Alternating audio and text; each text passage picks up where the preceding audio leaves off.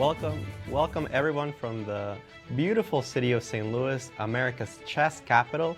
We are here in the 2015 U.S. Chess Championship and the 2015 U.S. Women's Chess Championship. It's a nice day outside, and we hope the storm comes from the board. We are now just getting ready for the second round of the U.S. Women's and U.S. Chess Championship. We see most of the players arriving. Sam Shankland seems to be a little bit early today, already focusing on a very important matchup. Absolutely.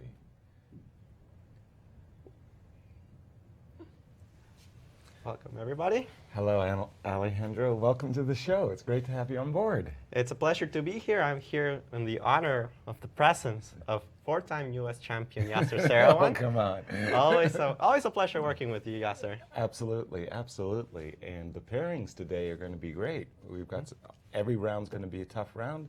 And who do we have in the open? In the open section, we have a lot of interesting matchups. The young, talented players Kaden Troff and Daniel Naroditsky will be facing each other. Both of them started with losses, so they want to get back on the scoreboard. One of the key matchups today, Sam Shankland will be playing Wesley So. Then the youngster, Sam Sevian, will be trying his mettle against the current reigning champion, Garakamsky. Hikaru Nakamura and Varujan Akobian will be playing in a very important matchup. Both players won their first round and want to keep their perfect score, while Timur Gareev will hope to move to 4-0 in his personal score against Conrad Holt. He will be white for the fourth time in a row. And in a very difficult matchup for both players, Ray Robson will be playing his former coach, Alex Onischuk. In the women's section, we have Apurva Virkud playing against Natsupakidze. Reigning U.S. Women's Champion Irina Krush will try to go for her first victory of the tournament against Victoria Ni, while Rusudan Goletiani, who is not as active as of recent, will be playing against Sabina Foysher, who had the win in hand yesterday but let it go. Also with a win in hand was Katerina Nemtsova, who will be playing black against Anna Sharevich, who pulled a little bit of a miracle yesterday. And that was against one of the youngest players in the tournament, Jennifer Yu, who will be black against the youngest player of the tournament, Annie Wang. And in a battle of players that absolutely have to win to get back in the tournament, Alisa Melekhina will be playing white against Tatev Abrahamian. So Yasser, tell me a little bit about yesterday's games. Well, nervous start for round one. This is a U.S. Championship, strongest, youngest ever. And I think the players going to get settled for today. I saw too many mistakes. For this high quality a tournament, I really expected some really much better games than we saw yesterday, and I'm sure the players feel the same way. Having said that, I think a big game today is Hikaru's game against Var Akobian. Last year, Var made it to the finals. He lost in the finals to Garakamsky, but these two players have played a lot against each other. They're very familiar. They're very good grandmasters. And Hikaru, like you said, needs to win and keep his winning streak alive. And going over the key matchups is with us, Grandmaster Maurice Ashley. Well, guys, yesterday, as you said, Yaz, was a nervous day. We saw lots of mistakes, blunders on some of the boards. But nevertheless, it's fighting chess, and this is what we want to see here at the U.S. Championships and U.S. Women's Championships. Everyone wants a piece of a point, no matter how they can get it. And we're going to see some key matchups today. First of all, on the men's side, two young players, Sam Shankland and Wesley So, two of the top players in the competition. Sam, when I spoke to him in Hawaii at a recent event that we both shared, I said, how are you going to win this? What are your chances? He said, I've got to beat the top guns. Well, he's facing a top gun right now in Wesley So, who's currently number 6 in the world on the live rankings. So that'll be a very difficult matchup for him. He's got a lot to prove, and he's at the board early with his game face on. In the other matchup, key matchup of the game, on the women's side, Anna Sharevich played some incredible chess yesterday. I use the word incredible tongue-in-cheek. I mean, she sacked a pawn, sacked another one, then sacked a piece. She probably should have lost that game, but she managed to pull it out with fighting chess. She'll be going up against the Czech Katerina Nemtsova, who also played fighting chess yesterday and didn't manage to win her game. These two are veterans. They know how to win big games. Anna has won 4 championships in her native Belarus, while Nemtsova has played for the Olympic team. So we're talking about a great matchup today. It should be a fun round with other key matchups as well. Guys, back to you. Thank you, Maurice. And I tell you, I'm just looking over. One of the things I always had trouble with, I don't know if you ever had this problem yourself, Alejandro, is I worked with Victor Korchnoi during his World Championships match cycle of 1980, 1981, and whenever we played one another, it was always awkward. You didn't feel good playing against somebody that you work closely with. And I'm looking at this matchup between Ray Robson and Alex Onyshuk, and I'm wondering how they're dealing with this pressure because Alex was Ray's coach. Well, Alex was Ray's coach, but that was when he was very young. Mm-hmm. You have to understand that players actually mature, and it's definite that Ray Robson's a different player than when he was playing Alex Onyshuk, and he was quite young. Speaking of young players, we also have an interesting tidbit on our youngest participant, Annie Wang. So Annie Wang, she's only 12 years old. 7th grader, wow. Impressive. And you were telling me a little bit about why she got into chess and what her goals were. Yeah, she came in as a 5-year-old, and her father plays chess. But what was really remarkable about Annie is she became the first women's master at the youngest age. She actually broke the record set by Irina Krush that had been a long-standing record for 12 years, even older than Annie herself. And then suddenly, only in the last month, was Annie's record broken yet by another young lady. Wow, it's amazing how the youth is coming up with such brilliant chess. And we see that even though yesterday's games were so topsy-turvy, some of the cleanest games were actually played by the young participants in the U.S. Women's Championship. I was amazed by their level and their resistance. None of them seemed nervous. Mm-hmm. All of them seemed focused and ready to play. And these two players, Jennifer and Annie, 12 years old and 13 years old, I'm amazed. I mean, the two youngest players in the tournament playing, and they actually make Sam Sevian look ancient by comparison. It's amazing. It's amazing. Women's game is definitely getting stronger and is getting better and more interesting. So we're delighted to have these two young competitors playing in their first U.S. championships. Definitely not the last. We're going to see Definitely them many more years. Right. They're very ambitious girls, and just talking to them, you can see that there's a passion for chess. I've actually had the pleasure of working with a couple of them in chess camps. Oh, really? When they were a little bit younger. So you're responsible. Well, I would not say that. That would be taking way too much credit. Mm-hmm. But it's nice to be able to work with some of the youth and just look at how they approach chess. Right. Sometimes all these rigid ideas that we have out of chess, and we think it's going to be like this, they come up with this new blood, this new way of thinking, and it's so nice to see. Yeah. Now, turning to the open section again, I'm looking at, I think we share the same view that Hikaru Nakamura and Virkud, that's really going to be a key matchup in this round too. Your overall thoughts, what do you think? First of all, are we going to see for the 6th time a French defense? Well, I really doubt it. The reason that we saw a lot of French defenses in the Nakamura-Akobian matches was that Akobian was exclusively a French player for many years. And although there's nothing wrong with playing the French, it's actually a very decent opening and it's doing well at the top level. Right now, it seems that Akobian is more interested in diversifying and be able to surprise his opponents more often. Right. There's two ways of looking at it right now. Either he will surprise, go for a Caro-Kann or an e4, e5, or he will surprise, and go back to his French. All right. So it might be possible that we see not an e4 opening, and that's actually what I'm going to expect from Hikaru, is that he doesn't start with e4. An English or a queen pawn for Hikaru. Although, to be fair with Hikaru, it really depends on his mood. Sometimes you can throw out one b3, throw out one g3, fianchetto on the first move, and just go for whatever type of game he wants. Another key matchup for me is just these junior players. I think of them as the danger squad, is Kaden Troth and Danya Naroditsky. Both of those players, unfortunately, lost their first round game. But I see this matchup as being a matchup of future U.S. champions. I mean, these guys are so young. They're going to be in this tournament for the next decade if they remain passionate about chess and continue. whoops, I think we just lost something there, but we are seeing one knight f3. Maurice, we'll throw it to you. What do you think about the start of round 2? Well, I think what's interesting for me is what you said, Yaz, the youth movement in American chess. You look at this as, first of all, the youngest field that's ever played in U.S. history. It's just incredible. You're looking at babies playing chess. I mean, babies, yeah, but it's like I say, petting a pet shark. It's like really, you don't want to put your hand in there because you might get bitten.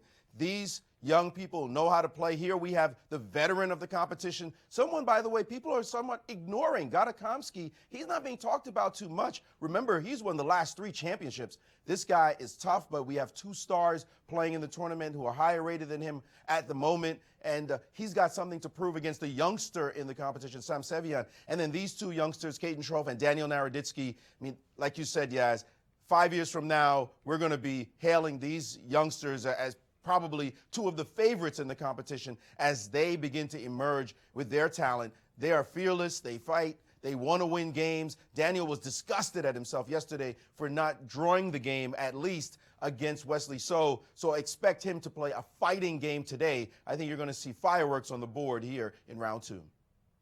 Thank you, Maurice. And you were wrong. We have a French defense on board number 1. E4 was, in fact, what Hikaru began the game with. French defense. I was falling for it, Alejandro.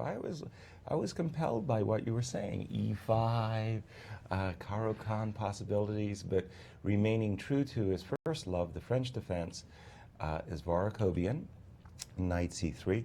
An invitation to complications from the winner were inviting Var to play bishop b4, and as we know, these lines, if you will, knight e7 or c5, can get very sharp very early. But Var ducked away from this line, and instead he played the Rubinstein variation. Quiet, he gives up a little bit of space, but is very, very solid. Knight takes e4, knight d7, knight f3, and Var's thinking knight f6 is the most common move by far, although there's something actually even to be said for bishop e7, a variation I championed at one moment, but after knight f6, bishop d3, we get, I don't know, variation like this. I think that this line of play, by the way, was popularized most by Georg Meyer. He was doing very, very well on the black side of these lines. And Var's thinking over his move, knight f6. So early, but... It's actually just a little bit of a surprise, at least for me. I have played Var in the past a few times, and I've always had this uncomfortable decision of playing e4 or d4 against him because his repertoire is so solid. Right. But I don't remember him playing a Rubinstein variation of the French. I thought he was more of a knight f6 type classical? of guy. A classical line, and...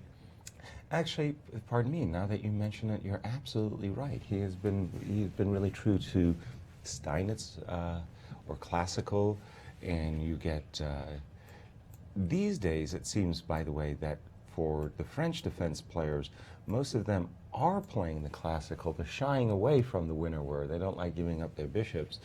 And in particular, I've seen wonderful creative player Alexander Morozevich playing on the black side of the classical, a move I never considered when I was playing the French defense, this move b7, b6, just keeping the pawn on c5 intact so that you don't give up the d4 square. I used, in the days that I was playing, everybody was playing this very intriguing ending that went like this.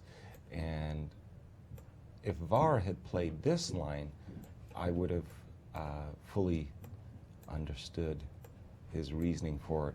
When you're playing against Hikaru, I think it's a very good idea just to trade a lot of pieces early, try to bore him to death a little bit. Well, on the other hand, I don't think if it's a good idea to give Hikaru a slight advantage. I mean, this is considered to be slightly favorable for white. It just is. a little bit pleasant. Yes, And that's the right. main lines of the classical have gotten extremely theoretical and Right. extremely sharp. Right. Right now, we're seeing a lot of early queen b6 variations Right. after taking on d4. Mm-hmm. And it's led to very theoretical games. There was a very interesting series of games by Agdestein in Norway Right. last year, where he actually held his own against the world elite. Right. In an incredibly sharp, incredibly theoretical battle. Since it's not relevant anymore, Exactly. it's already passed. Unfortunately, I yeah. actually prepared this line against Gada Kamsky for last year. Right. I played the French against Kamsky, and he played the advanced, which is something that I thought he might play, but I didn't think was going to be the main line. I thought he would play into this variation and have a long theoretical variation prepared against it. And am I right in thinking that also Hikaru has played this line as black himself, this very long variation, Queen H4 check. Against? Against. Kamsky. Simon Agdestein and Kamsky. Kamsky, yeah. Okay. Yeah, it's one of the most theoretical battles of chess right now. Mm-hmm. Probably the Barrack is still out there, but it looks very, very sharp and very risky for black. So we'll see in a couple of years what they determine the real result of the variation is. Yeah, as theory settles. And let's see if we, pardon me, let me just get an update on the first table for a moment. Mm-hmm. Just a second, where are we? There we have it. Okay, so let's go back. So after a few minutes thought, out came knight f6 as expected. And we're getting still heavy theoretical variation. Still a lot of theory has developed from this point. Queen c7, I've always kind of thought as the main move here. I'm sure there are other choices, but that has always struck me as the main move. Let's move around the board, around the tournament for a bit and go to our second board where our pre-tournament favorite as well as Hikaru, Wesley So. Sam opened e4, and as we were talking before we came on air, their first game that this is only their second meeting in classical chess. Their first meeting was in Edmonton last year, and Wesley won with black in a Benko Gambit, defense that you've championed and even done a DVD about. You said Sam didn't know what he was doing. He lost the game, and he switched to e4. Okay, so Wesley, he can play a lot of defenses, including Sicilian Najdorfs. Today he has chosen to the Berlin. It's actually an interesting choice because I remember that he played a brilliant game against Ivanchuk in Yes. Vacanze with a knight sacrifice on g2. Right. He had analyzed basically everything up to a draw, including the blunder that Ivanchuk played that suddenly changed the evaluation of the position from equal to winning for black, and he knew exactly what to do against it. And it's just such a mark of such a strong player where he's able to play in any variation with such theoretical depth. He's not afraid of going into a Berlin endgame, and Shankland, he's having none of that. Right. On the other hand, if my opponents would all play d2, d3 against me, I think e5 is probably the best defense out there. d2, d3, white loses something of an opening edge with this move. However, like you say, the Berlin ending hasn't been very good for white in the practice that we've been seeing in the last 10, 15 years. Bishop c5, c2, c3, all of these moves are well-known theoretical moves. It just hits me that you were saying that the Berlin defense, 10, 15 years, it's been 15 years actually since Kramnik used it so successfully against Kasparov in their World Championship match. Right. And that actually reminds me that by the time that, Kramnik was using this powerful idea, some of the competitors of this tournament were not yet born. That makes me feel so old. Thank you very much for sharing that one, Alejandro. Now, on the other hand, in the World Championship match between Magnus Carlsen and Vishy Anand, we've seen this particular position, knight d2. I'm trying to think, was it bishop takes c6? There was some line with a d4, but okay. Knight d2 was Sam's choice. a7, a6, putting the question to the bishop. Sam kept his bishop with bishop a4, bishop a7. This stepping back, very prophylactic move. The idea is that at a certain moment, white is going to aspire for the central push, central advance d3, d4. And black preemptively moves his bishop to get out of that tempo. And to use an idea, we mentioned Vladimir Kramnik's name. Vladimir Kramnik likes this idea of playing knight e7 to g6 very quickly. And bishop a7 is a kind of a precursor to a knight maneuver. Let's see how the game continued. h3, very common move in the Spanish torture. Play h2, h3. Not only just getting, stopping any bishop g4 or knight g4 ideas, many times this knight on f3 either moves to h2 or h4 and makes room for the queen on f3. So h3, very common move.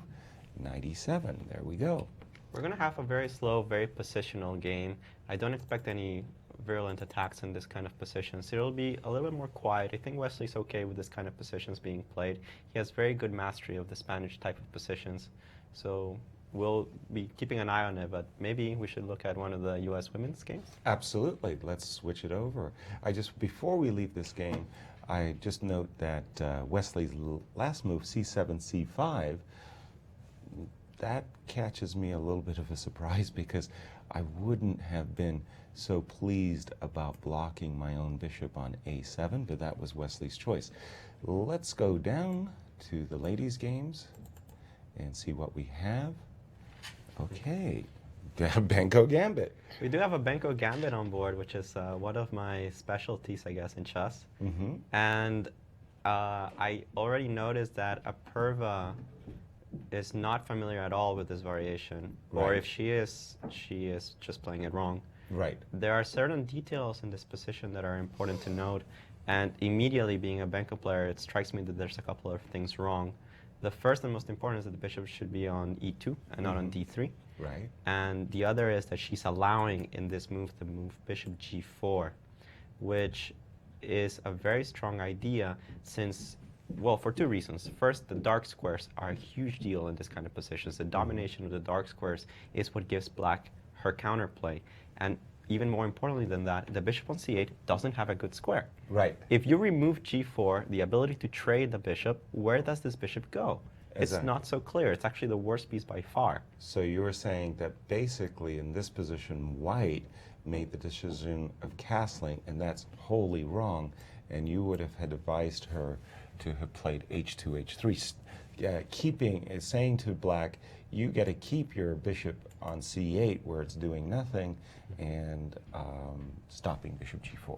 Actually, not so much. The problem with h3 is that although it does allow, it does disallow bishop g4, that's the only thing it does. We're going to go with a multi-purpose move. Okay. We can play the move knight d2.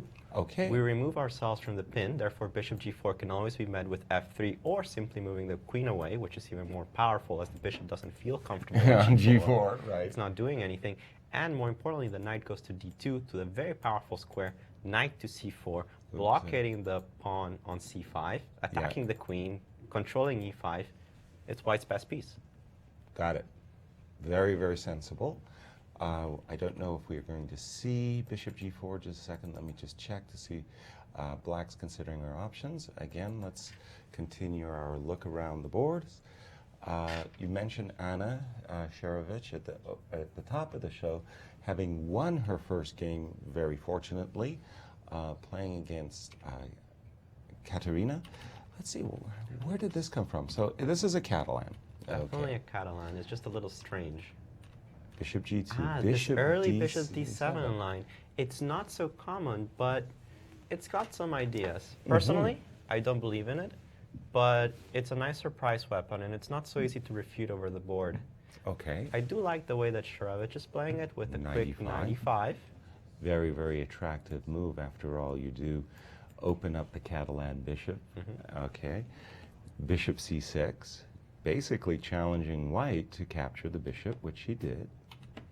And then e3, which is an important move, to sustain that pawn on d4. Mm-hmm. And white's not so worried about taking on c4 immediately. Okay. She will try to do so eventually. But the way that Nemtsova played this it's quite interesting. Aggressive. Quick Queen d7. Castles and long castle.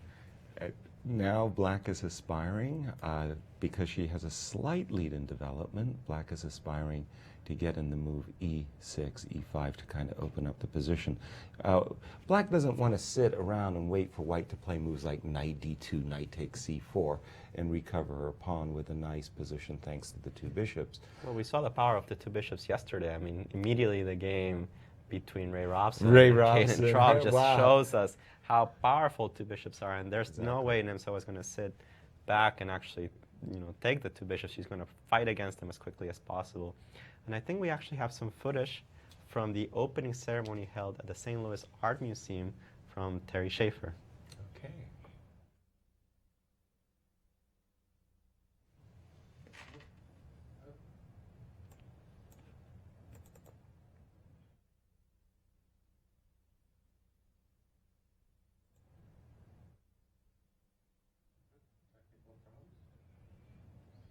Okay, I guess we have some technical problems there. I wanted to bring up the game between Irina Krush and Victoria Ni, and I see that we have a Gingy Indian. If the Benko Gambit was my specialty, I'm going to defer this game entirely to you. Okay, well, there you go. A shout out, of course, to dear friend Roman Gingy-Hashvili, a legendary chess grandmaster. He came up with a very intriguing idea that we now call the Jin Indian.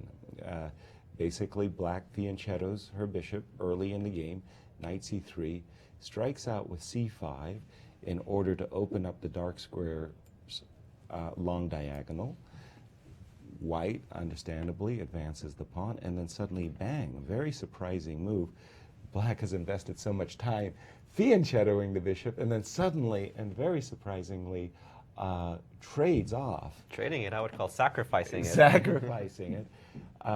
In order to rupture, double up white c-pawns, and then this very important move that characterizes the Jin Indian is f7, f5. And what black aspires to do is to bring this knight and keep an eye on this e4 square and challenge white and say, okay, you've won the dark square bishop on c1, but how good is it? Now, in this position, the most theoretical move by far is g2, g4. And many top grandmaster games with this move, g4. Many games. You're being overly modest here. I mean, there was a very famous game here, no? From the World Team Championship. Where? Wasn't it in this structure exactly that you beat Mamedyarov in?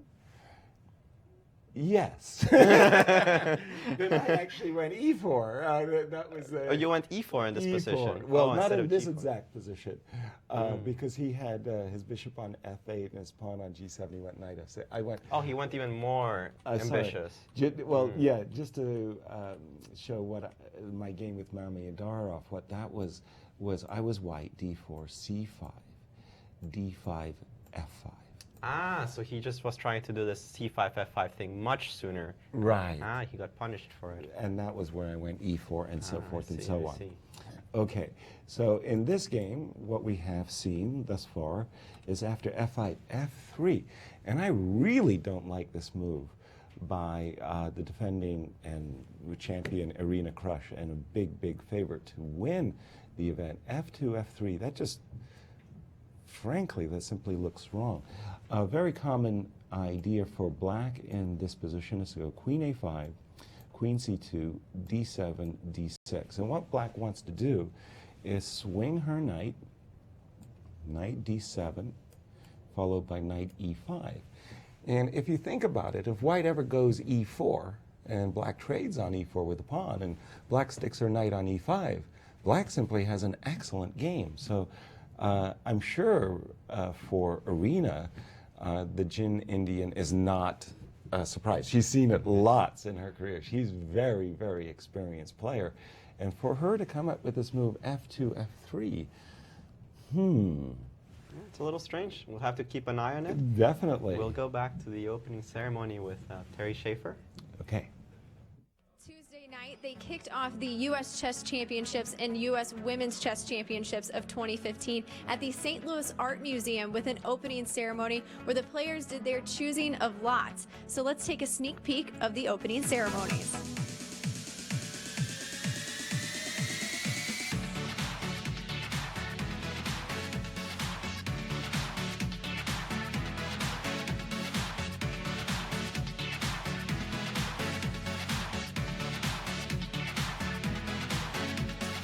Certainly want to thank Gene Hoffman and the U.S. Chess Federation for bringing this to St. Louis again, and the Chess Club for doing a great job year in and year out. And finally, I want to thank Rex and Jeannie Singfield for what they've done to make St. Louis the chess capital of the United States of America. Enjoy your visit, and good luck to everyone.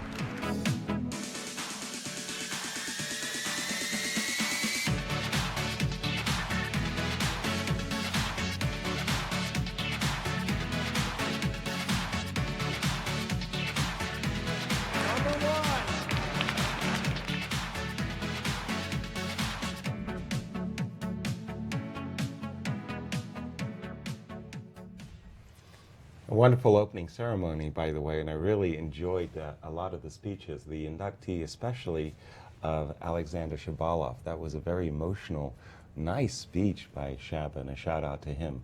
I can't think of any more deserving player to get into the World Chess Hall of Fame. Nice opening ceremony. What an amazing opening ceremony, and of course Shabalov, one of the greatest players that I have ever had the pleasure of meeting, let alone playing. And you know, it was nice for us, the opening ceremony, but for the players, it's just absolutely nerve-wracking. It's where you pick out these numbers, which seem so meaningless, but they determine exactly who you play, in what order, and more importantly, what color. What color. Yes. And I just found this very intriguing that the two youngest players in the event are playing one of the oldest and most theoretically sharp variations in modern chess.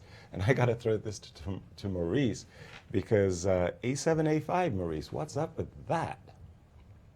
Well, it just shows you how dangerous they are. These kids are booked up. Don't think you're going to sit down with one of these young ladies and just wheel out some moves, because they will be prepared. And we see this line in the Slav, a great variation championed by everybody. You see Nakamura in it, you see Naronian, Morozevich, Kramnik, all the top guns have dabbled at some point in this variation.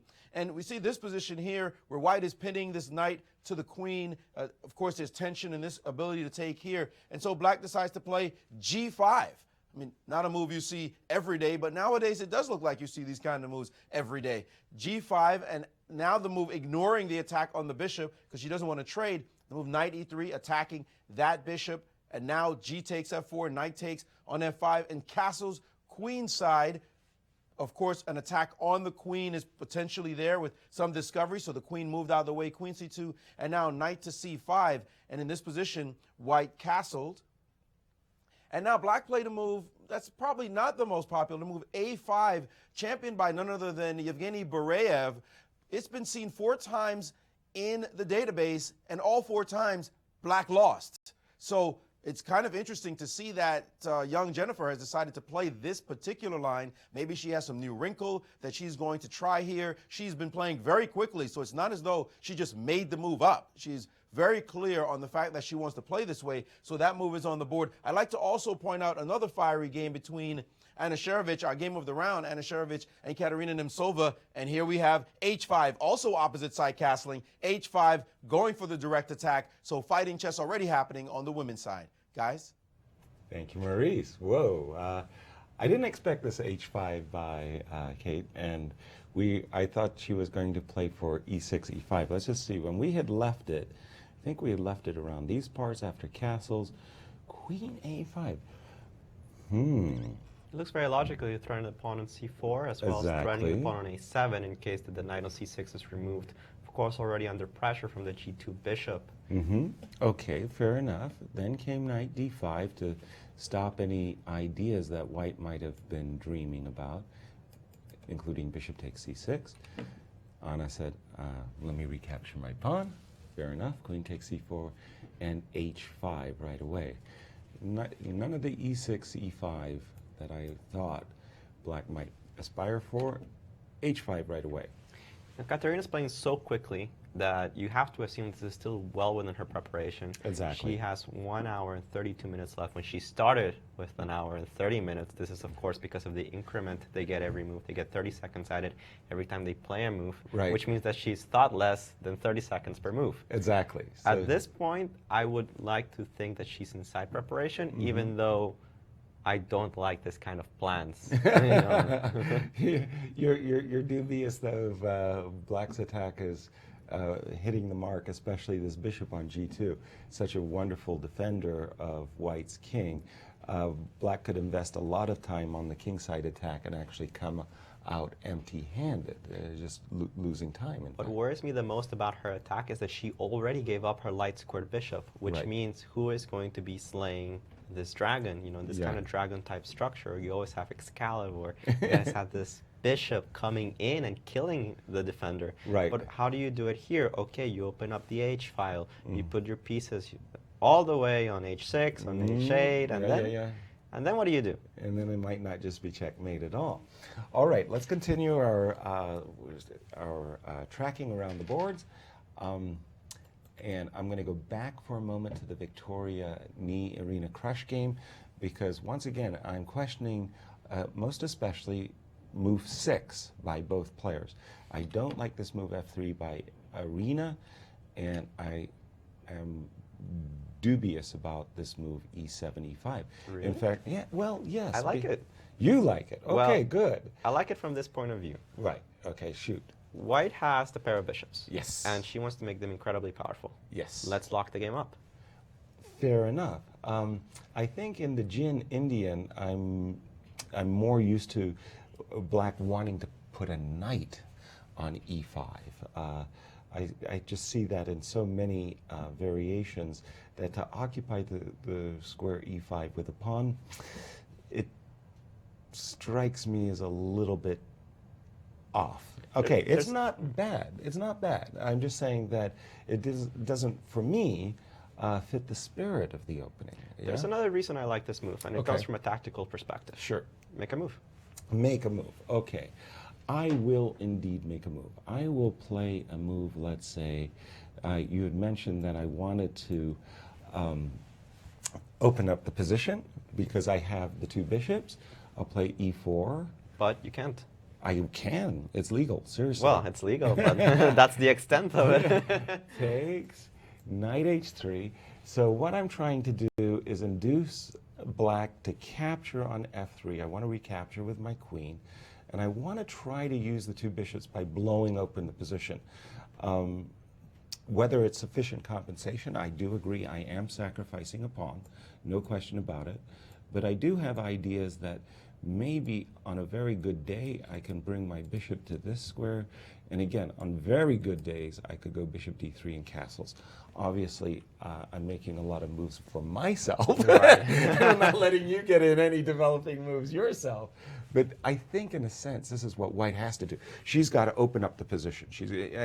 If it means taking risks, so be it. But that's what I like about the move. E5 is so strategically sound in some ways that it's forcing white to look for pawn sacrifices already. To be provocative, yeah. Because if she doesn't, she's going to fall into a bad position, a bad structure with bad bishops, so it's going to be really easy for black to play in. Okay. So you have to play E4. You have to sacrifice a pawn. Right. Do you want to do it? No? Too bad. So, yeah. Sometimes you're forced to make risky decisions. I agree, Alejandro.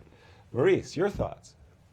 Well, fascinating enough, Yaz, the computer agrees with you. E4 is a great move. It's a nice move. E4, and on top of it, after the capture on E4, it's saying, yeah, we're sacking the pawn. So strategically, this is consistent, your idea. Knight H3 is one move. It even thinks Queen C2 is fine, expecting you to take back on F3, where knight will capture back, and it's a pawn down. But so what? The 2 bishops are going to have some influence on the position. So that's a definite idea that could be played here. There's another game that I'd like to pay attention to where I just saw an interesting exchange, which I thought was weird. And for a second, when I saw it, well, I still think it's weird. Right in this position, the game between the youngest player in the competition on the men's side, Samuel, in the open section, Samuel Sevian against Garakomsky. And here we see a typical looking Ruy Lopez position. no problem. You expect some natural moves here. And Sam played bishop takes on c5. And I'm like, really? What is that about? D takes c5. It seems like you're giving up a bishop. The bishop can blockade your pawn easily on this square. And knight f1, even more befuddling to my eyes. And then when I asked the computer, well, what do you think about this variation? And it said, yeah, that's what I would have played. Both bishop c5 and knight back to f1. So I'm confused. Clearly, I'm not in the age of computer chess because I'm confused by that trade. I'd love to know your thoughts on that, Yaz, because it seems like it's a new generation playing chess. Got it? Sure, we'll jump right into that. Let me just go to that game. Again, I'll just bring out the game between Gada Kamsky and Sam Sevian. I do believe this was a Breyer Spanish. Let's just make sure of that.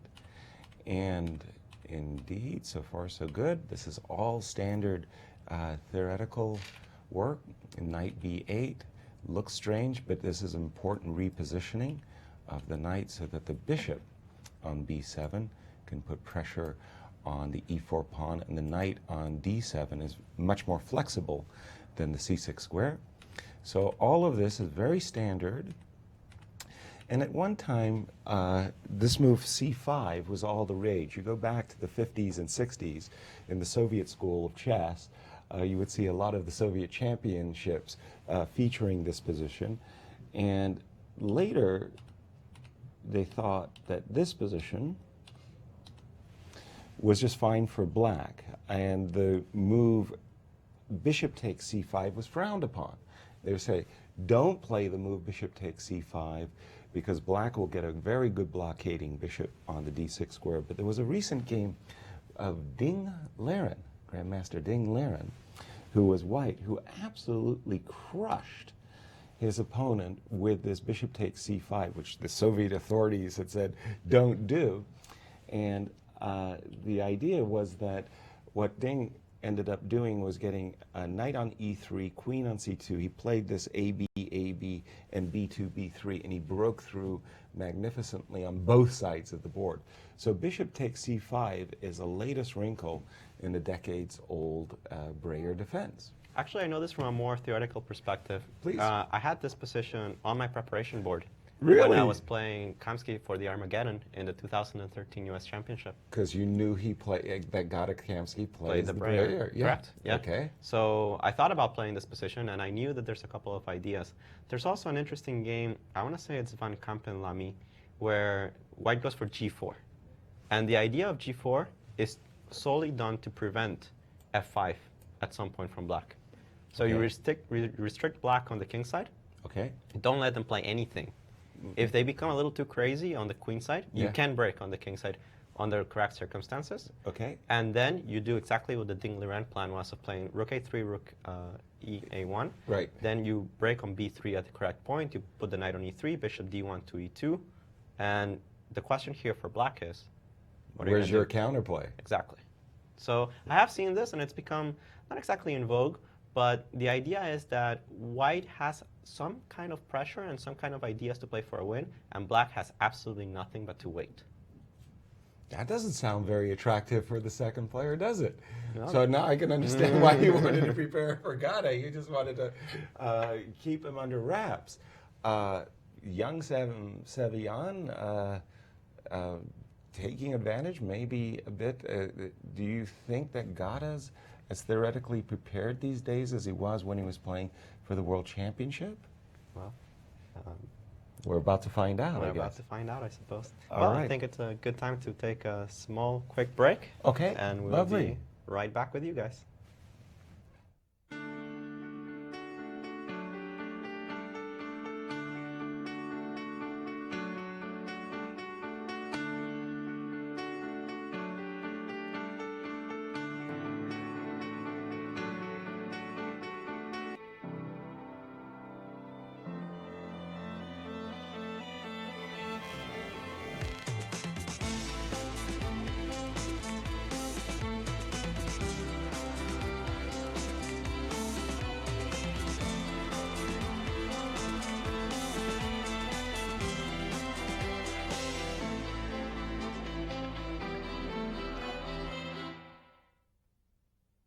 I'm Mike Matheny.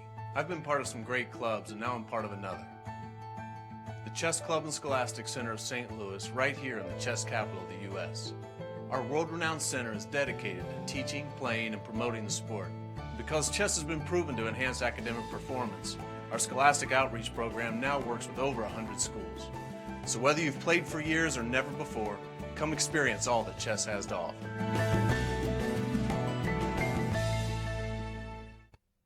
2014 was a great year for chess. Chess 24 brought you live interactive broadcasts from top tournaments.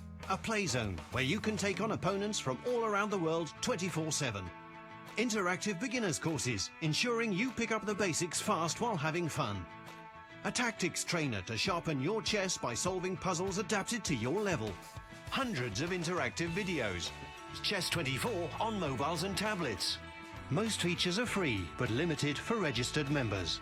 Chess 24 is offering a special premium membership for just $9.99 per month or $99 per year. See you at chess24.com.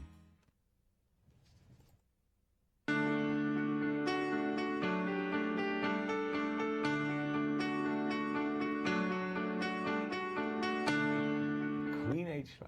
Well, we have some interesting games here, and Maurice actually has a fascinating one for us. All right.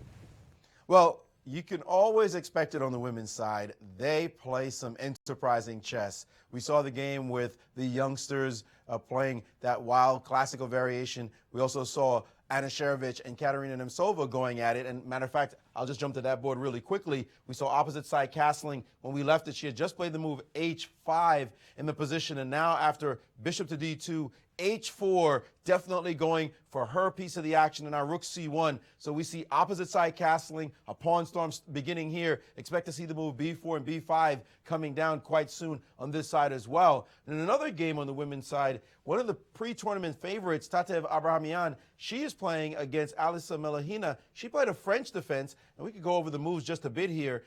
Alisa, who is a lawyer now by trade, she doesn't like to venture into too many wild main lines. And so in this line here, she decided just to trade.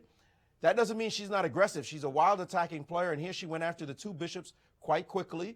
And now after knight G, E7, what did she do? A move you say, don't do these kind of moves, kids. Queen H5. I'm going to put my queen out there. Could you please castle? Well, no, it's not going to happen. Bishop E6. And now rook B1 attacking a pawn after B6, knight F3, queen to D7. Now another attacking move, knight to G5, eyeballing this side of the board. And what happens next? Castles queen side. So in the men's side, that is in the open section, castles king side has happened on just about every board. On the ladies' side, half the games have the king on the opposite side of the board. Very aggressive chess. And you can see there, Alisa Melekhina, who's definitely one who likes to attack. She doesn't like any end game. She doesn't want to trade off pieces. And she is showing that she's intense there. And there is Tatev looking to see what to do. In this position, she did not take the pawn, which would have been a horrible blunder to capture this pawn this early because of this tiny pin. You might lose a piece. Well, you would. So instead, she took on E6 here. And we have this position now on the board.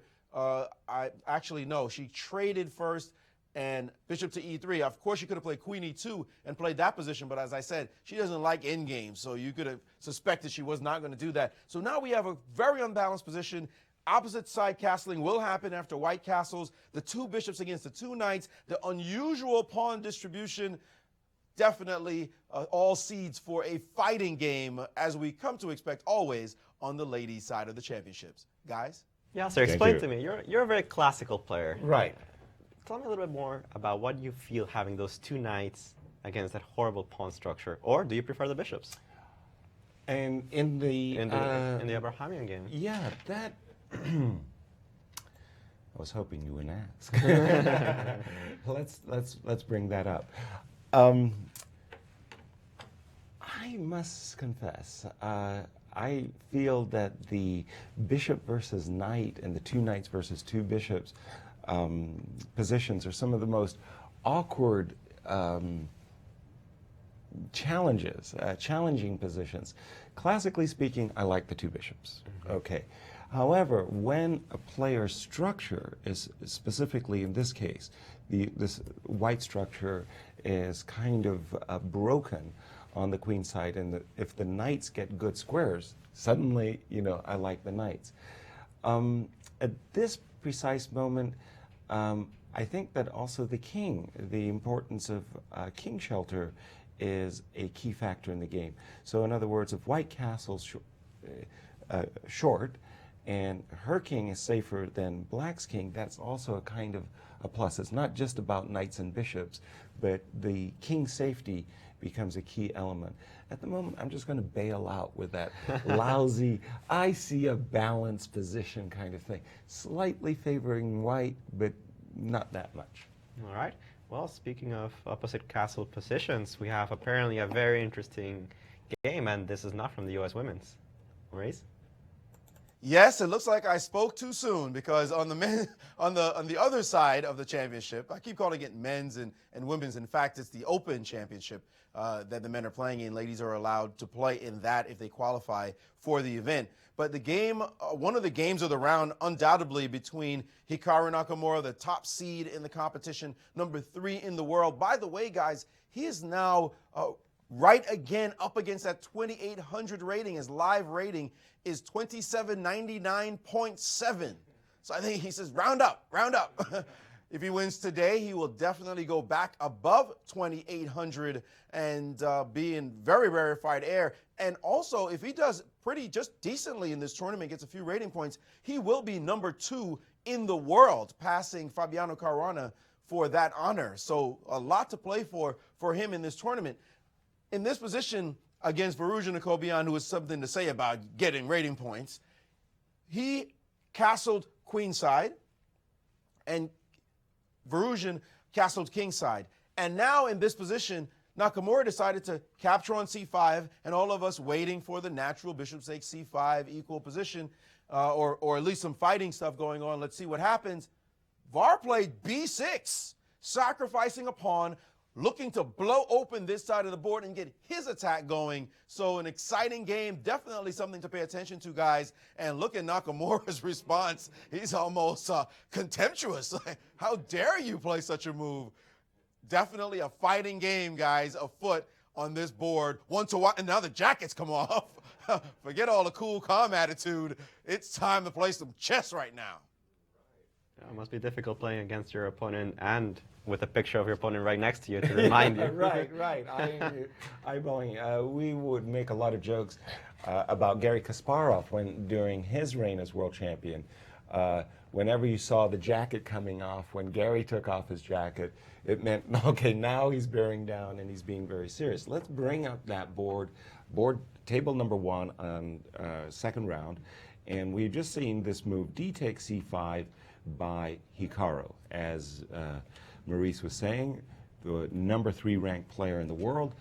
Without a doubt, Hikaru had probably calculated, a line that went bishop takes c5, bishop takes, queen takes, knight e5, and in his mind's eye, undoubtedly, Hikaru thought, well, I'll get to throw my pawns on the king side forwards, and black's pawns on the queen side are way too slow. I've got a nice, comfortable attack. I'm going to be a very happy camper.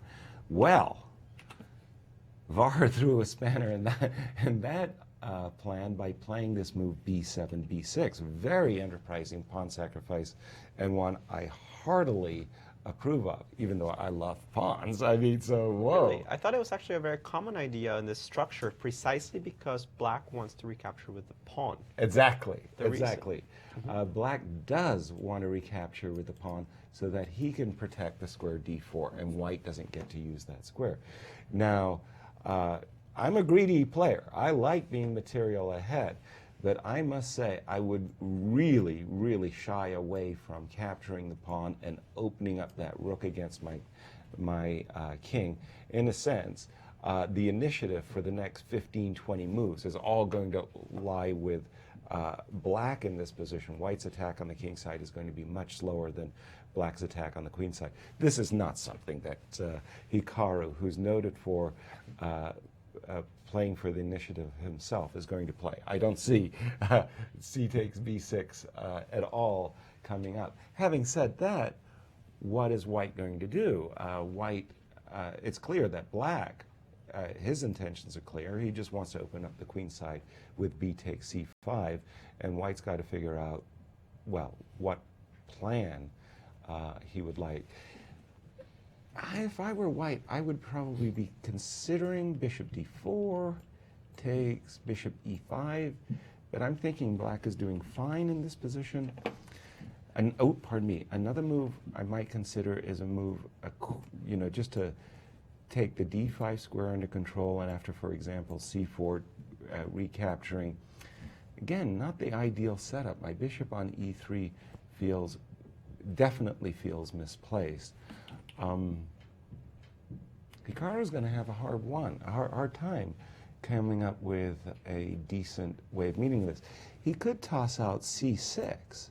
Perhaps he might do something like c6, queen takes c6, knight e5. Again, playing for the initiative, but I'd be happy if I were black. I don't see any problems here. Well, apparently we could be speculating all day, but we have seen this position before, actually. Okay, really? It's theoretical. It's Wonderful. a theoretical position, and it's been played twice in top-level games. Wow. The first time we saw this game was in Anand Vanwelli, 2006, Okay. where Anand played bishop d4. Bishop David 4, as And I was thinking about. A draw After? after a series of moves. I think b takes c5, and not entirely positive of the continuation. Okay. But there was an even more recent example of Really? a very greedy player, Okay. one whose name is very difficult to pronounce, but I'm going to try, Ian Nepomniachtchi. Okay. And he is one of the top Russian players, playing against Yes. another top Russian, Andreikin. Yes. And Nepo said, so what? Took on b6 No way. and was promptly punished. Okay. He accepted the gauntlet and he choked on it. Right. Do you know how the game continued from this point? Did he play king b1? I don't know. Not The only sure. things I could probably look at this position is, of course, king b1 defending the pawn on a2, but Right. also bishop c4, maybe trying to hold down the entire queen side with the bishop. Mm-hmm. Both look dangerous. For white. That is to say, Absolutely. black's play here should not be underestimated. It's kind of like a Sicilian, where black has gotten in d5 and traded off a d-pawn, so that actually this bishop on e7 does double duty, in a sense. It's prepared in case of an a2, a3 move to sacrifice itself. It's also a great defender of the king side, just holding up f6 and f8, and so that's a very powerful bishop that's hidden away. I like Another it. powerful bishop came into the game, actually. They continue with bishop b7, Yes. trying to Very play bishop nice. d5, trading off the bishop on c4. Yes. Bishop d4 was played, and then b5. Love it. Of course, that pawn absolutely poisoned. No. Cannot take that pawn on b5. Because of that pawn on a2. That's not an equal trade at all. Not so much. No, exactly. So bishop b3 continued, bishop d5, and eventually Nepomniachtchi was unable to hold his queen side together. Already, I think that even though white has an extra pawn, it's so much more pleasant to play with black. Exactly. I don't see Hikaru as willingly picking up the defense of this position at all. And I am just looking at the monitor, and Hikaru is really bearing down now because he has been surprised. And I'm surprised that he's surprised. Well, Because we were after, talking- and you've got, if you're in the world's top 10, you've got to study the games of Nepo. I'm not going to try to say Nepomniachtchi, but you've got to study his games because he's a very, very important player in the world's elite. And this seems to have caught Hikaru flat-footed. Sometimes what happens is that you look at these games, you got the understanding, you got the ideas, but you don't remember exactly how it happened. The details. Right, and I don't think this is fresh in his memory, considering that we didn't expect a Rubinstein That is from true. Jacobian. We didn't really expect the setup. He's not as familiar with the structure as he would be if he just saw it over the preparation board. All right, let's move along as Hikaru struggles with his problems.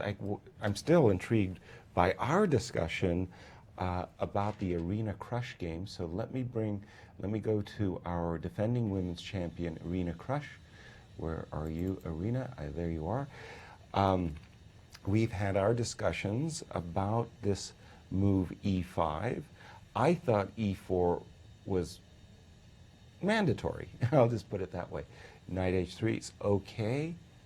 H7, H6, Victoria playing. She's trying her best to keep the position as close as possible. I'm just guessing that she didn't want to play, for example, pardon me, I'm guessing she didn't want to play E7, E6. She might have been concerned that white would have played knight G5 to E6, even at the cost of the pawn. I'm not sure she made a proper judgment about that. She did, however, play the move H6, just controlling G5. G3, not a move that I'm a fan of. I like this move very much. By the way, going back to this moment, instead of the move G3, if white had played the move D5, D6, with the idea of sacrificing the pawn, I would applaud this move more than I don't think highly of G3.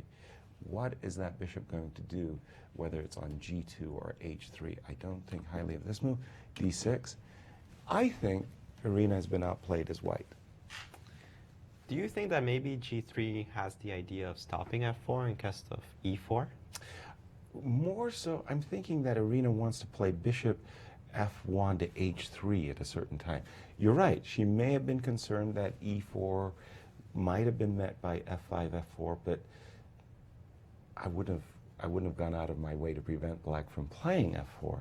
At the moment, I can see very easy play for black. I mean, black just wants to play moves like, for example, knight B8 to D7. Well, and you're not going to believe me here, but... Knight to F6 and knight...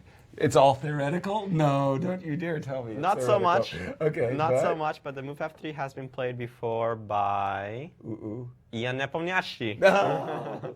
Okay, so Irina's studying Nepo's game. Although perhaps not as relevant as the game was played in 1996, and Ian Nepomniachtchi wasn't exactly Nepo that he is right now. Right. He was just a talented youngster. Mm-hmm.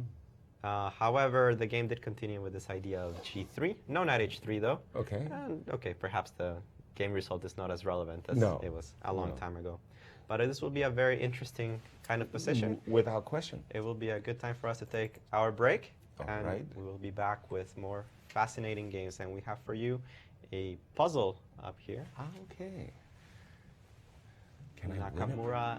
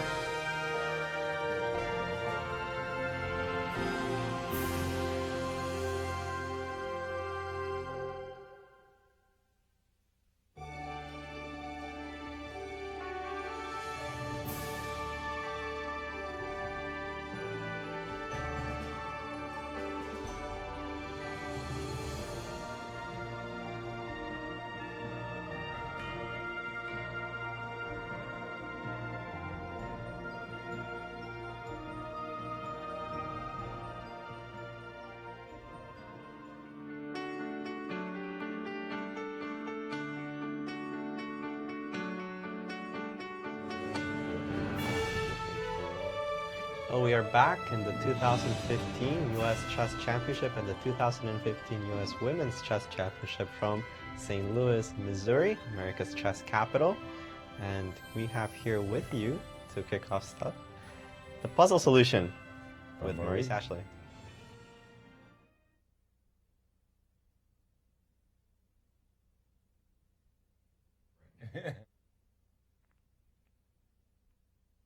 By Nakamura. Sorry, we're having sound issues. All right. Well, we can take a quick look first at some of the controversial decisions that happened while we were on break by some of the players. Right, exactly. Well, I'm pulled up our table number 1, where Hikaru Nakamura was given this opportunity to win a pawn at the cost of ceding his opponent the initiative. Hikaru, surprising for me, accepted the offer, took the pawn, opening up the rook on a8 against the pawn on a2. Hikaru covered his a2 pawn with the move king b1. Bishop came to from c8 on this beautiful long diagonal, and Hikaru offering to return the pawn with the move knight d4. So we, during our break, Alejandro, we've been looking at should Black pick up the gauntlet, accept the pawn, and then just drop back here with his bishop. We were looking at the variation c4, bishop b7, bishop h6, trying to take advantage of this g file, and then knight e8, and we hadn't made heads or tails when the puzzle master, I think, is back with us. Maurice. Well, I'm not the puzzle meister. I was talking badly about our puzzle meister because he gave us an easy one today. I know he's going to be upset at me for saying it's too easy because he was giving us some hard ones before. I said, dude, give us a break. Those problems are too difficult.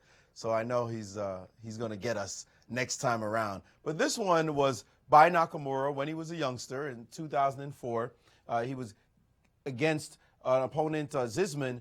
And one thing you look at in this position, you see that bishop on e8, and then you think, wow, what is that bishop doing on e8? And it's not doing much. Naturally, you'd prefer to have the bishop all the way over here on b7. So with that in mind, with the fact that Black's pieces are clustered on this side of the board, what did Nakamura do? Well, what does Nakamura always do? Sacrifice something, take something. Whatever, if it's greed, like he is right now against Akobian, or if it's to sacrifice because he's going to get a winning game. Well, this game is definitely over. After the capture, he played queen to g4 check. You might have thought it was knight f6 check. Those of you who are doing that kind of created some difficulty for yourself in that line. This is so much cleaner. Wherever the king goes, it really doesn't matter. This knight is going to plunk in on f6, and the problem is the mate on the back rank. This bishop is so bad it can't move out the way, and any trade highlights the fact that Black's pieces are simply too far from the action. You've got to keep some connection to your king, especially when you're playing against an attacking genius like Hikaru Nakamura. Guys? Well, we're talking about the attacking genius, Hikaru Nakamura, and yet here he is showing us his versatility. He takes a pawn, wants to defend. Yeah. Now, I have to ask you, Yasser, do you think he would have done it? Was he playing Andreikin? Was he playing Nepomniachtchi? Was he playing a strong 2700? Or do you think he's just happy with creating any kind of complications against a player he feels is lower rated and he has to win? Tough questions. First of all, when you're playing against a lower rated player, in this case Varakobian, and it's tough to think of Varakobian as a lower rated player. And a player that you are supposed to score against. He wants, that is to say, Hikaru wants a position that's uncompromising, that's messy, nothing that's boring and static. And so capturing this pawn on b6 achieves that goal. Is it the right decision? Sometimes, you know, you've got these boundaries in chess. You know, you risk in order to win. We saw that yesterday with Sam Sevian. He was risking in order to win. He lost the game by overstepping the boundary. Hikaru... Didn't he do the same thing yesterday? Yes. Yes, Hikaru is often transgressing, but of late, it's sort of like we're seeing a really improved Hikaru. I mean, we talked a little bit about him being one of the, I think there's only like 8 or 9 or maybe 10 players who've ever broken the 2,800 barrier, and he's done that. Okay, 2 years ago he was on the outside looking in, and now he's on the inside, and he's saying, "Look, I'm number 3 in the world. I'm about to be number 2 in the world if I can get a win today and go past Fabiano." But the question is, in this exact moment, will VAR risk capturing this pawn on G2? Not his only choice, of course. And whoops, that's not the good move. I think bishop d5 is our main variation. c4. Normally speaking, you like to provoke your opponent to open up his pawn shield. You like to encourage your opponent to play a move like c2, c4, as the pawn on c4, while it covers the d5 square, it does expose the king on b1 somewhat. And we've been looking at this position. I'm not saying bishop h6 is the only move, but it certainly looks visually as the move you like to play. Knight e8. Although it's equal material, it's the position can blow up, almost like literally at any time. It does look, however, how black just seems to be suffering a little bit here. His initiative has been thwarted somewhat. It's white creating the threat. Would you really go for this? I know that you're a very greedy player. Yes, I'm a greedy player for the initiative. Right. I would never consider taking on G2. I would, simply because even though the knight on e8 appears passive, which it is, of course, on e8, it also opens up this bishop on e7 to come to f6. Especially after the move c2, c4 has been played, the bishop on f6 is going to be a very good defensive bishop and a very good offensive bishop. I remember there was this one very beautiful game between Mickey Adams as white in a Najdorf against Garry Kasparov as black. And Gary managed to put his Najdorf bishop on e7 on f6, and it was terrific. It both defended his king and attacked white's king on b1. These positions where both players are castled on opposite sides are our favorite types of positions because they just allow for both players to basically go crazy and to attack madly on the king side. Well, speaking of crazy games and interesting attacks, well, we have some kind of counter-attack going on the king side, some attack going on the queen side. Maurice, tell us more. Yeah, attacking madly on the king side. It felt like you stole my words, Yaz. Right in this game between Sharevich and Katerina Nemkova, we saw black play the move h5, then the move h4. Well, check this out. After she traded on g3, she played the move f5. You're wondering what's going on here after knight c3? Well, don't guess. g5. She's coming to win. She's looking at ideas like f4 eventually, and Anna just played the move queen to a4, which was sort of tepid move in a way in this position, but if you look at it, it's clear that black is looking to rain down on this side. Well, she doesn't really get anything by bringing her queen to h7 into h2 because the king just moves, but she is looking to crack open that side with pawns, and if she gets just a few moves, she could bring her bishop out, get her rook in, and maybe make hay in that position. Another game, really fascinating occurrence on this board between Alisa Melekhina and one of the favorites we mentioned before, Tatev Abrahamian. In this position, white played the unusual rook fe1, offering the two rooks for the queen. And this position, when you look at it, you can go down a main line here after queen takes on e1, rook takes check, bishop back, and now the move knight to e4 is possible. And analyzing this line, the engines are saying, wait a minute, you can even play queen takes here, giving away this bishop because of this fork, attacking both knight and rook, and now ignoring the rook in the corner because after king to b7, black is going to play knight d2, winning material. At least so it appears, but after this move, knight here, king over, and now white is saying after you take, I just move over and win my piece right back. The engine just still saying this is the main line for black in this position. Crazy chess could emerge, but a bold move by Alisa, that is with the white pieces, sending her opponent into an even deeper think tank. Tatev has spent a lot of time getting to this position. She's way behind on the clock. In fact, Alisa started with 1 hour and 30 minutes to start the game.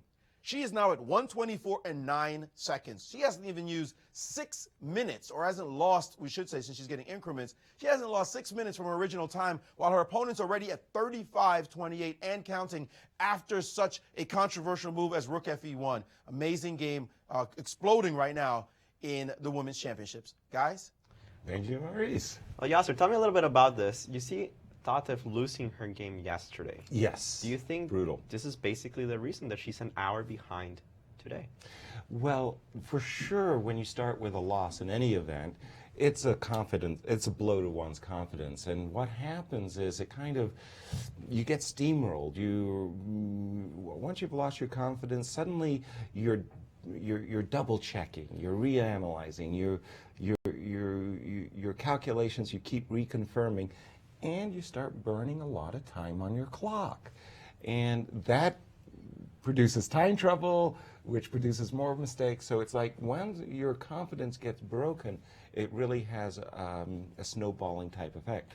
Now, having said that, it seems to me that I would take the 2 rooks. I would just grab that rook on e1 and say, thank you very much. I mean, I'm the kind of guy that looks at the position and doesn't think Rook FE1 was a legal move. Yeah, you're just worried about a background checkmate. I was looking at it on the corner of my eye. I was like, oh, there's some kind of relay error. I mean, White just blundered something. Right. But no, apparently there's some kind of deep idea strategically with the pair of bishops coordinating with the queen. Right. Probably better than I can understand. Right. But, well, the we'll tactics see. there might work out, but that looks like a real double-edged move by Alisa, that Rook FE1. I wouldn't have played it myself. Speaking of double-edged games, we have so many in both sections. Take us a quick look, perhaps, at the Caden Trove game. Yes, between Danya and Caden, we haven't seen that. We also haven't seen the game between Alexander Onishuk and Ray Robson, but let's have a look. Here we are. Okay, actually, Wow, and this only is 10 moves played so far. both players playing very slow. Okay, so we have a Queen's Gambit decline. Bishop b4, Vienna, Bishop g5, takes on c4, e2, e3. I was more familiar with the e4 exactly. idea, right? E2, e4 is considered mainline stuff, but e2, e3, I'm not that familiar myself with it. Okay, Daniel said, I've taken your pawn, I'm going to keep it. Play b7, b5. I'm not going to allow bishop takes c4. What are you going to do about it? Caden said, I'll go knight d2. Okay, so the move knight d2 allows for knight takes b5, as well as opening the way for queen f3 with evil intentions of winning an entire rook over there on a8. Danya says, okay, c7, c6 covers both threats. I'll protect my pawn on b5 as well as neutralize the threat of queen f3. Now, a2, a3, that move actually comes as a surprise to me. These types of positions we're also very familiar with a2, a4, attempting to undermine the pawn on b5. Caden said, I'll play a3. Don't know what to think about that move at the moment. It just looks a little strange. Bishop e7 also looks a little strange. Well, the entire game looks very strange. Starting from this move, knight d2, I am familiar with the idea of e3, sometimes trying to go into this notebook-looking setups, but with the bishop on g5. Yeah. But knight on d2? Yeah, it exactly. Seems so ambitious. Yeah. The bishop retreats to e7. Okay. And tell us a little bit about the fact that in this position, despite the fact that after bishop e7, White gives up his dark-squared bishop, it's black that has the dark-squared weaknesses. Well, the idea there, again, when you talk about dark-squared weaknesses, is this c5, well, d6, I wouldn't, sometimes d6 becomes a dark-squared weakness when the knight's on d7, right? So just for example, we'll play a move like, for example, bishop takes, and this idea that sometimes when the knight can come to e4, either knight in this case, actually, I'm used to seeing the other knight c3 to e4 to c5, not necessarily knight to d2 to e4 to c5. the bishop ends up having to cover squares like e5 and c5. Now again, with the knight on d2, that's very different than the knight on f3. The knight on f3 usually hops to e5. That's correct, So, also, I've seen this. Really, the computers have really expanded our awareness to consider a lot of moves we would have previously just dismissed out of hand. But I've seen this very often, that players are playing recapturing on f6, maintaining their bishop on e7, and recapturing the pawn on f6. Like you were saying, in order to buttress, let me just do that if I can, buttress some control of dark squares. Now, of course, you're doubling the pawns, but let's just see what has happened after bishop takes f6, bishop takes f6, a4, Danya to play. Now, normally speaking, black would like to maintain his pawn on b5 with a move on like a6. In this case, it's simply not possible because white can take advantage of the pin on the a file. If Danya wants to maintain his pawn on b5, he may have to go for a line like queen b6. Well, it's going to be an interesting development. Both players spending so much time to get to this position. Both of them already under an hour with only 10 moves played. They're both playing it very slowly, so this has not been home preparation by either player. Not by any means. And we have new developments in a very interesting position. We're going back to probably what's going to be the game of the day. Okay. Hikaru Nakamura playing against Varjan Jacobian. Maurice Ashley. Thanks, guys. I was looking at that position that you guys were analyzing, and it is, first of all, it looked like a atypical Nakamura position, him stealing a pawn, looking to defend. And now, in one line, it's very much looking like a Nakamura-type position where he is sacrificing in order to blow the guy's head off. Take a look at this position. He's just played the move knight to d4, a deep centralizing move. This knight is very flexible, could land on b5, and you start to feel like black's attack is not going anywhere if white's pieces can be that much better centralized with easy access to the queen side. Well, let's just look at the greed variation. Bishop takes on g2, rook hd1, maybe bishop d5. It's not going to matter after c4. The bishop drops back, and black might say, I got a pawn back. If you try for anything here with bishop h6, knight to e8, I'm holding that side. Well, you're not, because bishop takes on g7, blowing the position open, knight takes, and now simply queen h5, a little tiny mate threat. Deal with that one. What can you do? Suddenly there's nothing to do. It's mate on h7, the knight is pinned, f5 simply runs into a sacrifice with rook takes, king takes. Give me that, and king's under attack, queen's under attack, so knight d4 is saying, don't touch my pawn, or else. So Nakamura putting it back on his opponent, who maybe thought he had the attack, and he's seeing there's a reason why this guy is number 3 in the world. Guys? Nice variation. Thank you, Maurice. That certainly clears the cobwebs, doesn't it? Bishop takes g7 is a killer tactical blow. Having said that, if you can't play bishop takes g2, I'm looking at table 1. I'm thinking that Var may decide, like white has just centralized his knight, I should centralize my knight too. The idea, again, is I think that this bishop does belong on the f6 square, and with knight d5, obviously, if I can win the 2 bishops, I'll have compensation for a long while with knight takes e3. So Var may be considering his choice of bishop takes g2, and maybe like me overlook, decisive blow bishop takes g7.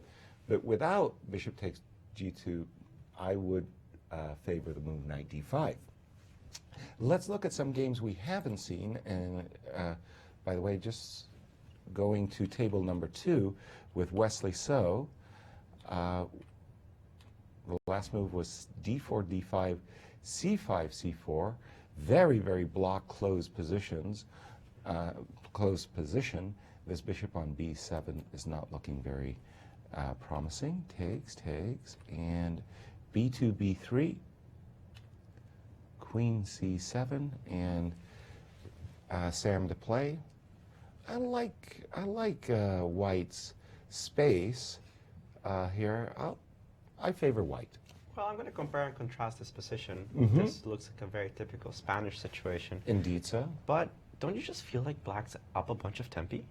He got Over a Chigorin like or something? Exactly, over Yeah. some kind of Chigorin. Yeah. It's true that the bishop on b7 is not a good piece, but I'll probably put it back on c8. What concerns me more is, tell me more than you're an expert in classical situations. Sure. You know, I already got my knight to g6. Right, that's a big deal, actually. You're right. It does feel like Black has gained certain tempi, I would say, over standard. But still, no question, Black has the f4 square, but White, to his credit, also has the f5 square. So, in the immortal words of Bobby Fischer, to get squares, you got to give them. And at the moment, c3 could be vulnerable. So, I'll borrow a page from Jennifer Shahadi. She loves the rover. Rook up and over, she calls it. So the rover could come up, rook e3, with ideas like knight f5. But I hear you loud and clear that Black will probably simply drop back with his bishop to cover the f5 square, and maybe Wesley will be satisfied with the outcome.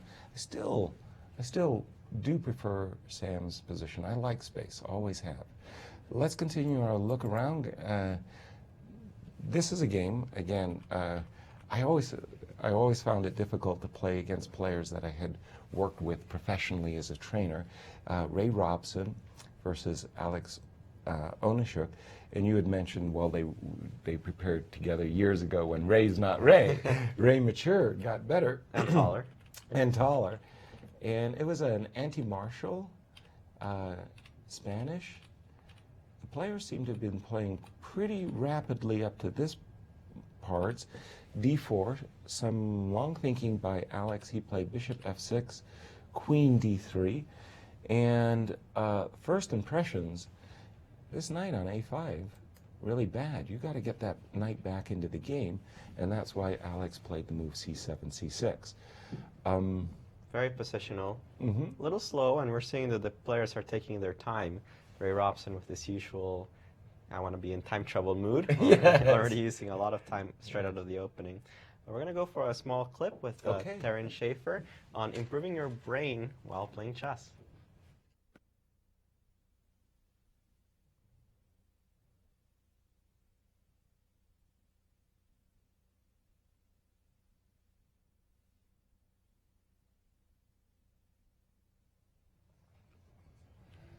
We had a problem? Just a small technical detail there. Small technical problem there. But okay, that allows us to go into more detail on the Spanish. We actually have a lot of Spanish structures today. Yes. We look at the Robson against Onishuk game. We look at the Shankland against So key match. Right. And, well, let's not You're forget right. about a very important game today, Samuel Sevian against Garakamsky. Exactly.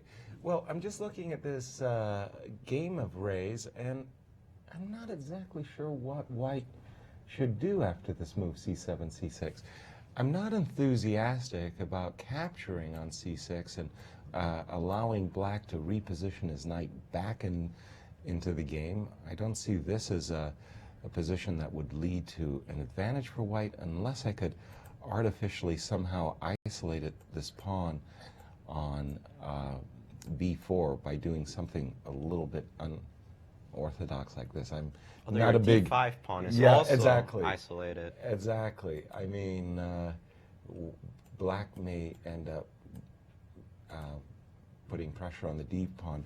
By the way, d takes c6 was played in the game. Yeah, the problem was, even though I'm shying away from the move d takes c6, I didn't see a very good alternative. While we were going to go to that clip that didn't quite happen, we'll get it to you for sure, I was trying to analyze the consequences of this one, and I was thinking, well, gee, that pawn on d6 might become more of a liability than an asset after, for example, a move like rook e6. I can't simply protect my pawn with rook d1 because I've got to keep an eye over e5, e4. I always see a lot of young players and players that are really trying to improve, have a problem determining whether a pawn is strong or a pawn is weak. And do you think, for example, that in this case it would be a good time to look at development to see how much support a specific pawn has? What I want to ask is, do you think Ray Robson's pawn in that position after d takes e5, d takes e5, d6 is weak mainly because white hasn't been able to finish his development in this position? Precisely so. That in fact is key. The key point.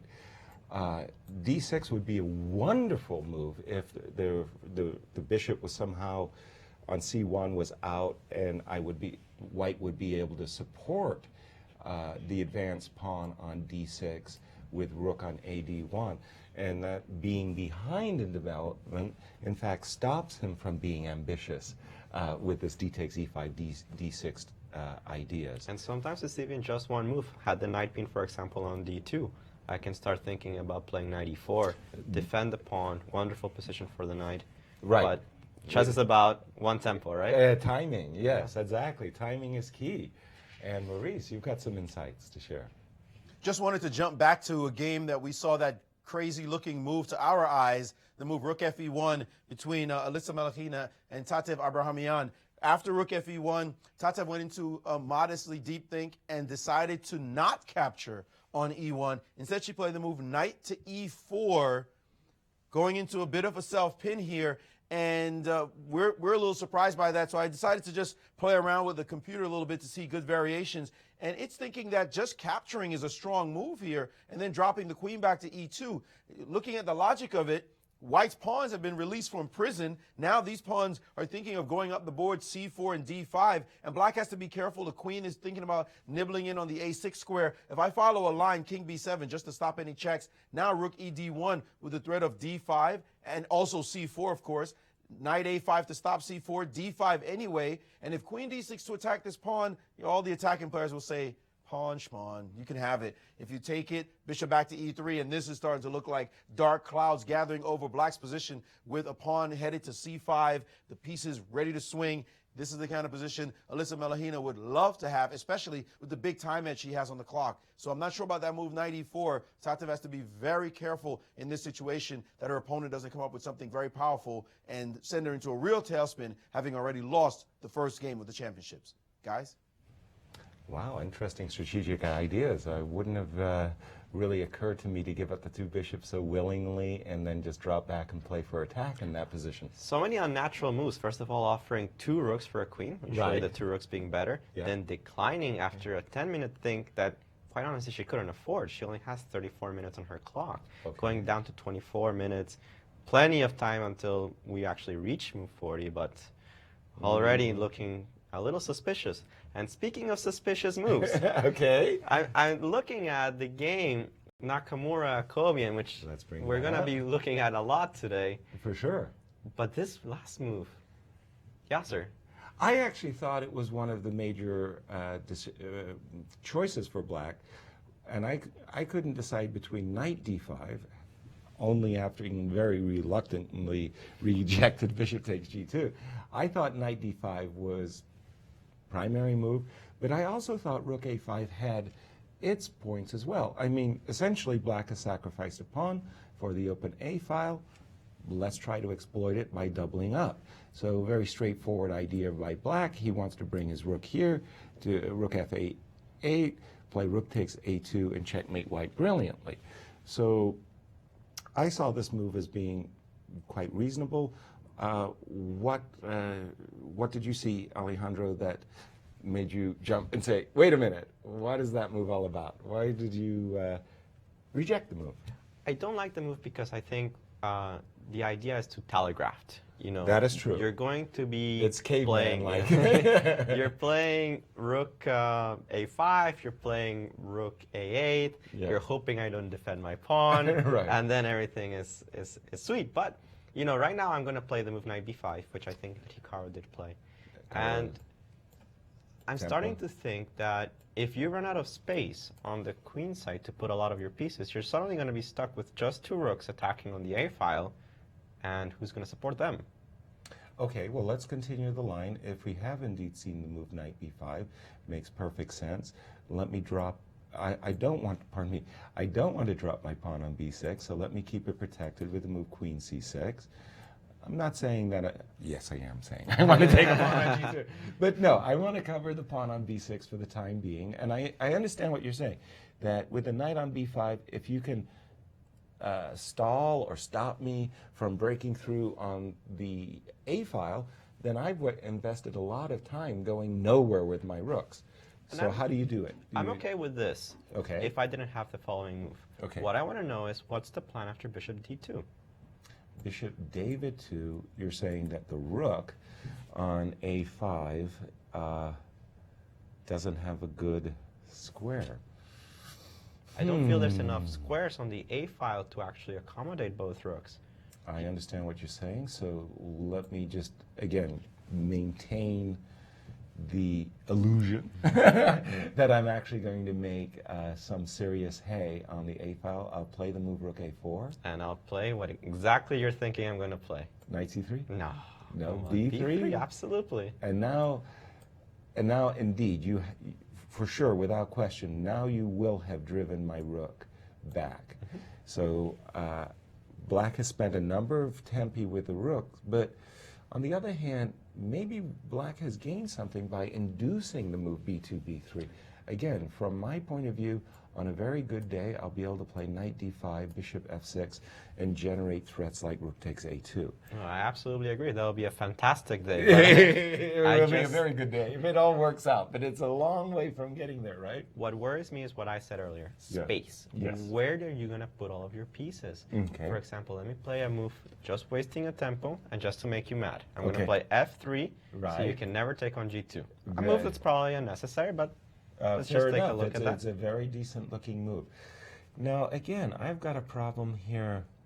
What am I going to do with my pieces? I see that if I go knight d5, I might run into issues with c4 and bishop e4, right? And Absolutely, my queen, that's my plan. yeah, then my queen is not a happy camper anymore on the c6 square. Okay, for the moment, my rook on f8 is doing nothing. Let me at least try to activate it for the time being. And let me play the move that you suggested anyway. c2, c4?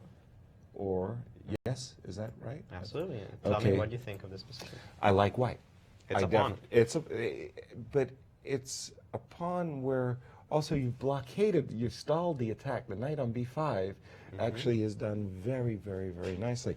This did not work out for Var, so let me try again. In this case, after, wow, I don't like queen e5. I was going to say that I want to put pressure, but I forgot that I'm just blundering my pawn on b6. So queen e5 is not available. And queen c6 was played, I believe, on the board. Bishop d2. This is a very straightforward move. I played the move rook a4, thinking I was inducing a weakness. Maybe I have to do something really crazy. Should my rook maybe fly all the way across the board? Wow. But what's it doing on h4? I mean, I don't know. But it wasn't doing too much on a8. Let's just continue this line of inquiry for just a moment. I like what you did last time in the previous variation, which is you just played it slowly with f2, f3. Try it again, the same. Why not? Why not? If it worked f2, before. f3. Yeah. Why try to fix a clock that's not broken? Knight d5. I like white. I simply like white very much. In I'm going to fact. try to trap your rook now. Yeah, maybe with a g3. But even if you went for a variation where you traded and one day put a bishop on e4, it's all really white. bad. It's all white. Very strange decision by Virkud, in my opinion.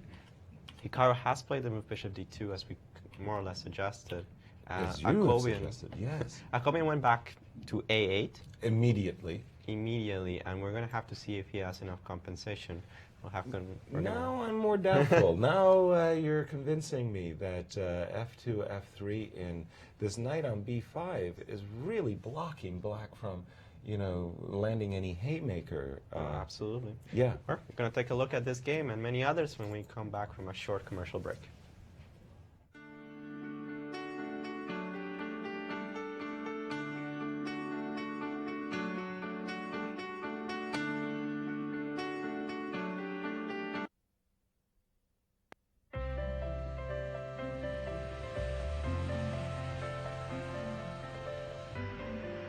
You could fly to Venice or Paris or even Copenhagen. You could fly all over the world. But why? When you could just come to St. Louis. Your trip begins at ExploreSt.Louis.com.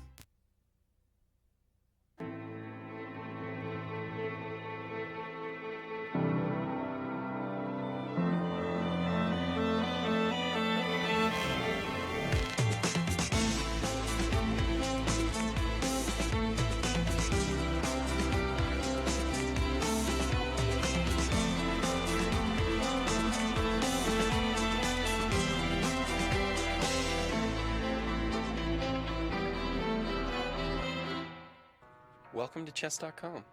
Chess.com is social. Now you can play chess with your friends whenever you want, whether that's middle of the day or middle of the night. You can get instantly matched up with one of over 5 million other members from around the world. You play live games in real time, turn-based games at your convenience, or tournaments with anyone at any time. Chess.com is mobile. You can play online from your computer, or you can play on the go from your tablet or your smartphone. No matter where you go, whether you're at work, grabbing a bite to eat, or just enjoying some time at the park, your games are there with you, and keeping multiple chess games going has never been easier. Chess.com is for learning. Don't just play chess, get better.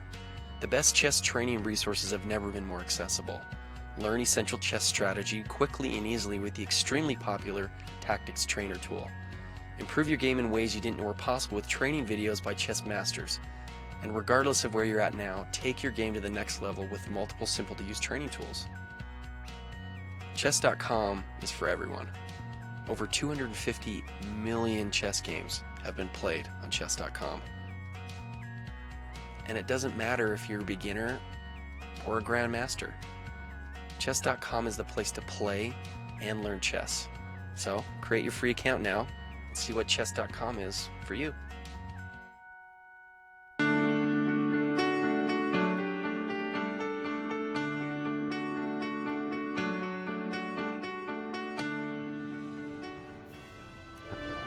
We are back in the U.S.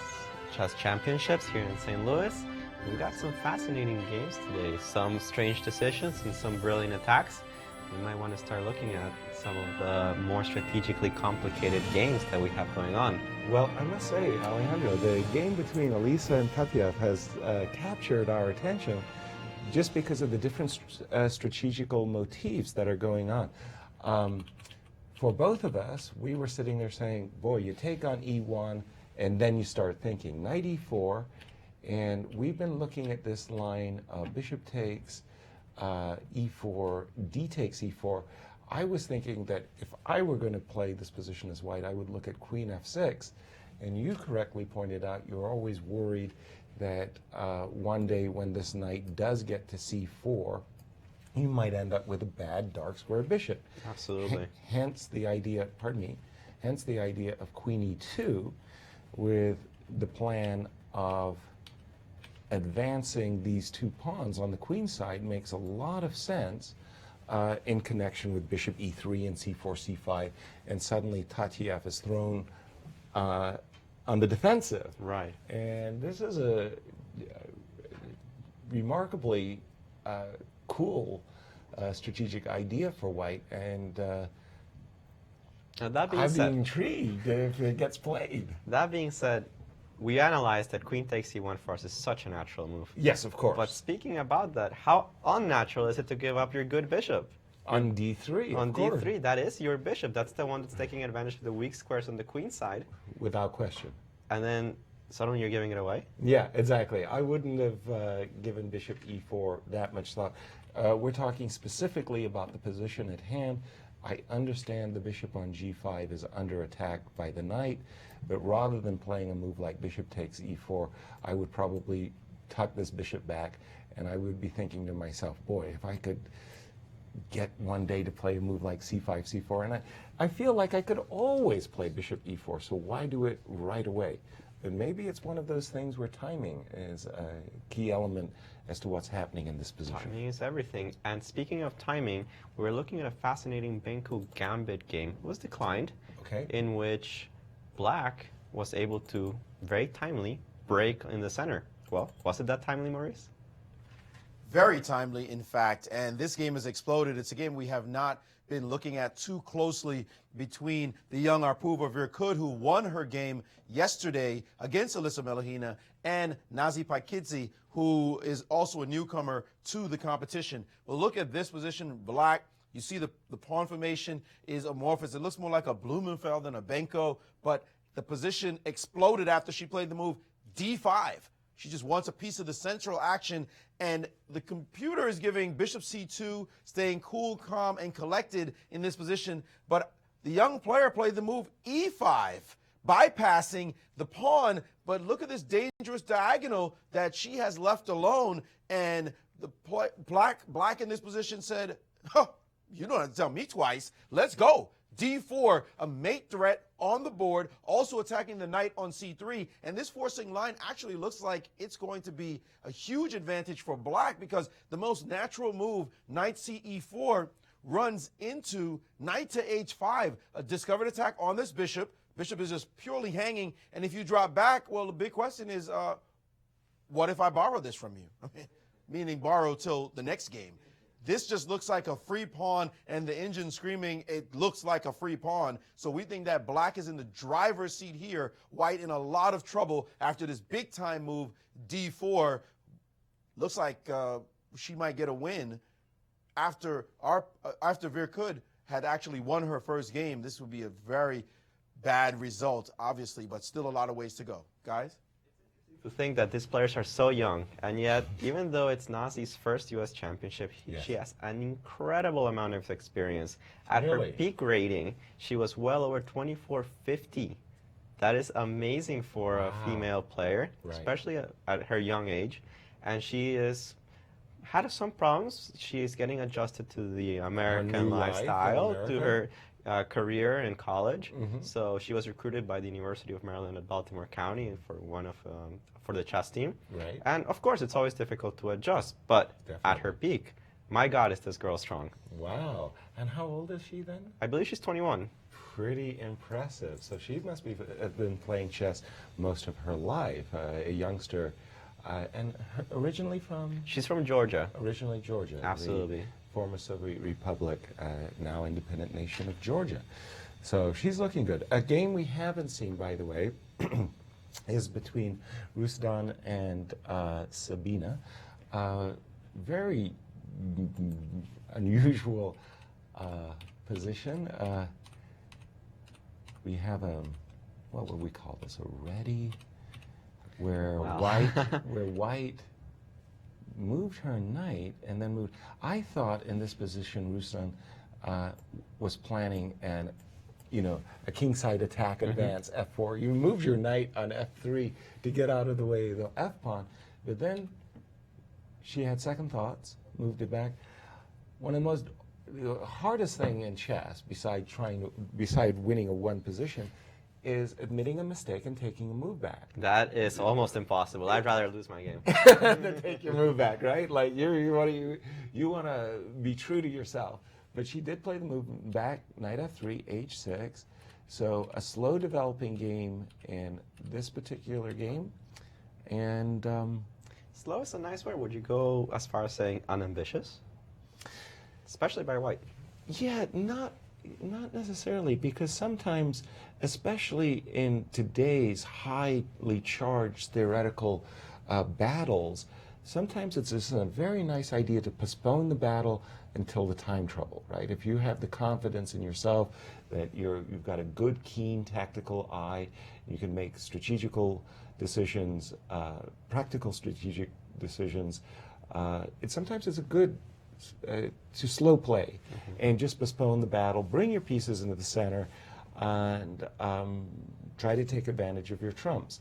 Having said that, I always liked it when my opponent, who was white, didn't try to kill me, from move 1 through move 14, but allowed me to get an even position. So whoever plays well will win this game. Yeah, this actually reminds me a lot of the style of some of the top Egyptian players, both Ahmed Ali and Basim Assem. Okay. And they're very well known for having a pretty dubious repertoire with white. Right. But they're tactically very dangerous and they play very quickly. Right. So you get into time pressure in this kind of complicated position that you're not familiar with.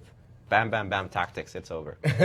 And the thing I'm not liking so much about Rusa's approach is actually she's behind on the clock. Had she been able to keep up her pace, to be able to put pressure on the clock on Sabina, I would have said, hey, this might actually be going towards that direction. But right now I feel like she's a little bit on the clueless side. Good point. I didn't pay too much attention to the clocks there.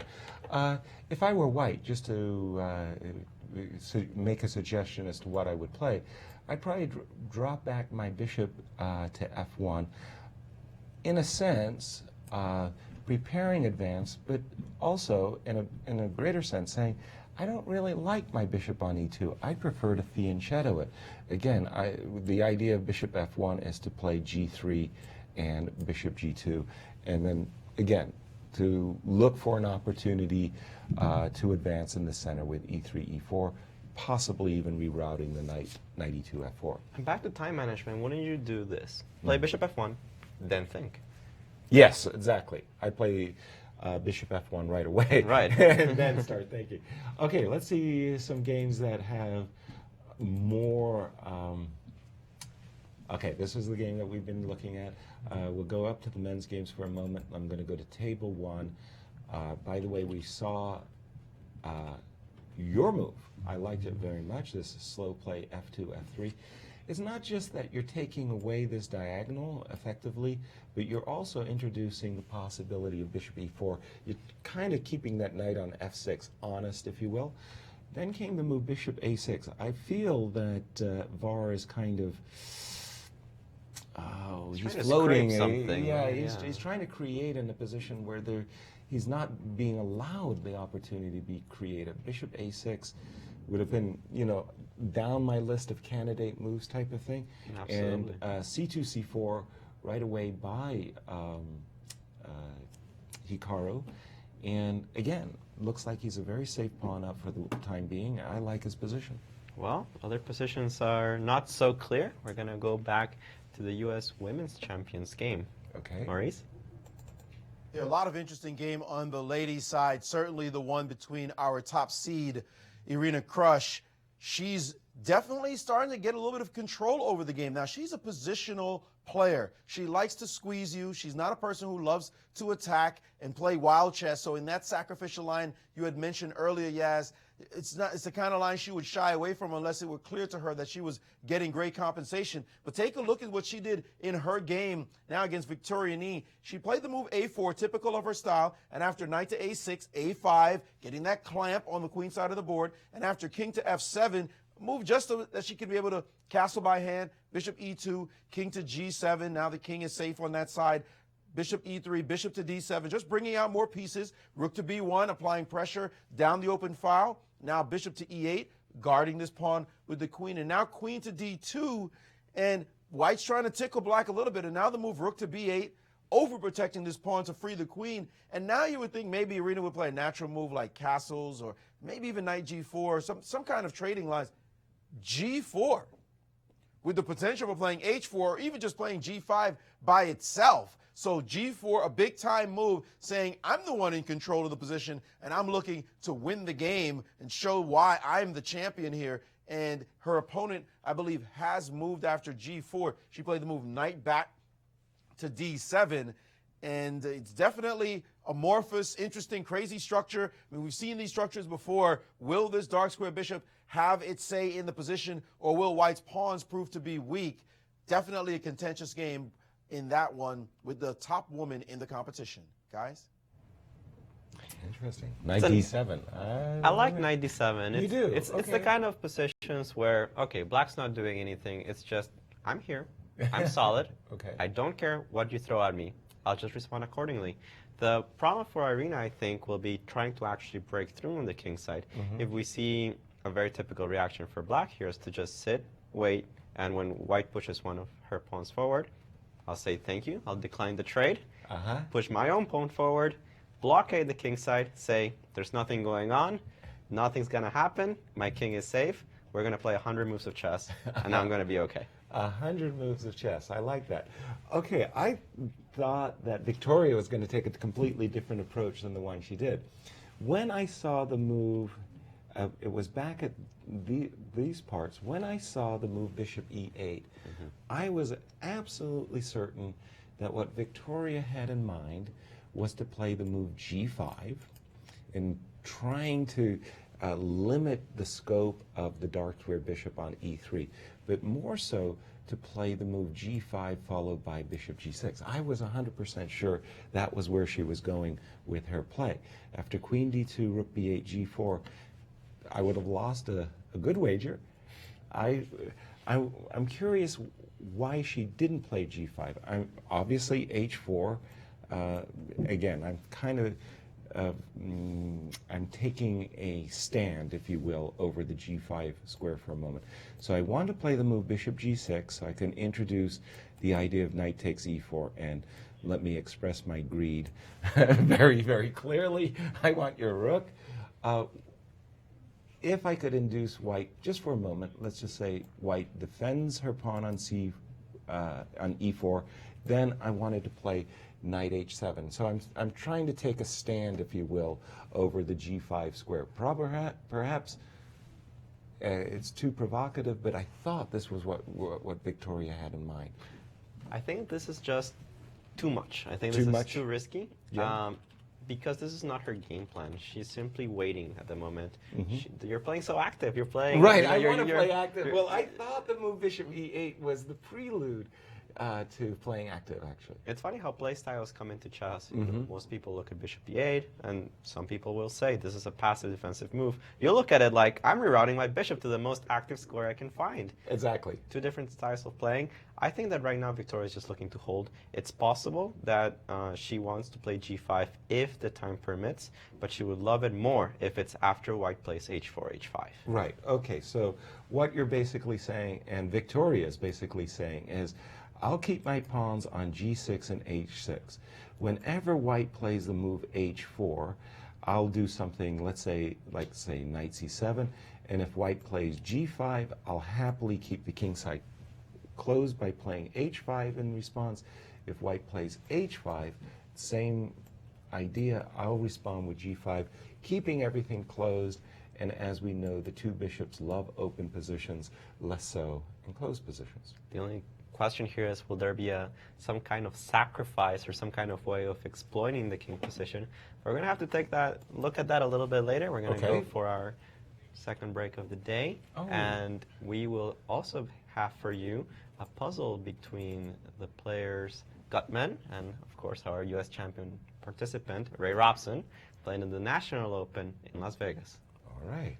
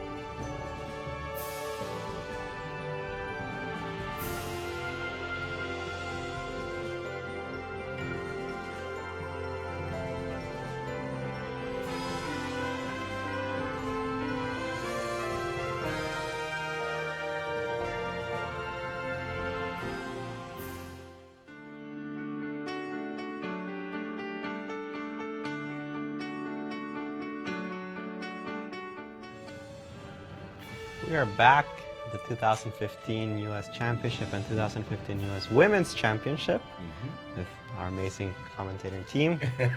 Yasser Sarawan, Maurice Ashley, myself, Alejandro Ramirez. And, well, so far we got somewhat slow games. A lot of maneuvering. A lot of maneuvering, but... Yeah, not simulating attacks, but the players, I'm especially admiring what's happening in the game of Hikaru Nakamura, the #1 seed. He's slowly, just simply taking over all the major squares. He's a pawn ahead, no problem. His king is an absolute safety, and he's looking really good.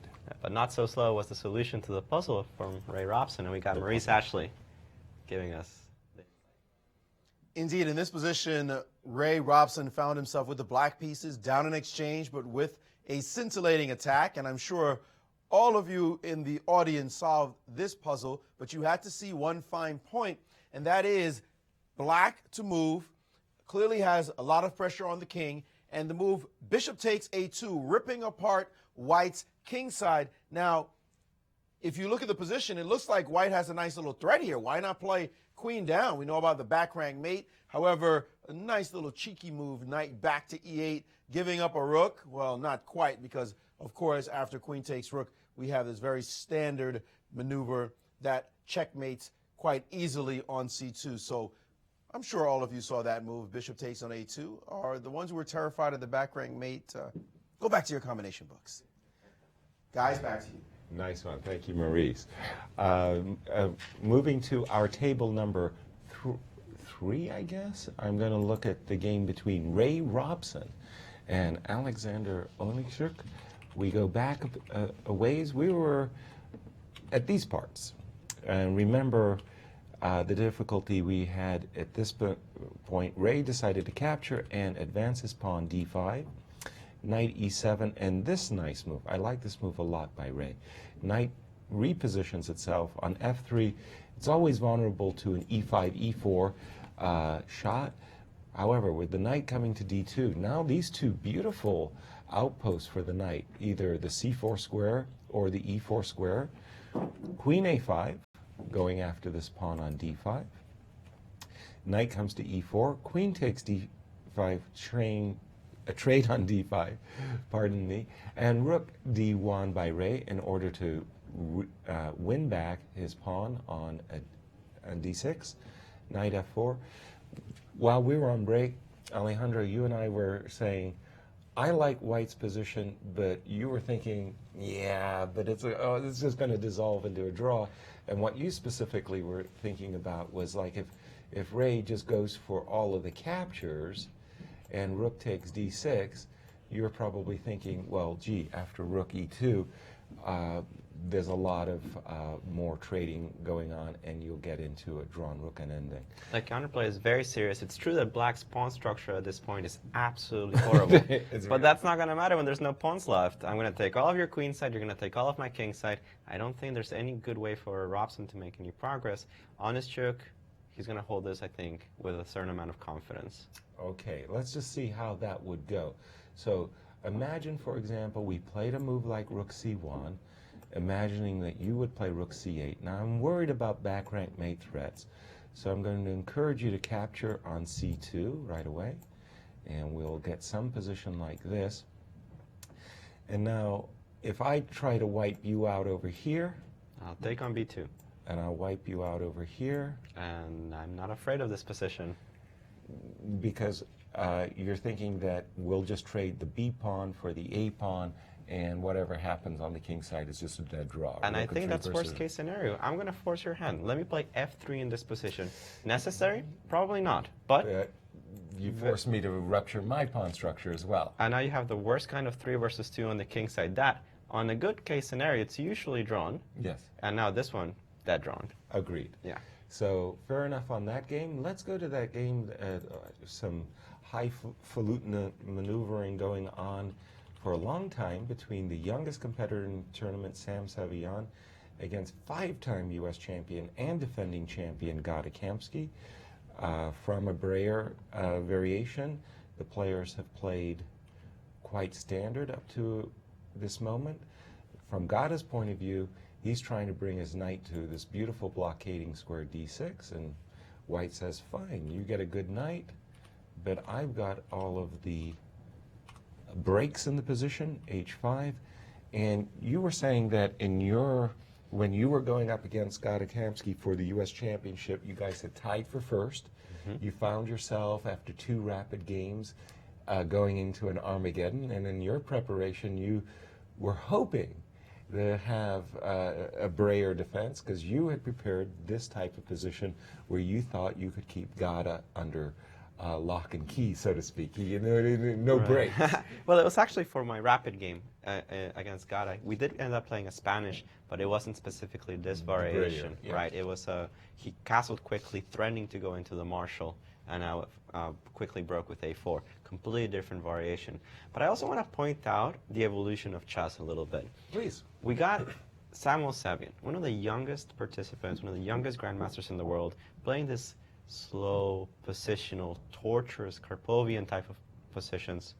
And that's not something that happened when I was a kid. No, of course not. When I was a kid, I was 15, I was a grandmaster, we were all expected to play this sharp Nidors, this dragons, this King's Indians, go for the opponent's throat, and then eventually that would extinguish from our soul, and eventually would die down and play all these kind of boring positions. Right. But I see how the new generation is embracing this type of maneuvers and the subtleties in the position so much quicker. Something that really struck me was that when I saw Jennifer Yu yesterday play against Anna Sharevich, the very first move in that game struck me as different. She played the move c4. And that's not something that you usually go around teaching students. You don't go around saying, hey, open the game c4. Right. It's a move that you learn after a lot of subtlety and a lot of understanding that there's a specific difference between starting with d4 and c4, even if you want to transpose into each other. Something that, well, apparently it's very well understood by somebody that's 13 years old. Right. It's amazing. So you're saying that we all start in this romantic style of attack and sacrifice and get the tactics and get those checkmating attacks under your belt. As you mature, as you begin to understand more about the subtleties of chess, you start embracing a little bit more positional maneuvering. And the fact that Sam Sevian is playing against one of the most experienced players in the U.S. Championship, a veteran, 5-time winner, played for the World Championship against Anatoly Karpov. And here we see Sam Sevian saying, I'm going to outmaneuver you. I mean, not what you expect from the youngster. Yeah. Very good points. But sometimes you don't need maneuvers to win games. Maurice, do you have some updates for us? That's right. One player who really detests maneuvering, except when he's got a gun to your head, is Hikaru Nakamura. And it looks like his opponent may have blundered after having given up a pawn to sacrifice something. Now it looks like he may have simply lost at least an exchange or maybe another pawn. And you can see it just on the body language. Hikaru is like, give me some food. Take a look at this position. The last move played here after bishop to c3. We saw these last couple of moves. White's clamping down on this side of the board saying, I don't see your compensation. I'm just up a pawn. Let me figure out how to do it. And now queen to c5. And maybe White was thinking, I'll have to make a few moves to show my advantage. But now, bam, bishop to d4 has shown up on the board. And this move says, I'm looking for concrete material gains, more stuff. Why is that? Well, first of all, we can see if you dare to try to grab 2 pieces for the rook, you're going to get hit by this discovery, and thanks very much for your queen. So we know that's not going to happen. But what else can he do? His pawn on b6, the second pawn on the queen side, that pawn he sacrificed earlier in the game, it's about to go down too. Because if you try to just say, oh, okay, my bad, I'm going to save it now. Well, let's look at the other side of the board where you'll lose an exchange this way. No matter what, Virkud is going to go down more stuff. And this is starting to look really bad for him. Looks like Nakamura is in complete cruise control now, dominating the game. Seems like he's going to chalk up this win quite easily. Guys? Remarkably easily, because of when he decided to accept that gambit pawn, I thought he was going to have to be fiercely defending, let's say, for a half a dozen moves at least. And instead, VAR really hasn't done anything after sacrificing the pawn. And this whole maneuver with rook on a8 to a5 back to a8 actually ended up simply costing him tempi. Well, I blame it on all the tempi lost. I mean, I just want to point this out. Let's go back to the move 13, just after Hikaru takes on b6, right? Right. And we have a queen on c7, a rook on a8, bishop on e7. And let's go back an important 7 moves later. Okay, well, so from this position, jump we're just to the going to next jump to the next one, which is, well, I'm not going to be able to jump. Let me just go, and we'll jump to the next one. The rook's still on a8, bishop still on e7, knight still on f6. He moved the bishop to a6. And his rook on f8 to d8. D8. So he's only made 2 progressive moves over, how many did we say, 7 or so? That's just bad. I That's mean, not He was good. down a pawn. He had to actually show his compensation. Right. Did he do that? Not at all. Not at all. So we're going to go back once again to the position where the pawn sacrifice appeared. I mean, and you're saying in these 7 moves, as black, I would have definitely have gotten in at least a knight d5, at least a bishop f6, and a bishop on b7. And in fact, he never even got in a knight d5 at all. And these pieces, the bishop on e7 and the knight on f6, remain rooted. And then, as Maurice has just pointed out, following bishop b4, white's actually going to go up even more material, and positions lost, essentially. Usually in chess, tactics favor the player that has the advantage, and you create advantages by putting your pieces in good places, having good pawn structures. Akobian didn't put his pieces in good places. It's no surprise that tactics are working against him. Bingo. Well said. Moving to table number 2, we have Wesley So, the other pre-tournament favorite. They've been playing a Spanish torture for some time. At the end of the day, what do we got? We still have a little space edge. But beyond that, is it much for white? This bishop on b7 does make a woeful impression at the moment. Sam Shankland to play, and knight has just appeared on f4. What do you think about knight f5? Returning the favor, but at least There's in this problem on d3, no? Is no there? problems? Knight takes. Maybe a rook c5 first? Oh, pardon me. I beg your pardon. Knight, I was suggesting knight f5. Let's toss in a rook c5. Perhaps there's nothing. I'll have to drop back with the queen just to keep my bishop protected. At the moment, I'm eyeballing this pawn on d6. The idea, the idea I wanted to show is that in case of trades, and if you played a move like this, then I was trying to exploit, a pin along the A file. So Wesley still has to solve, is rook c3 an idea? Do you feel that it's actually white that's playing for the initiative? I understand that you have a little bit of a space advantage, and you have some problems on the d6 pawn. Right. But on the other hand, don't you feel that the rook has the c file, there are some problems on f2, there's some problems on the third rank, there's some problems on the second rank, that it's actually white that has to be a little bit careful not to fall for some trick? Right, and that could be that could very well be the case here. My knight f5 may be an overreach. Sometimes when you you take a large share of the center, let's say, you can overextend. And what you're talking about there is this idea that white has this big edge in space, but on the other hand, the supply lines, like he could overextend. Maybe Sam has to, as you were pointing out, if he pulls in his horns and goes like bishop back to f1, then this rook comes to c2, and again, it's sort of like, hey, wait a minute. Did black just steal the initiative, or, There's some pressure, absolutely. And it does seem that we have an update in one of the more fiery games of today. Alrighty. Maurice, take it away. Indeed, quite fiery, that game we saw between Anna Sharevich and Katerina Nemtsova. The black player here had pushed all her pawns down the board, and she's saying, I'm looking to win the game. After she slipped up yesterday from the game, it looked like she should have won also. She's now playing very aggressive. Queen a4, though, by Sharevich. rook to b8, king to b8, and now a trade in the middle followed by b4, looking for her own pawn storm on that side of the board, and the move bishop to d6. After a deep think, she played this move, and you have to really see how deeply she went into this position. Beautiful tactical idea. If you play the move bishop takes on d5, looking to win a pawn, well, bishop to g3 is the first thing that pops into your brain. But wait a second, can't white just play bishop takes knight, and after you take back, just grab your bishop? Looks free. Not quite, because queen d5 suddenly, and the white king is fully exposed.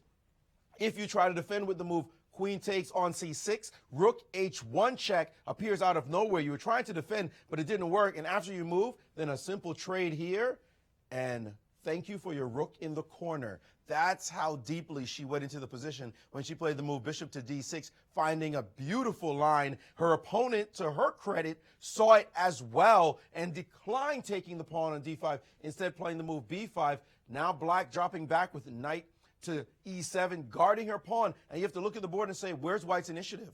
It doesn't seem as though white has any real initiative here. And he's back to black thinking about moves like f4, prying open the king side. It seems that black, with her daring play, is going to pay off. At least for the moment, she's in the driver's seat here at the Women's Championship. Guys? And just to add what you were saying, Maurice, I do see this move f2, f4 by Anna after the move knight e7. Clearly, Anna didn't want to allow her opponent the opportunity to play f5, f4, and played f4 herself. But this is a very big strategic decision, because it's allowing black the opportunity to have an open G file, or a half open G file. And I've got to say that Kate's outplayed Anna. Absolutely. After this move f4. I want to say it's an ugly move. It's an ugly move. I never want to play that. Yeah, I didn't want to do it myself, but maybe it was the nature of the position. But for sure, she was fearful of an f5, f4 by black. She played f4, and things that I would not want to have to face is like, just what am I going to do when black starts bringing as many pieces over to the king side, and maybe even looking for an opportunity to sacrifice on the f4 pawn. Nemtsov has done a beautiful job of controlling those bishops. Notice that even though we have a fianchetto bishop on g2, bishop on d2, they're doing nothing. Well, the bishop on g2 is always the good, loyal guard, okay, right? I mean, it's defending the king for the moment. But the bishop on d2 is absolutely not played a role. It would be a very different case if white had a rook, a rover with rook c3 to a3, but this bishop on d6 is simply excellent. Right. It's defending the c7 pawn to begin with, but it's looking in both directions, including defending the square a3. I like Kate's position. I love Kate's position. I think she's playing a fantastic game. I think Sharevich is going to be forced to find difficult moves, and we know that all the players in the championship, they're already thinking about time pressure. Yeah. Sharevich is down to 19 minutes and 53 seconds, which, considering the fact that she has 20 moves left to go, to move 40 for another 30 minutes, it's not much. Right. Well, that's an interesting thing about time trouble, too. You know, you get into time trouble, but if you were a blitz player, you would think, okay, I got 3 minutes to make 8 moves, no problem. But it's not blitz. When you're getting into time trouble, you're getting nervous about the fact that you're in time trouble, and your thoughts are getting occupied by the clock, and sometimes this just leads to catastrophe. You blunder. It's such a difficult transition to make. You're comfortably thinking for 20 minutes about the strategical nuances of moving the bishop 1 square or 2, and then suddenly you're trying not to get mated, and you have 30 seconds to make a decision. Right. Completely different ballgame. Very, very difficult to participate and make those transitions. It's just different ballgame. Exactly. And again, that's what chess is. You keep putting the pressure on your opponent. You not necessarily a winning threat or things like that, but by constantly putting difficult decisions, awkward decisions for your opponent to make, that's how your advantages increase. Let me just, Maurice, please, take it. Speaking about time pressure, I mean, time pressure makes fools of us all, right? You talk about that sweat, blood, sweat, and tears you put into all those moves, and you look at your clock and go, oh no, I got to move right now. That's what's going to happen in a game that we have been looking at between Alisa Melekhina and Tatev Abrahamian, because after this move 94, remember that Tatev went into a big think and decided not to take this rook. She played 94. Well, it seems as though Alisa went into an even bigger think and decided not to play bishop takes on e4, which was the computer suggestion, which to our eyes is somewhat anti-thematic and maybe didn't lead anywhere. But she spent some time on that move, and instead she played bishop a6 check, keeping her bishops, and after king b8, queen to d3, trying to bring her pieces over to that side, queen d6, she dropped her bishop back. Now we just have the pieces kind of quieting down and saying, all right, let's see what happens next in the maneuvering phase. And now the move f5, looking to clamp down on the f3 square, maybe get an attack going, on the e4 square. But after f3, knight f6, and now bishop to b5 and rook to e6. Now, black has definitely made some progress here in this position. But at what cost? She has only 12 minutes and 41 seconds on the clock. She does have 30-second increments, but she has 18 moves she has to make. 18 moves. You hate being at under a minute a move with so much to play for. She's looking kind of calm and cool right there, but that is belying the fact that there's no question that the energy is churning inside. You know, we say chess players have to have a poker face. Well, this is the chess face right here. This is like, I'm okay. Meantime, she's thinking, oh my God, what's going to happen next? So time pressure, yes, is going to break out on a lot of boards. We see other games as well. I remember I was looking at another game from the Open. Look at this one, Naroditsky versus Caden Trofe. And Caden is even in worse situation. He has 13 minutes and 45 seconds, and he's only at move 17. So he's in a really bad state with 23 moves to make for time control. So we will see these games heating up quite rapidly. In about 15 or so minutes, all heck is going to break loose in the championships. Guys? Well, I wanted to point out, I was talking to Tatev yesterday, actually, after her loss against Danny Wang. And, well, natural question, what happened? Right. Where'd you lose? And, okay, the easy answer is, I blundered during time pressure. But we go a little bit further. Where did Tatev Abrahamian lose her game yesterday? In my opinion, and from what we talked about, she lost the game when she spent 15 minutes on castling. It's a move that she should have done, thought after. She would have had plenty of time to calculate the consequences of the crazy happenings in time pressure, right? And she would have been able to perhaps not lose the game. Right. So this is just an impractical decision. One of the things that has happened over the course of, let's say, the last 30 years is that, in fact, the time control has become more accelerated. That is to say, in the old days, you used to have 40 moves for 2.5 hours, followed by 16 in one, and you'd have these adjournments. Some games would last 10 hours or more. Now it's very common that the games are over after 5 hours, 6 hours, and perhaps even 7 hours. So the players have to make a lot of practical decisions quickly, and when the old expression "long think, wrong think" really is a good motto. That is to say, in this game between Alisa and Tatev, when Alisa went into a 30-minute think, if I were her coach or trainer, I would just slap her hands and say, look, you're not going to think for 30 minutes, because at a certain moment your head starts spinning, and then you're making a bad decision even after spending 30 minutes. Now what's happening? That's a different question. I don't know what's happening in that game. Well, turning to the game of Naroditsky for a moment. Well, before we go into yes, that, please, sorry. Yeah, and we are going definitely to see this game, especially when it dissolves into time pressure. We're going to have a small clip by Terence Schaefer on the ability of chess to improve your brain. Yes. There is another chess event going on in St. Louis today. The Cortex Innovation Madness Chess Tournament Finals are happening just down the street from the Central West End, here where the Chess Club of St. Louis is. And we have Emily with us from the innovation community, and you have a thinking ball that actually some chess players are using. Yeah, so we created a product called Thinking Ball. It's a ball that's used for thinking. Don't overthink it. It can be about as complex or as simple as you want. So there's something called kinesthetic learning that is really important, but isn't utilized in a lot of areas. And so when you bounce a ball, you're dealing with a different part of your brain.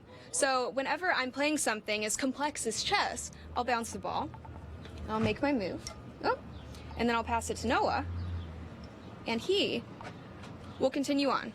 And so kinesthetic learning is super, super important, especially when you're dealing with complex games. So we branded a ball around it. So we actually have had people in the Innovation District using them.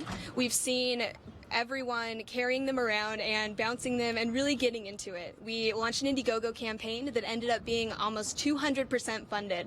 So people love our concept, and we're really excited to get it out there in the innovation community as well as the chess community. Yeah, that's great. And not only are you guys utilizing the chess community with the thinking ball, but how else can you kind of relate the innovation community to the chess club here? Well, you know what's incredible is I think a lot of people would be really surprised to find out that the U.S. Championship in chess is here in St. Louis, in kind of the middle of the country. But the truth is, St. Louis has got a great history of being a center of intellectuals, and I think that attracts the startup community because there are so many really deep thinkers here who are able to come up with new things like Thinking Ball. And a lot of people would be surprised to find out that that's here, but it turns out to be a great place to do innovation because of that. You have a real high density of really deep thinkers and great talent, but then at the same time, you can just grab your kids, go to the grocery store, and kind of live regular life and see how that innovation that you're trying to do is going to work in the real world. Yeah, that's great. And so a lot of people don't know the innovation community here in St. Louis. It's budding. All these startups are happening here in St. Louis, just down the street from the Chess Club of St. Louis. Well, it seems like we have some pretty cool developments in some of the games, and it was only a 2-minute video. Maurice, do you have something for us? Well, I just saw a game, and I thought when I looked at the moves, my immediate reaction, just uncontrollably, was, wow. Like, really? That's what happened? Take a look at the last couple of moves. After the move F4 in this game between Anna Sharevich and Katerina Nemtsova, I mean, Katerina is playing some marvelous chess. At first, we doubted the way she was handling the game, and maybe with better play, Anna might have been able to get an advantage. But now her audacity is paying off big time. Her opponent, realizing that she had no chances with white to attack, she decided to try to slow things down with the move F4. Katerina said, oh, guess what? I've got something for you. The maneuver knight to G8. The knight danced from the queen side, now headed to the king side, noticing the weak E4 and the weak G4 squares. That's not what made me go, wow. The move queen B3 was played, attacking this pawn. She brought her knight out to F6 and getting ready now to plunk down on one of these squares. And then suddenly the move F takes G5.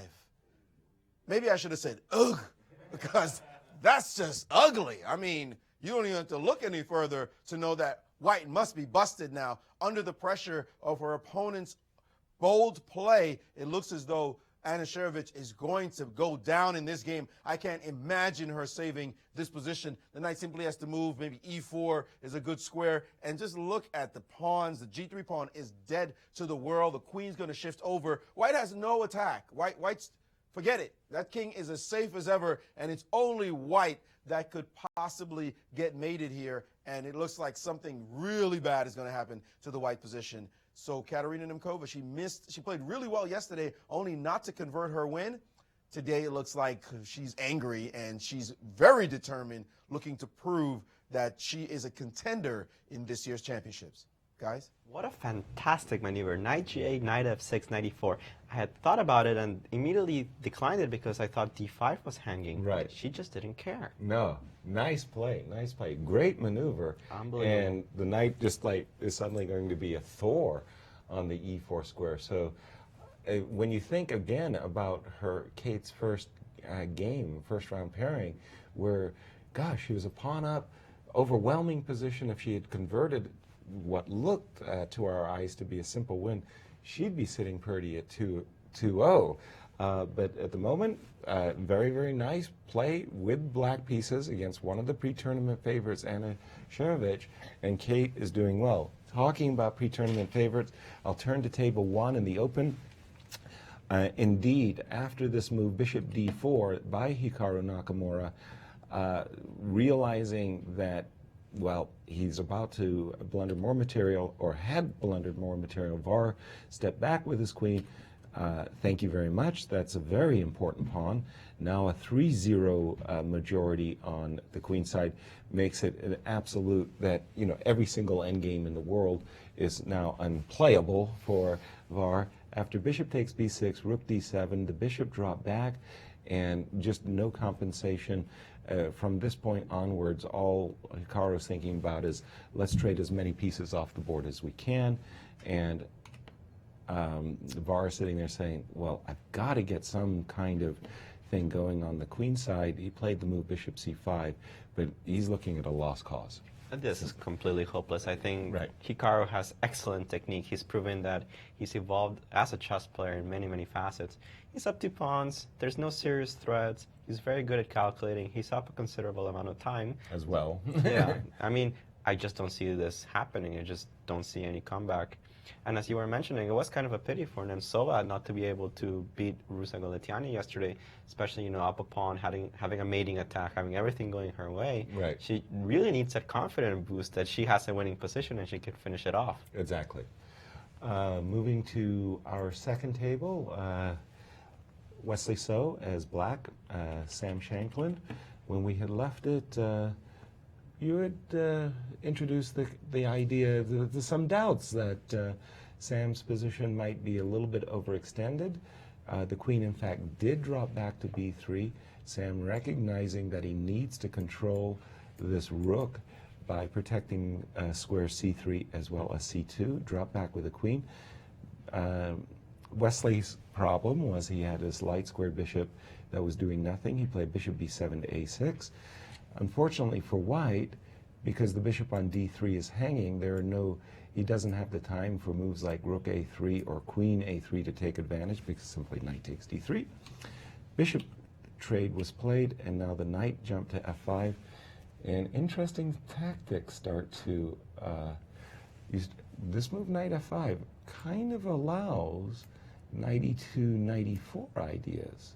It does, but at the moment, white has his own tactics on the air, right? Yes, this knight e7 check, forking king as well as rook. What happened after knight f5 was king h7, sidestepping the knight e7 threat, and hoping to dispel this knight with the move g7, g6. The black king protects the pawn on h6. Oh. Queen b4, and we're up to date with this position. And we'll take it over to Maurice to look at one of the more interesting structures of today's games.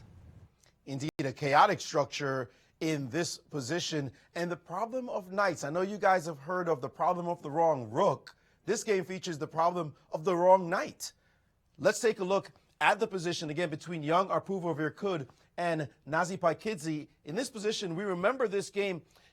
Black was supposed to play the move knight h5, according to the engines. Quite anti-human move, but the knight would have been much better placed on this square. It would not have blocked this long diagonal with the bishop and queen having pressure. Instead, she played knight d5, bishop h2, and she said, still, it's a pawn up. And so far, the engine said, yes, this is good too. Now, queen to g4, pawn down, but trying to get her own attack on the king side of the board. And this was the moment of the problem of the wrong knight. Which knight do you put on f6? Yes, I'm going to ask you the question. Which knight do you put on f6? Put you on the spot. You got 3 seconds. d7. D7 knight. You would have been wrong because that's exactly what she did.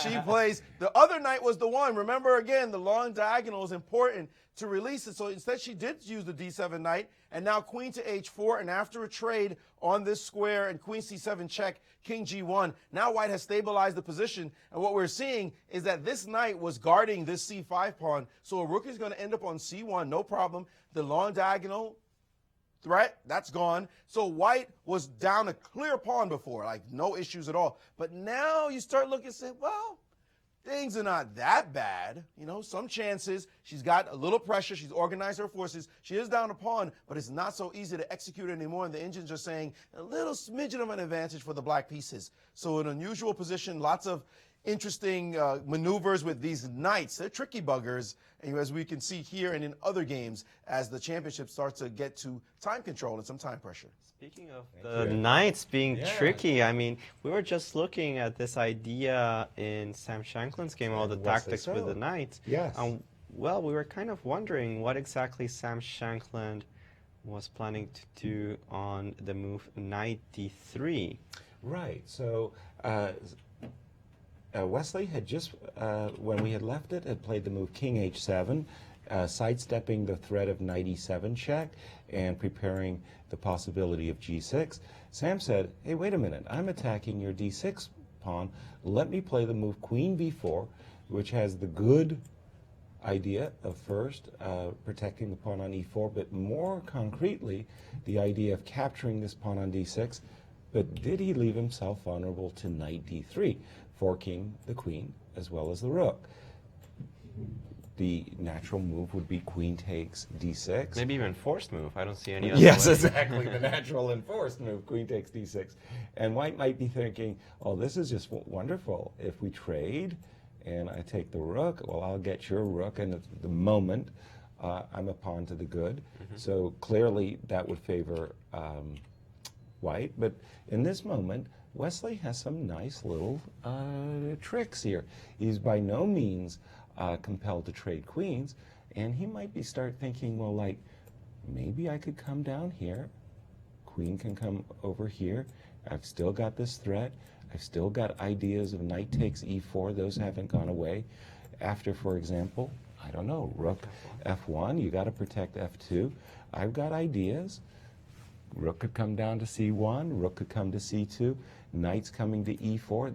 This is a position where white could very easily lose control. I mean, very easily lose control. Let's not forget about the fact that after rook f1, I can also immediately take on e4, and already I'm threatening knight takes f2. For this reason, I'm kind of wondering, when you put the queen on a2, just humor me and maybe put it on a4.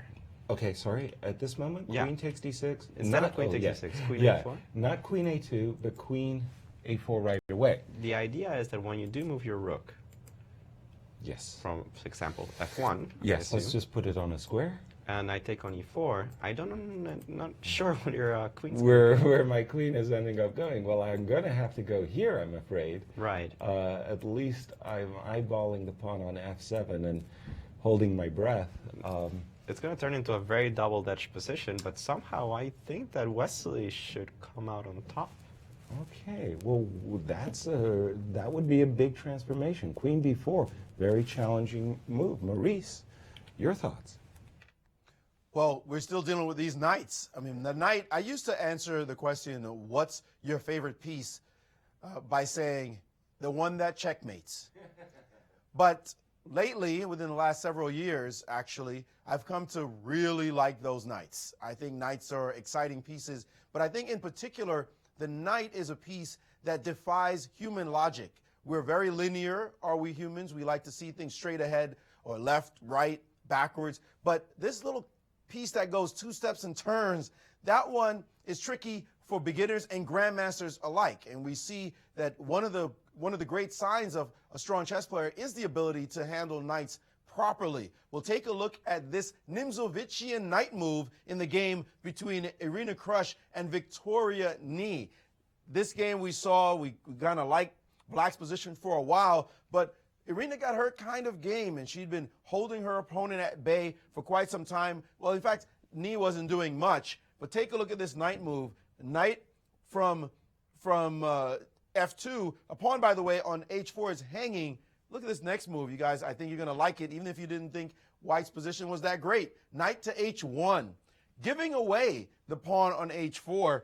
Queen takes on h4, knight to g3. Now the file is open, and she's going to bring her rook to h1. By the way, the point of the knight going to h1 was to bring the knight up to g3, and then push this pawn and steal this f5 square with her knight. And that was the whole purpose of this maneuver. This kind of greed takes, and now queen d8, and now rook to h1, and now the knight is waiting. This pawn is under pressure. The dark squared bishop, Black doesn't have one, so therefore White wants to use her dark square bishop, is pressuring this pawn. His pawn's about to drop, and if you push the pawn, here comes the knight into the position, and it's White for choice. Guys, great knight maneuvers we're seeing today. Very instructive games by a lot of the players here at the championships.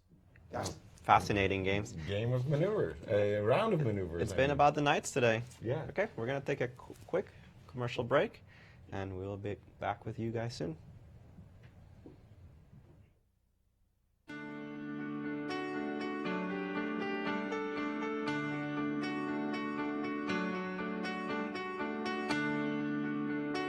2014 was a great year for chess.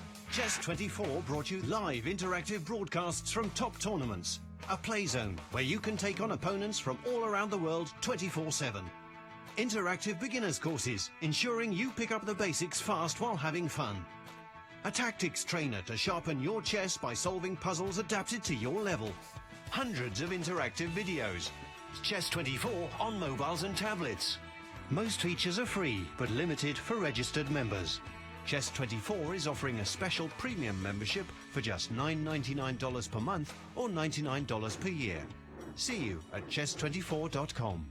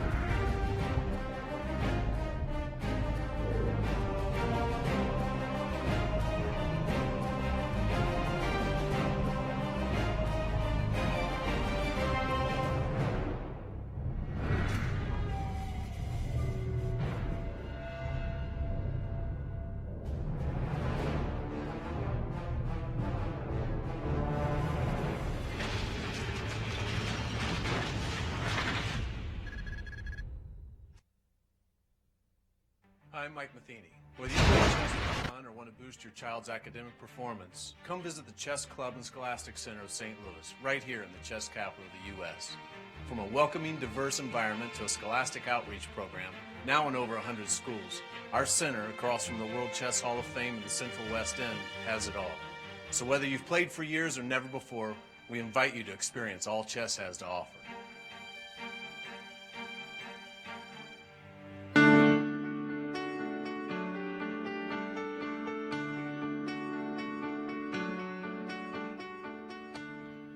Last few moments before we actually hit time pressure for most of the games in the U.S. Championship. Quite a defining point of the game, of course. It matters how well you've played up to this point, but it also matters how much time you've accumulated to be able to either defend your position or convert your advantage. Exactly, and as the players do move to time control, we've been on our break thinking that Wesley So has missed a fantastic opportunity on the 29th move.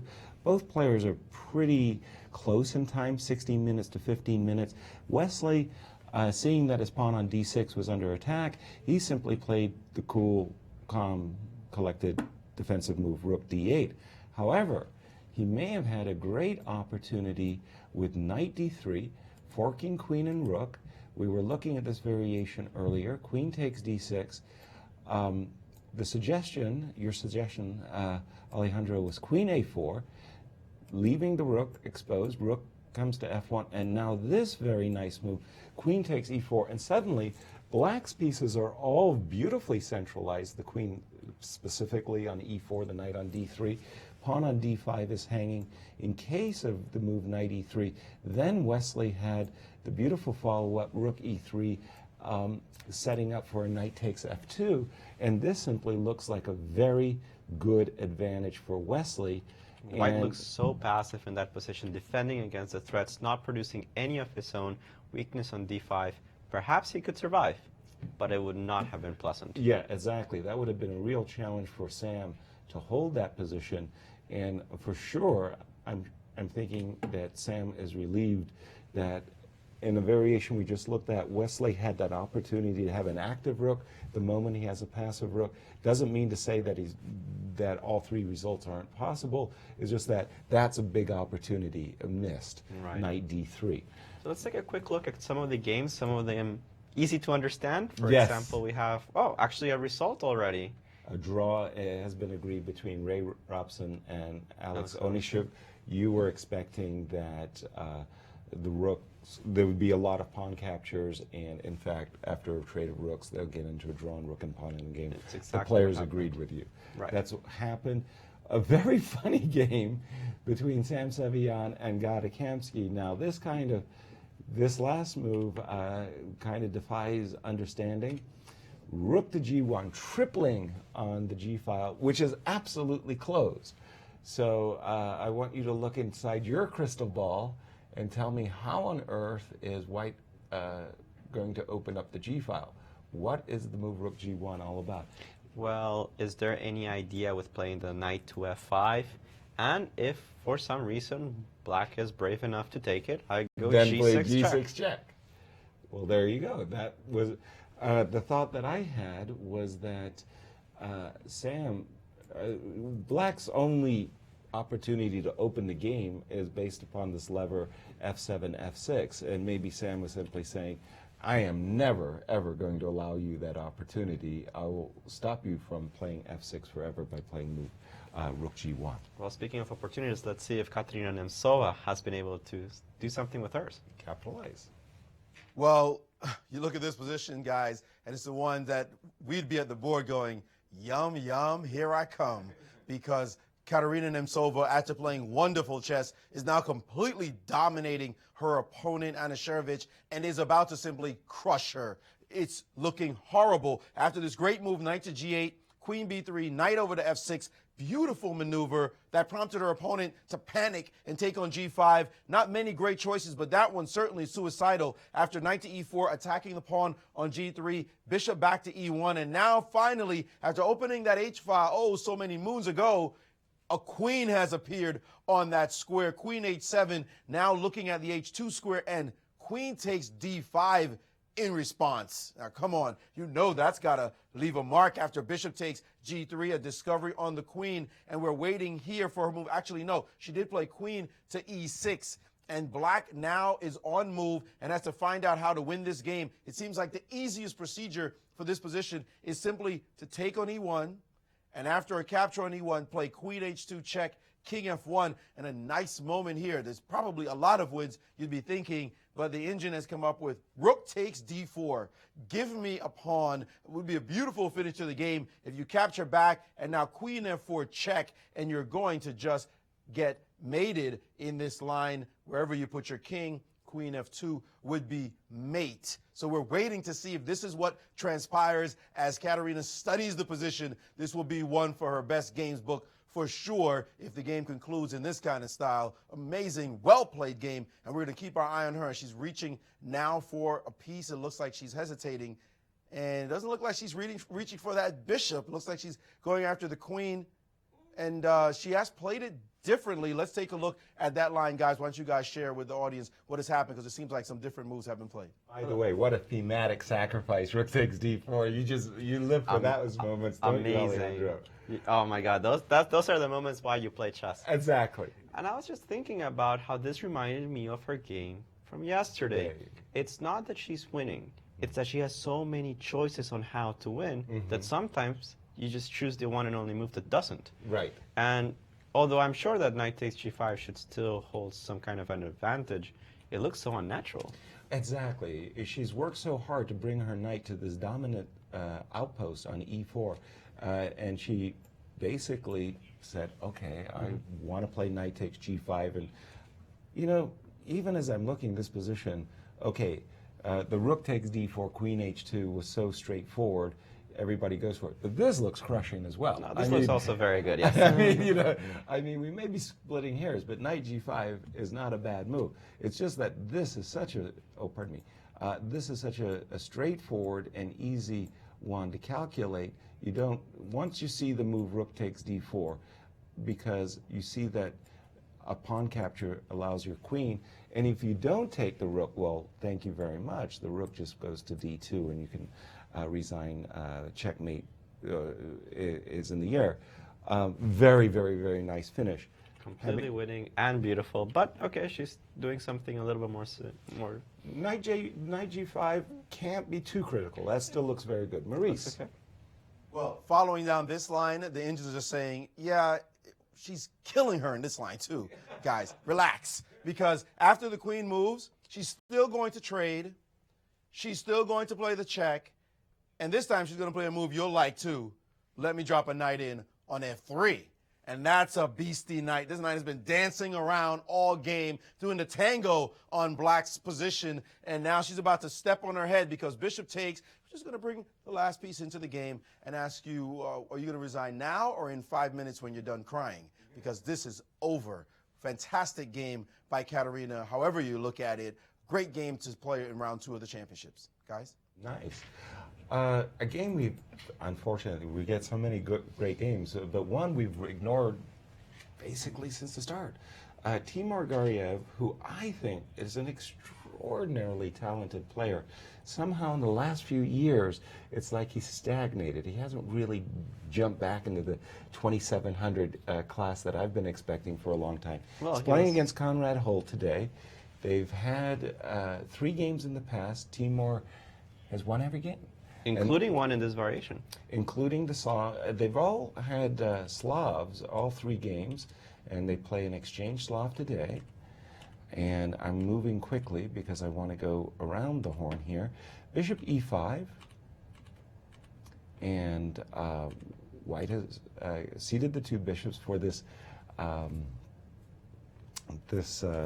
what is it, a Philidor attack? What do they call it? Pillsbury attack? All I'm looking at is a monster knight on e5. That's what I like. Yeah, exactly. And Conrad, one of the things I think that really separates the current generation of players from, say, a generation or 2 ago is their extraordinary defensive abilities. In my generation, it's sort of like players collapsed. Mm-hmm. And today's players, they put up fierce resistance. 50 years ago, we'd look at this position and say, you don't want to play this as black. It's just all white. But let's see how Conrad did it, because he actually hung in there very well. He got this position. It looks a little fearless to allow white to swing over his rook, the knight, the queen, and just say, nothing's happening. Nothing's happening. Black is basically saying, hey, I'm actually very solid on the king's side. Your bishop on d3, I'll allow for the fact that it's better theoretically than the bishop on e8, but unless there's some marvelous bishop takes f5, the bishop on d3 doesn't do so much. Maurice, your thoughts? Just trying to keep up to date, guys, because things are happening so quickly in the game between Trof and Naroditsky. Again, the funky knights. It's the day of the knights, for sure.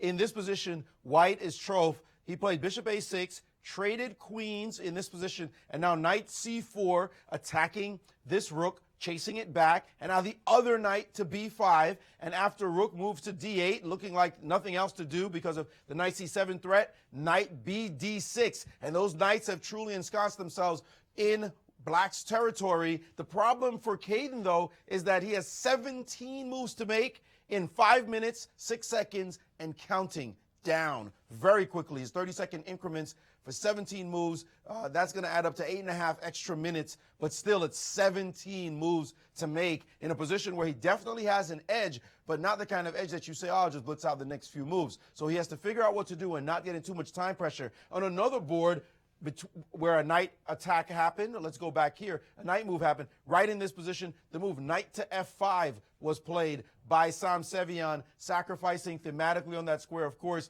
Gadakomsky has seen that kind of move before. He calmly draw back, queen f3, king g8, and in this game, 6 moves to make. Sevian has 22 minutes, Gada has 3 minutes and 18 seconds. So again, time pressure starting to speak, and it's his turn to make a move now, as our board hasn't updated as yet, but just me talking is going to take at least 18 seconds, which means that he's under 3 minutes by now. So time pressure starting to really make a terrific effect on these games. Guys? Oh, I think Gada is going to be okay after all. It's a very close position. Once he declined the knight sacrifice, I don't think he's going to be looking at it again. It seems that he will simply shuffle around, be able to survive well into move 40 without any problems. It's only 5 moves, I think, in this kind of positions. It won't be that much of an issue. Interesting thought there, Alejandro, because I'm thinking that actually Sam has done incredibly well by getting his knight to f5, the double rooks on the g file, permitting this g5, g6 idea. Only one bad piece for Sam. That knight on h2 does nothing. So imagine that Sam says, okay, I'll play knight to f1 with the idea of improving my knight, getting it to e3. What exactly is Gata going to do about this? I mean, he doesn't really have, we've talked about this throughout the whole variation, he doesn't really have an active counterplay type of move at his disposal. On the other hand, you're talking about good pieces. Yes. And I want to point out that the rook on g2 and g1 are absolutely fantastic. Yes, agreed. Once the knight on f5 is taken. It's captured. You don't capture the knight. I'm never going to capture the knight. Your rooks are not good. They're not doing anything. I'm just going to ignore your threats. I'm just going to let that knight survive on f5. And then I'm going to say, so what? Your pieces will not coordinate until the king side is open. For now, they're just not doing anything. I'm going to shuffle, get to move 40, and then figure it out. All right, so let's just make a shuffle, if we will, for black for a moment. King h7, tell me when you think... I should stop shuffling? Yeah, exactly. At this moment, do you want to do a rook g8 or something else? No, I see your plans. I see your idea of taking on d6 and putting the other knight on f5. Precisely so. But I'm going to go back to Dvoretsky's ideas of the superfluous knight. Okay. You have two knights going to f5. Only one of them actually belongs there. What if I just move to b7? What is your continuation? Knight boy 7? Oh, yeah. Okay, knight to b7. Wow. Okay. It's not that it's a good move. It's simply a, what are you going to do to me? Right, kind I've of got move. a good knight on f5, but okay. Frankly speaking, I was going to play for knight g4. Okay. I checked myself. Yeah, so it may not be a case of a superfluous knight. Maybe I have to prep that move knight g4 with one more move. I don't want to see a queen h3 check landing after I've sacrificed a piece. So let me just cut out a queen h3 idea by just playing rook g3, and my plan is to play knight g4 at a certain moment. Still pressure, the U.S. champion, by the way, take a look at the clock. 2 minutes, 2.5 minutes for Gata Kamsky. Well, let's take a quick look at other games because action is really happening in this game specifically. Actually, we have a bunch of new moves, and well, so much for shuffling. No more shuffling. Knight f5. Hold on, pardon me. When we had left it, king g8 had been played, and knight f1, as I suggested. Gata captured. But with the knight. With the knight. A big difference in taking with the pawn, which would allow the g6 almost lethal break. Absolutely. That was, we're totally in agreement about that one. You didn't want to allow the G file to be opened up. Gata lashed out with e5, e4. The good news here is that it does open up a bishop and potentially a diagonal over here. But let's see what happens after bishop takes e4, forced, and Gata Kamsky to play, and 3 minutes for Gata. No, he took on e4. Oh, yes, he took on e4. Which and then Gata took on e4? Yeah, Gata took on e4. Oh, sacrifice and exchange. Ooh, very good. Queen takes e4 and the move rook e8. Simple chess. So actually, it's funny how bad this rooks on g2 and g1 Man, whoa, wait a minute. Hold on. I'm going to exchange up. I like the rooks. Let's imagine I drop back to f3 for a moment, challenging black. What's the follow-up to his wonderful exchange sacrifice? If you take on f5 and say, well, I'll just play this position and exchange down and like the two bishops, that's okay. But I'm thinking that it might be playable considering that you don't have access to the e file, that the d pawn is so weak. It might be possible for black to play like this. Right, and apparently we have some kind of new development in the game Trof against Naroditsky. Okay, so let's go down. Take a quick look at that. Right, when we had left it, we were all abuzz about the white knights handling the... Hold on, I think there was a position like this. Right. This is where we had left it. Knight came to d6, rook came to b8 to sidestep this idea of bishop b7. Knight came to b7, attacking the rook. The rook was driven to the corner. Knight jumped back to c5. I love that maneuver, the knight on c5. So powerful. It's a great outpost. Right. Beautifully protected by the pawn on d6. We see, by the way, that Anna Sharevich and Kate have to finish their game. It looks like Anna has lost. I do want to see that end of that game, because if I can see from here, there's a queen hanging, but it does not matter. Yes, exactly. It seems like there was a nice queen sacrifice to finish off the game. And Maurice, you have it for us. It wasn't a queen sacrifice, but it was nice. But it was nice because she just played very simply. She didn't do anything brilliant. The sacrifice, rook takes d2. She just said, your position is so bad, I'm just going to mate you. And that's what happened. Queen, after the knight went to e4, I think we left it here. She did trade on e1. That was fine. And then she just moved her knight to block this bishop. She said, what are you going to do? You're helpless. It's like a cat playing with a mouse. You have nothing to do. The queen moved back to c2, and she just brought her rook in the game and said, it's over. And Anna played rook a c1, and it looks like a queen sack is actually just mate on the board. Game over. Of course, the bishop is pinned because of that rook, and the game was over anyway. So a powerful finish for Nemtsova. She is now leading the tournament at the moment. Definitely someone who will challenge for the title. Guys? Also in the women's section, I think that it's about time we take a look at Irina Krush's game and see if she's been able to break through Victoria Ni's defense, more or less.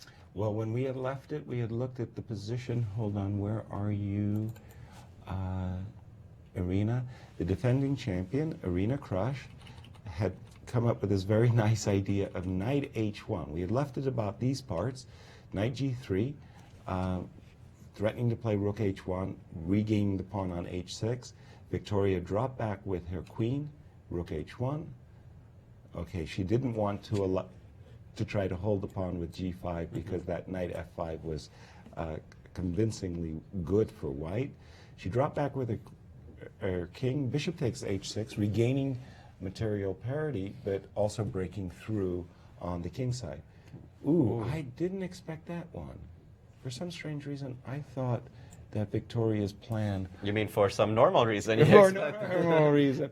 I thought Victoria's plan was to bring this rook on c7 over to the defense of her king.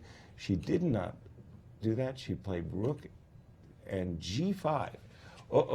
Big news afoot. Bishop g4, bishop e6. Ideas suddenly magically appear. Rook f7, trade. I feel there's some danger here. I just feel there's something here. Maurice, tell us. There was danger here, but it did not come with the move g5. In fact, the engines were saying that Irina blundered, not blundered like she would have lost, but blundered away a huge opportunity to simply get a gigantic edge in the position. Right here, instead of playing the move g5, the engines wanted her, was screaming for her to just bring her rook into the game.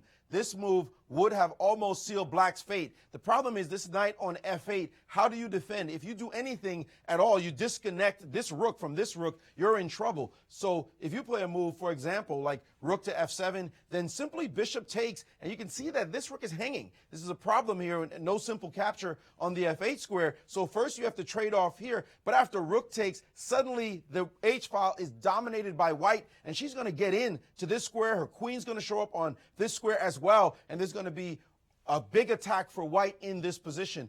She did not play that. She played g5, and that has pulled back the degree of her edge quite significantly. Now the position, the engines are saying it's just a little bit of an edge for white, but time pressure is starting to creep on both of them. Another important game in the women's contest is between Tatev and Alisa. If I may pull that game up right here. Alisa is, according to the engines, Alisa is now completely winning cold because of a blunder made back here. Well, first it was a poor move. Right here, we were in a position like this. Pieces got traded off.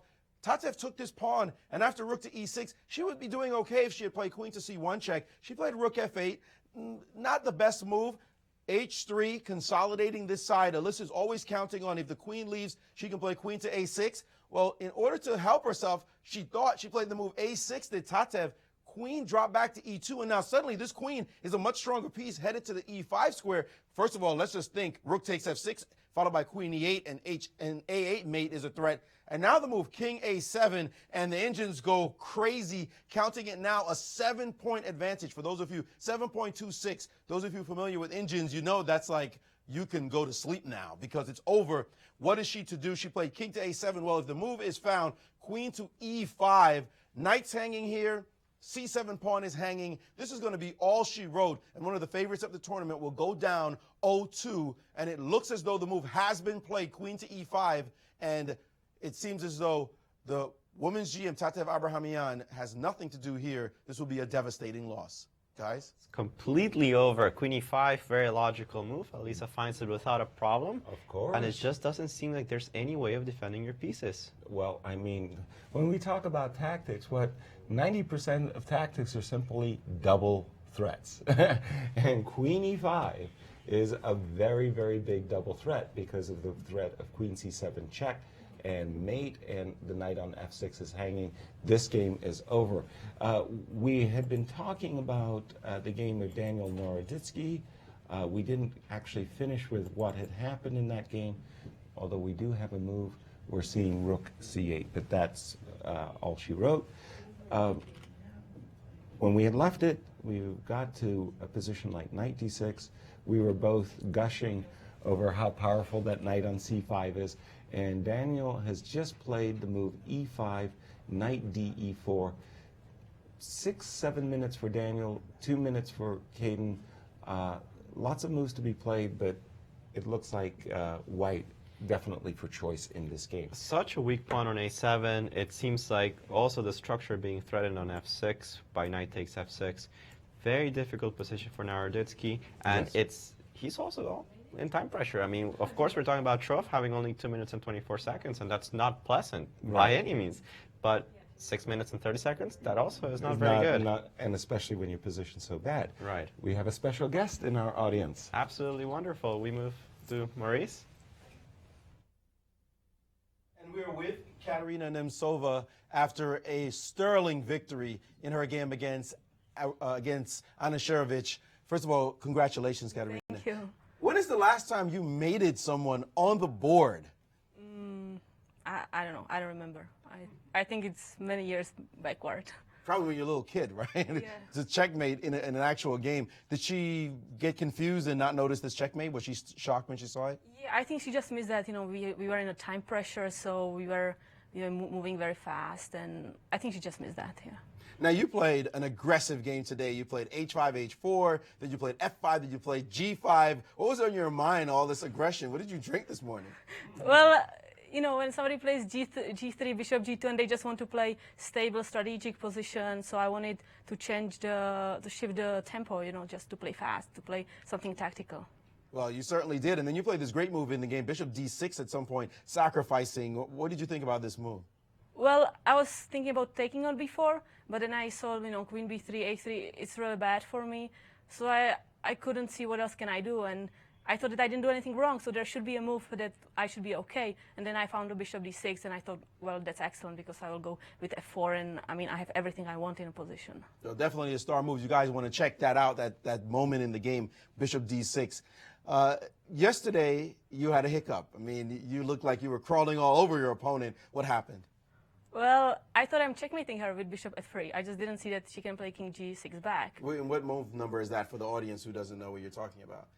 When you played bishop f3, I that played is. bishop f3, With the moment you played bishop king f3. g6, Okay, that's rook enough c7, to look and at. I thought I'm just checkmating. So then I kind of was like, well, it's not a checkmate, and then I got into trouble. And I was still winning, but you know, it's very difficult when you have such a winning position. I could just capture the pawn on h7, and it's totally winning, and then you just kind of mess up. So that was very difficult. That's why in this position, I could play knight h3 instead of knight e4, getting an exchange, but I just wanted to checkmate, you know, nothing. I just wanted to play it for checkmate. Well, we like checkmates ourselves. Congratulations, Katerina, on a fine game. Good luck in the rest of the championships. Thank you. Katerina Nemtsova bouncing back quickly to win her game, now leading the tournament on the women's side. Guys? Impressive performance by Kate. Impressive style. Yes, absolutely. Well done. In the game on table number 2, Wesley So, in my view, has kind of taken over the game. We had left it about this moment when he had played the move rook d8, a move we questioned because we thought knight d3 was a great opportunity. There was some maneuvering around. Nothing special seemed to be taking place. And then suddenly, it's white's knights that started going backwards, first to G3, then to H2. Black's rook on D4 takes up this fabulous outpost. Queen E3, rook D3, again squeezing the queen. The queen ended up going to A7, Queen A7, and I'm thinking Wesley's taking over. Moves like Queen C3. Maurice, what's your thought? Well, just a quick bit of news to report. As we said, time pressure matters so much, and we're seeing it affect the players for sure. And in this game between Apurva Virkud and Nasi Pakidze, Black is now completely dominating the game. Black hadn't played perfectly, but again, time pressure, both sides not playing the most accurate moves, but it's certainly Black for choice here. But look at the next two moves. Bishop takes on B7, not a great choice for White. Queen takes, and now knight to E4, and the move D3. Just trying to make this piece into something special, but after knight to D6, this move, the game is going to be over. This is a horrible blunder. The response, Queen to B4 will end the game, and she has found the move. Queen to B4, not only is she attacking the rook on E1 that's hanging, but she's threatening a nice discovery with this knight. So if you move your rook away, well, where do you put it? The fork just looks horrible by itself. At any rate, knight in, and this queen is hitting this one on the other side. Black is completely winning. The knight move, knight D6 in time pressure, costing the youngster the game. It looks like it's all over. Guys? Speaking of all over, it seems we have an important result also in the women's section. There's been a handshake, and it seems like Irina Krush has beaten Victoria Ni in that closed position. Maybe she didn't find the most accurate move instead of G5, but it was good enough for her initiative to crash through, and Irina moves to 1.5 out of 2. Very good for the defending champion. I'm still staying on the table number 2 with Wesley So. I really like this move, Queen C3 by Wesley. It seems to me it's setting up all kinds of nice threats, not the least of which is Queen takes E1, but also this nasty, like, Rook G3. You know, you just, a knight on F4 and a queen on G3 against a castle king on G1. It just feels are nice. A formidable force. Absolutely. Sam, understanding that things are not going in his favor, has played Rook E3, and let me see if I am up to date, and it just feels like the table is set for some kind of a nice tactical solution here for Black. I mean, I really like Black's position very much, and I'm looking for a knockout blow that may or may not be there, but it looks good to me. I like it as well, but there is some pressure on F7 as well, and we do have another result. Yes. When Maurice. Indeed, it looks like the women are dropping like flies. I mean, it's crazy. Tatev Abrahamian going down in her game against Alisa Melekhina. But let's go to the game between Irina Krush and Victoria Ni, who also just blundered. I mean, you look at this position. There's a pawn sitting on the B7 square, right? The rook's guarding it. So what do? In time pressure, move your rook away to attack a random bishop. What's up with that? Queen F2 check, king to G7, and now rook takes B7 with check. Thank you very much. It's just horrible. You can't move your king back because of bishop E6 check. You can't leave with your king because the queen's coming to F8. So this move, rook H4, Victoria is going to see that move in her nightmares, because now after knight D7, the nice queen F6 check, and that's kaput because the knight is pinned. You could always trade, but you are about to lose a piece. She was not that much worse, but time pressure affecting the games. We see you can spend a lot of time doing hard work, but if you do not manage your clock, then the famous saying, time pressure makes fools of us all, and it's come to bite a couple of the women in this round at the tournament. Guys? Thank you. Wow. So many results coming into time pressure, and so many blunders. We saw Victoria Ni blunder her game away, Tatev Abrahamian also blundering her game away in a very interesting position. But, you know, again, I feel it's the high tension, the high drama of, you know, the starting. Everybody's nervous. They are in good form. They want to perform very well. And these are tension-induced blunders. No, absolutely. They don't come out of nowhere. Part of chess is making your opponent crack under pressure. Exactly, and we saw that in those games. At the moment, I'm looking at this position of Wesley So, and I want to come up with something brilliant, and I've been unable to do so. I mean, it feels like the table is set for Black to do something marvelously wonderful, and I haven't found, frustratingly enough, a win. I mean, you're sitting there going, okay, if I just trade rooks, well... I could even take with the queen. I think the endgame is not so bad. Exactly. I'm not that impressed. I come down here with a check, force, and it just seems to me that, well, at the end of the day, I've just left my pawn on f7 hanging, and I've got nothing that I can be really that proud of. Maybe I'm a little bit better, but I feel that I haven't, you know, hit the nail on the head with this particular variation. So Wesley So, by the way, has been thinking for 4 minutes of the 6 minutes he's had. He's down to 3 minutes on his clock. He's got your intuition. He actually thinks that there's something. There has to be. Can't find it. Right. How frustrating is that? That's completely understandable. We do have a few moves, though. He decided that he didn't have anything better to take on e3, which is what you were suggesting. Right. And Shankland, more or less to my suggestion, decided to take with the queen, as in order to not really risk any of these variations. Right. Knights are excellent defenders. Here, obviously, Shankland has a worse pawn structure. Okay. But yeah, it seems very likely that he will be tortured, but at the same time that he might survive.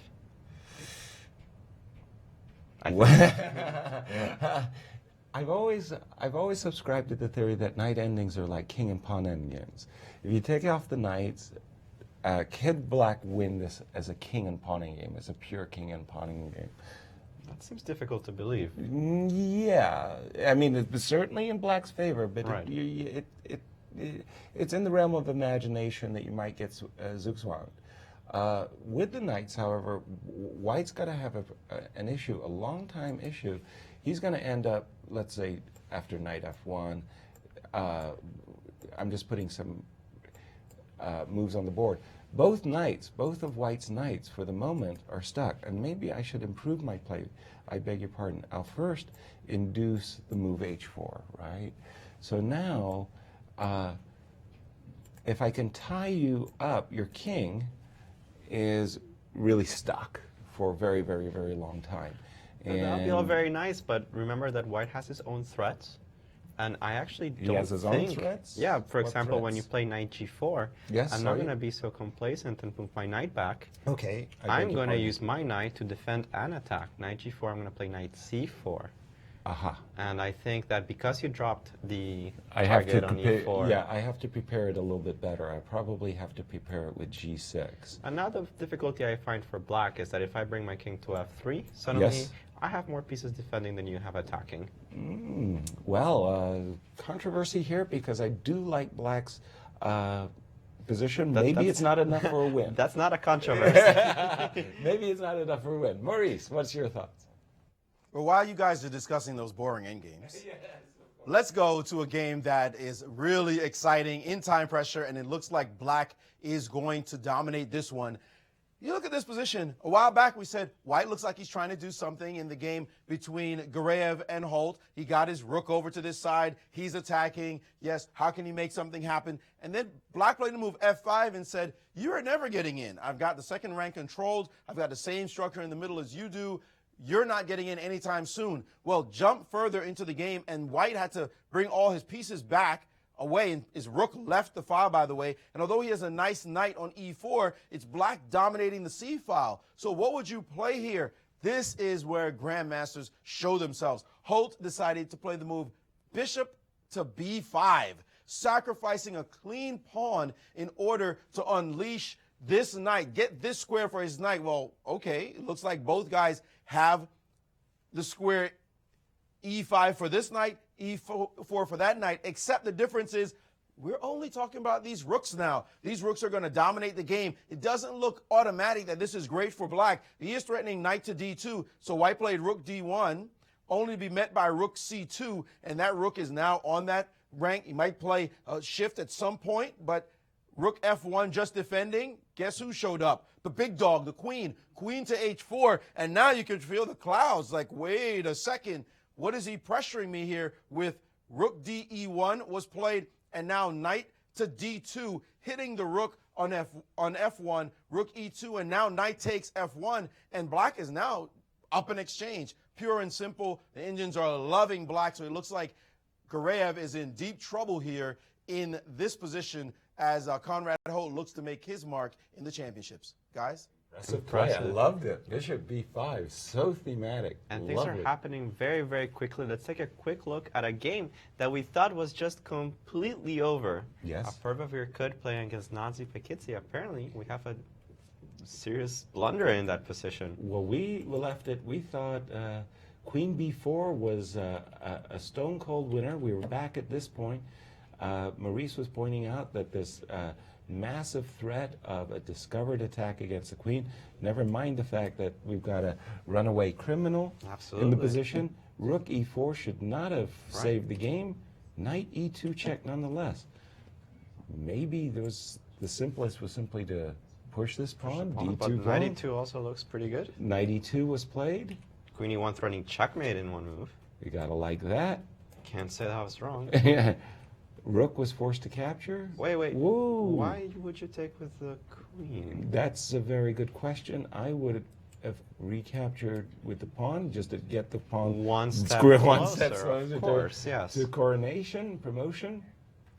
Queen was her choice. Now it's complicated. Whoa. Just a second. second. Knight f6 check. What is going on here? What is going on here? d2 has Naji I'm actually thinking of the move Queen e7. Does that do anything? It threatens checkmate in one, so it definitely does something. My goodness, I'd have to play Rook f7, and then White has at least a perpetual after this, doesn't she? This is just this was the perpetual I was thinking. So errors galore in time trouble here. And Queen e7's a move without question. And what about, wow, Queen e7. And we actually, Queen e7 was played. Okay, it was played. And fine. Queen e5 actually was looking at this move, Queen e5, controlling. G7, Absolutely. pardon me, protecting. But here I thought, okay, there's this idea of now catching the pawn, because let's remember, White's up a piece, right? Right, exactly. That is an extra piece on e8, so catching the pawn with Queen d7? Actually, Queen d7 was played, but I thought Queen d8 was just a much better version of the same thing. What's the diff? I think that you cannot play Queen d5, among other things. Because of Knight f6? Knight f6. I thought there was also this idea of keeping the rook under attack, right? Right, I understand. But Queen d7 was played? Yeah, Queen d7 was played. So let me just... let's see what's going on in this position. Okay. So here you were mentioning that Black does have Queen d5. Maybe not Queen d5. Rook f2, perhaps? That's looking pretty good, too. Again, we are a piece down. We're a piece down, but yeah. very complicated position to play in such a short amount of time. Without question. And it seems like we do have Apurva Virkud making time control in the position. We have a couple of other moves after Queen e7, Queen e5. And pardon me. So let me just re-click the game, sorry. Right. So we get up to date. Okay, so we do have, I see. So after Queen e7 came Queen e5 and Queen d7, and Black just simply said, I'll promote and recapture my piece, but now... Looks like even material to me. Even material and... No advantage. No. Right. Maurice, there it goes. Can you tell us a little bit about another game? Yes, again, time pressure, but this time it's the curse of the 41st move that affected one of the players. In the game between the two youngest players in the competition, Annie Wang and Jennifer Yu, Jennifer had played quite well to get this position with Black. Annie had been kind of futzing around a little bit and couldn't find her footing. And in this position, it's move 40. It's time for White to make a move. And she's down a pawn, so she naturally thought, well, let me take the pawn on a5. Except now suddenly king c5, and her king finds itself in a mating net. Suddenly, if this knight shows up anywhere, it's mate to the king. She played the move b4, king c6. Still, the king is trapped in a cage. And now bishop to e2 and knight to d4. And look at that mate threat on b3. And if she plays bishop back to d1, then Zugzwang, what do?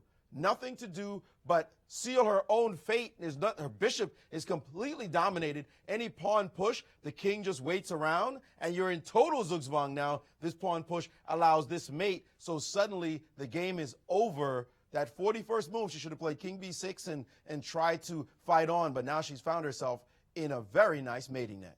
Guys? Wow. What an amazing Zugzwang, amazing mating net. That's something you see in like a Kasparian puzzle. I or was like, thinking the same thing, a domination. This is not real life, is it? No, no, that's too pretty. That is very pretty. By the way, we've lost, we haven't paid much attention to it. When we left it, Hikaru was so very winning. He was 2 pawns up. It looks like he's still cruising. So we have no difficulties there. It seems that it's an extra 2 pawns. It's safe king. Safe king. Yeah, that doesn't seem like it's going to go anywhere. Wesley So. Oh, interesting. Wesley has played g5. And I like this idea. I wanted to put my king on f3 so as to defend e4 further, and I think he just wants to have this idea of h5, g4 at some point to kick out my king. Right, so like h5, so in case you go, we'll have a g4 type of thing. A very important resource. Yeah. Oopsie daisy, the pawn on e4 would be lost. So Wesley's still trying to squeeze blood from stone a bit in this game. All right, we have had a draw, and now the big game. Sam Sevian got a Kamsky, got a sacrifice in exchange. It was back in these parts where we thought that Gada could just keep the position. He said, no, I'm going to break out. He sacrificed an exchange and a pawn, got the 2 Bs. Got the pawn back. And got the pawn back, and now has played bishop d3. And now it's time to reassess. Who's better and why? I don't know. These 2 bishops are very strong. They're monstrous. And that pawn on d5 is going to surely fall soon. Exactly. If black will try to round it up with a very direct rook d8. And by the way, over on the queen side, b4, this bishop on h8 may have something to say as well. So Sam lost control. He was containing Gada very well for quite some time. But now it looks like Gada, the reigning U.S. champion, saying, I'm a hard man to beat. Breaking out. Breaking out. I especially dislike that rook on g2. I just want to find a way to get it back into the game, and I cannot find a path. How do you get that rook from g2 to somewhere useful? Very difficult. I think that even though probably white is still okay somehow, it's easier to play with white for black. Exactly. And that's important. That's important, that it is easier for black in this position. Gada looks very confident in the board, and we have a special guest, Alisa. We are with Alisa Melekhina after a victory in her game. Alisa, congratulations. Thanks, Maurice. Now, this game was a little bit wild. I mean, we were really intrigued by some of your decisions in the game, particularly the first decision when you played this move, rook f to e1. Everybody was falling out their chairs in the studio. They said they would have just taken on e1 right away and then thought about it. What was your thinking? And we go to the board at this moment when you played rook to e1, rook f e1. Well, rook fe1 invites the trades down the e-file, but then, I'm left with a very strong queen that is threatening both f7 and d5, and coupled with the bishop pair, it's very dangerous for black. So you didn't care about those rooks. You thought your queen was the one. In this position, yes. Yeah. Okay. All right. So now you both were in time pressure. She, in particular, was in severe time pressure. Were you surprised she was taking so long to make moves in this game?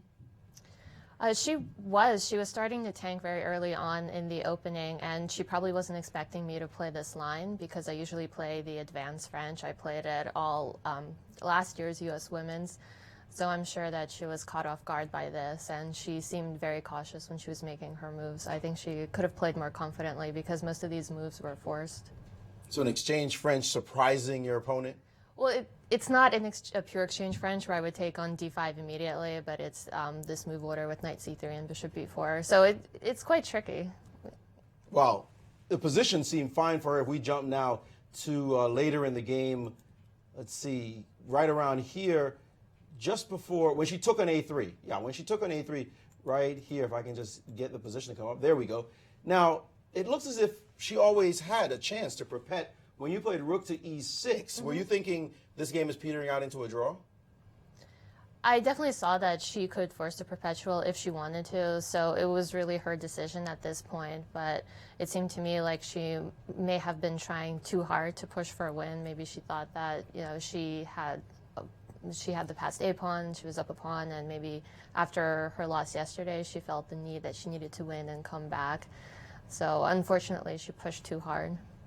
And ended up really getting devastated at the end.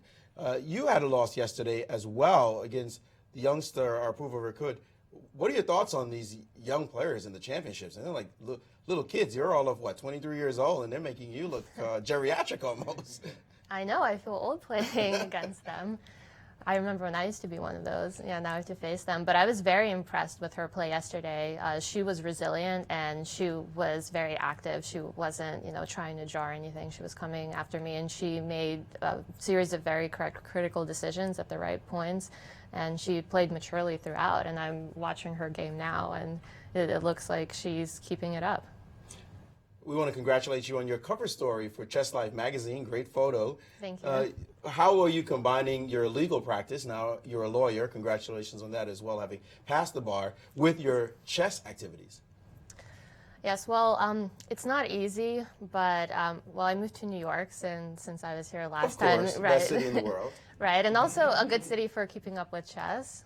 Been playing at the Marshall, been trying to just stay sharp, playing in tournaments every now and then. But the biggest thing is that my firm is very supportive of me coming here, and I'm very grateful for them, because after this I'm playing in the Women's World Team Championships representing the U.S. I'm flying out for that April 16th, almost as soon as this is over, so I'm taking pretty much all of April off for chess. Great firm. Why don't you tell the name so that they can feel good about themselves as well? What is the name of your law firm? Yes, Debevoise and Plimpton, LLP. They're amazing. And also the cover photo for Chess Life, that was taken at the offices, so they were also very supportive of that, letting the photographer come in. Fantastic. Well, that's what we like to see. Thanks so much for joining us, and good luck in the rest of your games. Thank you. The lawyer and FIDE master, Alisa Melekhina, after winning her game. Guys? Thank you, Maurice. Wow, I like that. Very, very supportive law firm. A couple of important results. Please. We do have the game of Annie Wang finishing with a beautiful checkmating pattern, almost a study-like position. And Jennifer Yu takes her first victory of the tournament, bouncing back nicely from, a one position that she managed to lose yesterday. Right. And also the game between Nakamura and Nakovian has finished. Okay. Very clearly in favor of Nakamura, who moves to an easy 2-0, relatively, with today's game. And, well, he seems pretty much set to win the tournament. Wesley So? Okay, but he's cruising. I understand. I just think that if he can't lose lost positions, and if he wins easily with white. Yeah. Well, of course. I mean, it's true. I mean, it definitely has the wind at his back at the moment. This is the same Hikaru we saw in Gibraltar. I mean, if you see the style of games, he's not afraid to take risks. He's not afraid to say, I'm the better player. I don't care that I'm not supposed to do this. I'm going to do it anyways. Come here and punish me. And we see that Holt couldn't do it. Akovian couldn't do it. Who's going to be able to do it in this tournament? There's some guns out there who would like that opportunity from a good position, of course.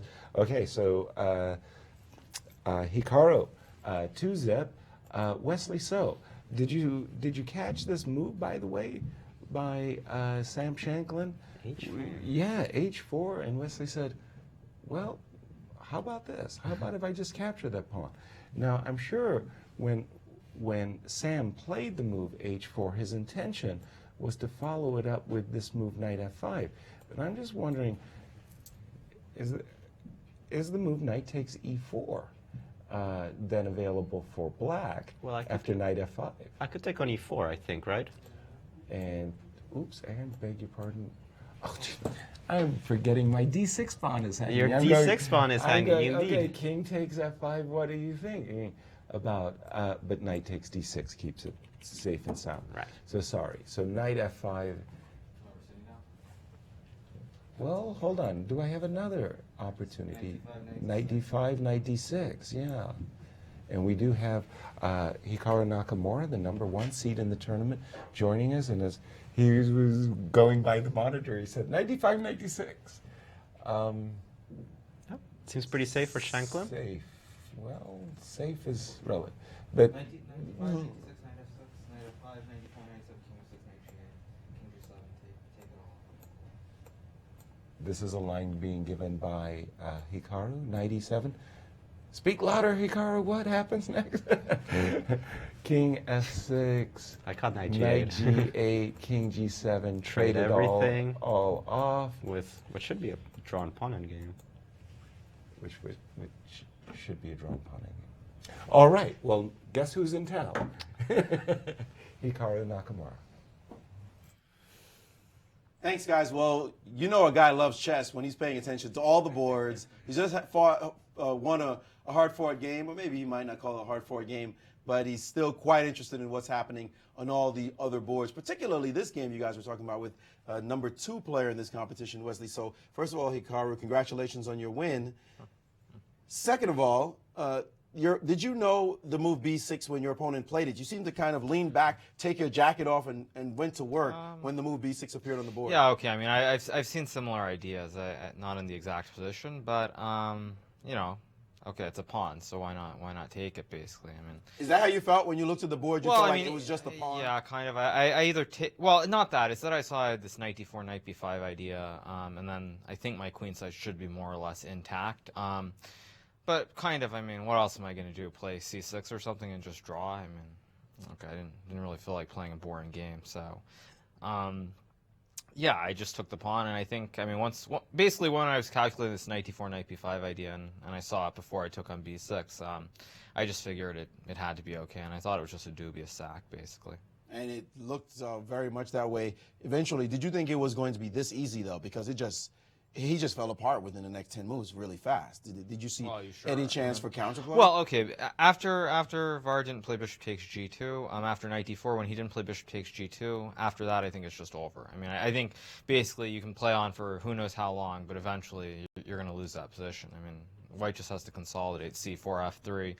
I mean, okay, at some point I can maybe even go b3, a4. So I just think, I mean, you know, I think really it wasn't Var's position, basically. You know, Var is a very positional player, and so to kind of, you know, just gambit a pawn like this, it's not his style. So I think certainly because of that, he was a little bit uncomfortable, and he didn't find the right continuations. And so, I mean, I think it's more a style thing than anything else. 'Cause, you know, I don't know, if I was playing the position against Magnus, I think I would prefer to be black than white, for example. But, I mean, against a positional player like Var, I mean, I certainly prefer white. Well, you mentioned the #1 player in the world, Magnus Carlsen. Congratulations, you're now currently on the live rating list, the #2 player in the world, having crossed the 2,800 barrier. What are your feelings about that? I mean, who cares? I mean, I think a lot of people would care about being the #2 player in the world. There are better things to do in life than looking at that stupid rating list, frankly. I'm just trying to play good chess, and I'll worry about everything later. You've been playing very good chess this year, having won Gibraltar, having won Zurich. By your standards, the game in round 1 wasn't so great. This one was definitely a dominating performance. Alejandro Ramirez, our host, even said, well, Hikaru looks like he's on his way to winning the tournament. What are your thoughts about that? Well, okay, let's just say the start's very similar to Gibraltar. I started with black, had a rather shaky game, won that, and then I think in the second round, I won a very nice game against Harika. So I guess the start is similar, but, you know, obviously, tomorrow I play Gata. We'll see which Gata shows up, certainly. But then I play Wesley as well. So I mean, there are a lot of strong players. You know, it's a long way to go. 2-0 is not. I mean, okay, it's nice to start 2-0, but I mean, really, who cares? So I guess you're not thinking about the Bobby Fischer prize, huh?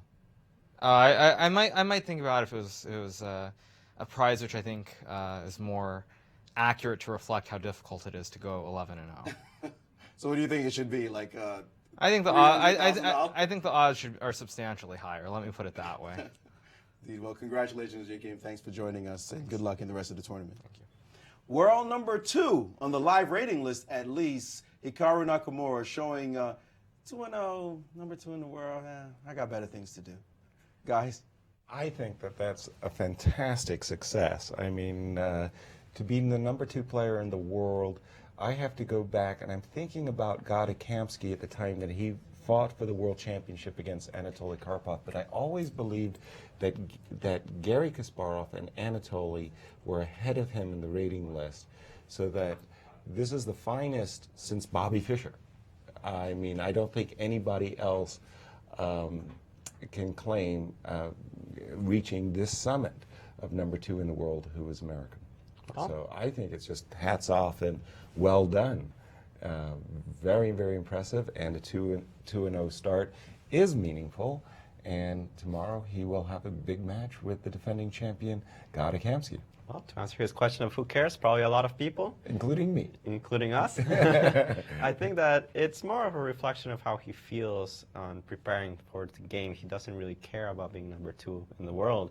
What he cares is playing good chess. The results will come by themselves. And that's very important for a lot of students that are trying to get good at chess. And they're always like, oh, but I haven't hit 1600, I haven't hit 1500. Right. I mean, don't worry about it. Play chess, rating will come. Hikaru Nakamura just said so. Play good chess and let the details take care of themselves. So as we're going around the board here again, we're looking at this game of Wesley Slow. We've been looking at this move, knight f5, knight takes d5 variation, a variation suggested by Hikaru as he was walking in the studio. Knight takes d6. We were playing, I beg your pardon, I think we were playing knight f6, knight f5. But even the move knight f5 doesn't really seem to be necessary. I think I can go... Another square? Probably. What if I just go to c4, your advantage? Yes, you have an extra pawn, but it's these doubled pawns on the h file. Am I really that scared? You might be. You might be. I don't know. Definitely, it's nice to press. Of course. If you don't, if you miss the mark, well, okay, you pressed. Is it that meaningful? At the moment, it doesn't appear so. But there are sometimes knight h2 types of checks and king g5, king g. It might be able to nudge you backwards or nudge you in a way that maybe gives something. Trust me, when you go knight h2, king g5, I'll go king f2, king g1. And then the trap knight. Trap your knight. Very happy.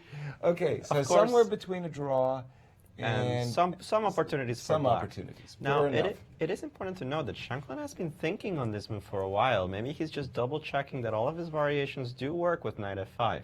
Okay. But he got out of time control in move 40. We're on move 44, and he's already spent 13, 14 minutes of it.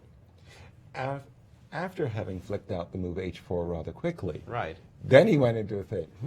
Normally this move h4 you think about very seriously, and then you're ready to respond. So it reminds me of his students' game, or former students' game. We know that Sam Shankland used to work with Caden Trofe. And, well, Caden did something like that yesterday, right? Yeah. He just blitzed out basically a move that was D5. very complicated, and then his opponent, well, took the pawn, and then he went into the think tank. Right. Very, very rare sequence of events. But, okay, it seems to me that Shankland's position at least is a little bit better than Trofe's Caden's yesterday, yeah. Speaking of Caden, he is locked horns with Daniel Naroditsky. At one time, I really thought that Caden had some very serious advantages. Now, less so. Less so, really? Really, I'm thinking that. Let me just see what has happened. We got to a position like this. And all of this, most of it was under time pressure. We had mentioned that they were very, very low on time, and they had to catch up when all of these moves that you're looking at very, very, very quickly. Exactly. So maybe a lot of them inaccurate, but this is the position that they reached. Right. I was thinking, okay, white has a pawn. No Pawn question is a about pawn. it. Pawn is a pawn. You tend to like those. I very, very, very much do. But I also like very good blockaders. The knight on d6 and okay, white's extra pawn, if you will, is a 3-2 majority on the king's side. If this pawn on h7 was on a nice square like g6, I would think that this is excellent chances for the draw. The problem is this pawn on h7 is simply vulnerable, and rook g4, rook h4 ideas. So, okay, Caden. He seems to be in the driver's seat. Yes. What do you think Daniel Naroditsky is thinking, at least with his body language? how am I going to draw this? How am I going to draw this? That's what he's thinking. And okay, Caden definitely putting on the pressure. Other remaining games as we go around the horn, we do have that variation on our board, by the way, of Wesley So Knight and F5, Knight takes D5, Knight takes D6. Just as Hikaru mentioned on his way in the door. Gadakamsky. Oh, we have a couple of moves. Has captured the pawn on D5. That rook was on G1. What happened? Okay, so bishop came down to D3, rook D8, rook slid over to A1, B4. You had mentioned this idea, very powerful. Absolutely. Knight to E4, rook takes, check, king H7, rook E8. Rook E8. And so we're up to date with this game. Well, black has the chance to win a pawn. I'm not so sure it's a pawn I want to take, but I feel I can take on E4 and then capture on C3 at some point. Which move?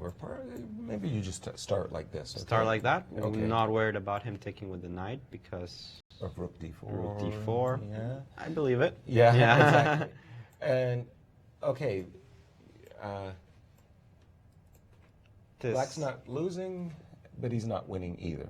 This is everybody's happy with a draw, I think, here. I think I wouldn't be too afraid if I was black. I will have a nice bishop either on B4 or on D4, really dominating a lot of squares. Exactly. Rook's probably going to go to F5, hitting F3. The H4 pawn is weak. Rook on C4 is mediocre to be nice to it. On the other hand, you can't really make progress. You're down the exchange. Right. I think everybody will be happy with the draw. I love this story of Garry Kasparov. Garry Kasparov was playing in the Spartakiad Olympiad of the old Soviet Union, and he had an adjournment. He had bishop and pawn versus an exchange. And he called his mentor, Michael Botvinnik, on the phone. And he hadn't given Botvinnik the position. And Botvinnik asked about the imbalance, and it was a bishop and pawn versus an exchange, a rook.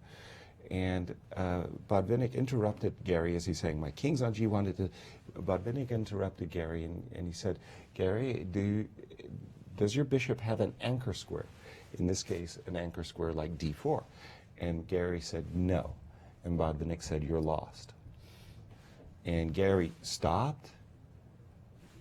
Hours of analysis, Botvinnik was right. He just understood that the bishop needed to have an anchor square, bishop and pawn versus rook. But if it was a free floater, and Garry looked at me and said, you know, these guys knew chess. They understood chess. It's that knowledge, that series, a sea of concepts that they know that it can just be like, not even look at the position. Not even, and they just pick it out of their memory bank. It was pretty impressive. It was a great, great, great story. But here the bishop's anchored. It seems like he has a fantastic square. The structure is very solid for black. It should be a draw. Agreed. Let's move onwards for a moment before we take a break. Just a second. Where are we?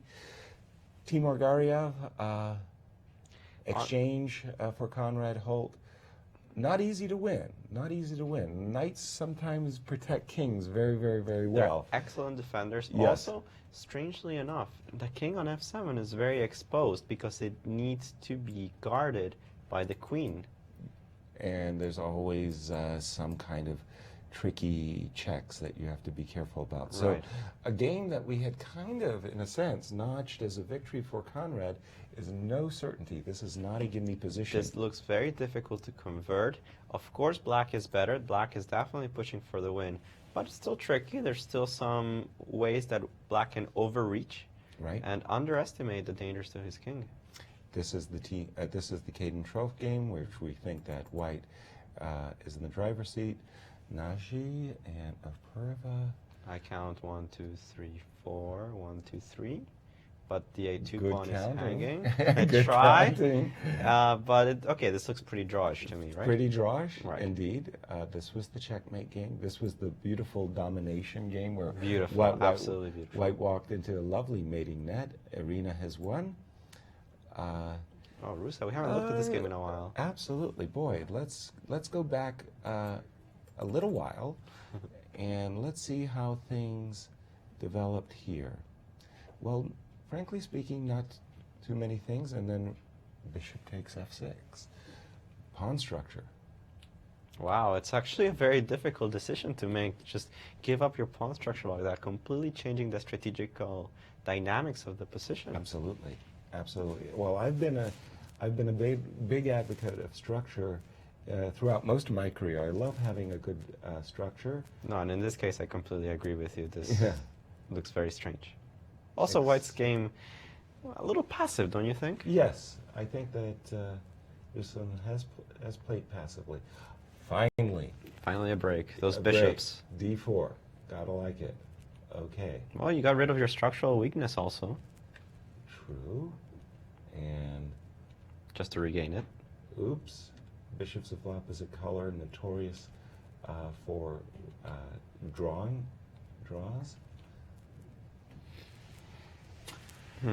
It's hard to say. Agreed. I think I'm going to just prefer black a little bit because of this past d-pawn, but I think this is looking more like a draw than a victory for either player. Even if I can play f4 in this position? Even if you can play f4 in this position. Yeah, it's a very complicated situation.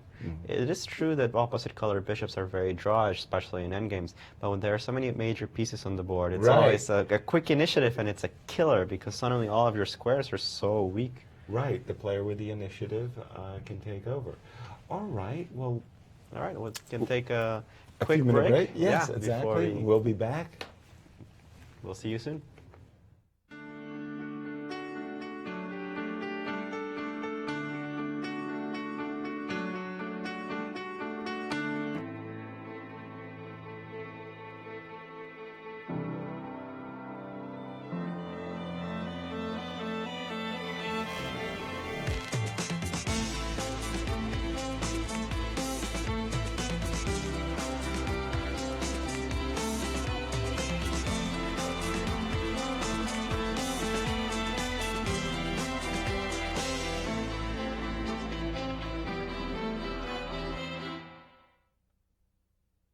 ...2014 was a great year for chess. Chess24 brought you live interactive broadcasts from top tournaments. A play zone where you can take on opponents from all around the world 24/7. Interactive beginners courses, ensuring you pick up the basics fast while having fun. A tactics trainer to sharpen your chess by solving puzzles adapted to your level. Hundreds of interactive videos. Chess24 on mobiles and tablets. Most features are free, but limited for registered members. Chess24 is offering a special premium membership for just $9.99 per month or $99 per year. See you at chess24.com.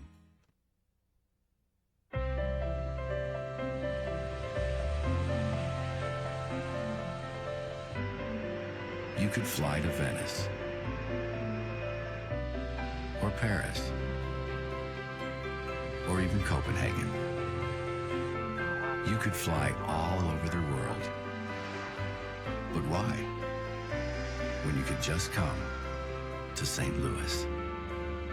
Your trip begins at ExploreSt.Louis.com.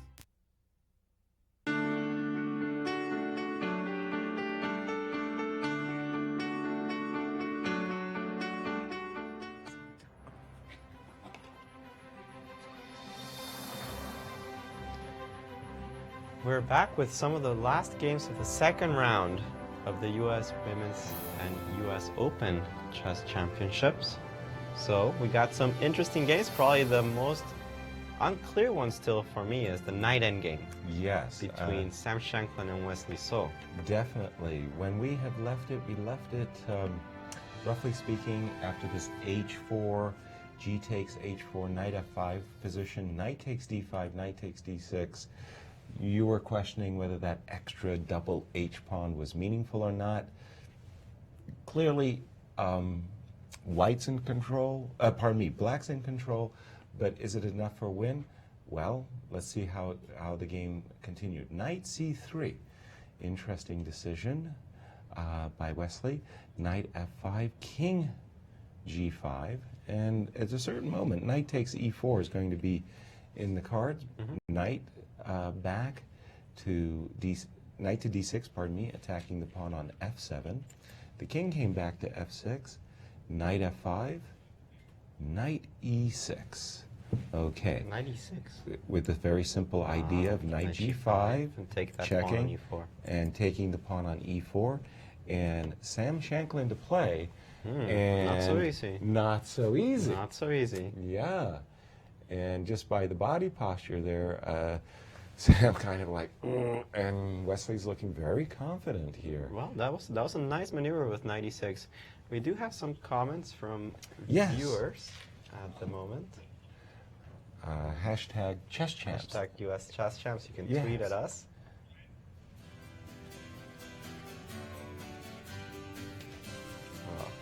We got from Junior Dos Bestos. Alejandro knows his stuff. Well, I try. It just goes boss mode. I like that boss mode. Ooh. I hope next year it'll be good enough to qualify maybe for the tournament. Yeah. DC Paul, Sevian does not use engines when analyzing either, just goes Boss mode. I love that. Love it. But Blue Tornado has a very intriguing question that I would like to talk about. Where are the cheerleaders in the dance squad? Come on, come on. Tom, our producer, you know, I mean, we've got some St. Louis Cardinals cheerleaders that are doing nothing right now. And they could be joining us here at the U.S. Chess Championships. Well, thank you, Blue Tornado, for asking the real questions. Yes, exactly. And finally, we got Charles from says the American production team is quite excellent with a flavor of the wide world of sports. Yes, the ABC Wide World of Sports with Rune Arledge, one of the greatest sporting programs ever in United States history. Thank you. That's a very, very generous compliment. That's seriously good. Respect. Thank you, everybody. Exactly. And it does seem like Sam Shankland is just down a pawn. Yes, and he's facing knight g5. And no, actually, this pardon happened. me. Yeah, knight takes h4 was played, and it seems like with this trade of pawns, black has fixed the structure, is up a pawn. I still think white has good drawing chances, considering the fact that the material is so reduced. But we all know how important knight endings and king and pawn endgames are, right? Absolutely. Knight takes. So a clean extra pawn. Clean extra pawn. I also have some problems with that knight on h4. Not so easy to bring him back. Exactly. Meanwhile, we have a result in the Apurva Virkud against Nazi Paikidze. I believe that game was a draw. It was pretty drawish when we saw it last. And yeah, Nazi putting the kings in front of each other. Yes. Signaling for the DGT board that the game was indeed drawn. Exactly. So as we're going towards the end of the show, Wesley So, very, very key game. If Wesley can pull this out, I mean, he'll be putting pressure on Hikaru. And the Gada Kamsky game, it's actually 2 pawns. How did Gada manage that? Well, in fact, they did follow the line. I know, but rook f5 first. I like that idea. And we have first picking up a nice tempo against the pawn on f3. White was forced to defend the pawn on f3. Now came the trade. And bishop takes. And another tempo one with the anchored bishop on d4. And there is not enough time for him to defend everything. Suddenly with 2 pawns, I think black has real winning chances. That is remarkable indeed. Rook takes h4, f4. Black has real winning chances. Well, if I can get the rook out. If I can get the rook out. If you can get the rook out. Very quickly, we'll go to Maurice Ashley, who has something to show us in the Shankland game. Yes. Well, speaking of black having real winning chances, the game with Sam Shankland and Wesley So may indeed prove to be a positive result for black because Sam Shankland may have blundered on his last move. Take a look in this position after knight to e4 with check by black. He's up a pawn. As you said, Yaz, one of the classic things we learn about these endgames is that they're really king and pawn endings, even though you see the 2 knights on the board. It is very important that you get activity for your knight at least. And in this position with his king in check, he had 3 legal options, and he chose one that cuts off his knight from getting back into the game quite easily. This move, king to f3, and now the move, knight back to d6, and the engines are saying that black is already up a piece. Now, if he could trade off all the pawns, can white, then it won't matter. He's down a knight, but you're not going to make me. But it doesn't seem so easy. And the main problem he has here is if he simply moves his king out the way, he faces this move, e4, and take a look at that knight. It has absolutely nowhere to go. And if you have to play moves like g3, knight to f5, you can't trade because the king and pawn ending is lost. And knight to g2 and now king to g5. This knight is horrible. A king is about to show up on the g4 square. Your g3 pawn might drop in the next moment. And this is starting to look really bad for Shankland. So a potentially decisive result in this game made easier by an off move by Shankland. Guys? Thank you, Maurice. And while you were giving that excellent explanation of how powerful the move knight d6 was, I'm looking at the board, and I do believe knight d2 check has actually been played, not the suggested knight d6 that you mentioned. But I was also liking that move, actually. Because that was the natural move for the human player, right? Right, that actually looked really, really good. Because the idea behind knight d2 check is that in case of king e2, king g5, as Maurice was explaining, you don't want to trade knights and get into a king. Possibility. Right, and so then king g5 looks really very, very tempting. Yeah, this also looks great. And right, so big happenings here in this king and pawn game. Knight and pawn ending, and it looks like Wesley might steal one, so to speak, get a victory out of this. Everybody knew coming into the tournament, Wesley saw Hikaru and Nakamura, two favorites. Clear. But I actually didn't expect them to both go 2 out of 2. I mean, when you start. Yeah, not at the start. When you think about it, there's such strong competition. Right. They're going to play at least one game with black. Of course. I mean, is it really going to be 2 out of 2? And look at them. Yeah. Look at them steamroll 2 rounds. Right. Maurice? Absolutely. I really like those two players in the tournament. Yeah, big surprise. Congratulations, Grandmaster. You know how to count rating points. Well, clearly these two players have been playing very well. Wesley, throughout all of last year, he wins the Millionaire Chess Open, gets $100 grand in the pocket. Then he goes to Vaikonze and shows his stuff, tying for second place there and coming here, showing that this guy is a great player. By the way, we should make mention of the fact that he is also quite close to being 2,800 himself. He is sitting right now number 6 in the world in the live rankings at 2791. A couple of positive results go his way, maybe 3 wins. You can easily see him going +3, +4, if not bigger in this competition. And with a high rating as Sam Shankland has, a win here will definitely give him some points. You could easily see him breaking 2,800 in this tournament. It'll be harder for him to do, but we may have, at the end of this event, numbers 2 and 3 in the world sitting right here in the United States of America. An amazing possibility that we would never have thought of as early as a year ago. But with Wesley coming to this country and playing such fine chess, he is, along with Nakamura, going to be representing us quite admirably in future years. Guys? Wow. I just find that a thrilling remark to say the United States hosted number 2 and number 3 in the world. Wesley's still got a lot of work to get there, but for the moment, he's doing a good job. He has good chances today. Yeah. When we have left it, again, some criticism over the move king f3 by Sam that may have cost him. Knight d2 check, and we did see this move king g5 provoking g3, which makes the pawn that much more vulnerable to a future king g4. Then knight e4, obviously attacking the pawn. Here I thought the problem that white has is that Sam can't just retreat the knight with knight f3 check because there's no way to guard the pawn on g3. Very unfortunate. Unfortunately. Yeah, very unfortunate. So he had to play the move king f3, and just a second, let me get up to date with the play for a moment. They actually repeated once, and it's Wesley to think now. He could go back to knight e4, which is, of course, not yet a threefold repetition. He's still completely entitled to do that. And I think it's still the most likely. I'm not entirely sure what else he can do. Well, I was thinking, I like that line where I'm trying to get back to that line that Maurice mentioned where black gets into e5, e4, and then just presses against the g3 pawn. So let me just play a move with my knight away. Sure, knight c4, I like. Okay, so pretty boldly stating the obvious, I intend to play king g4.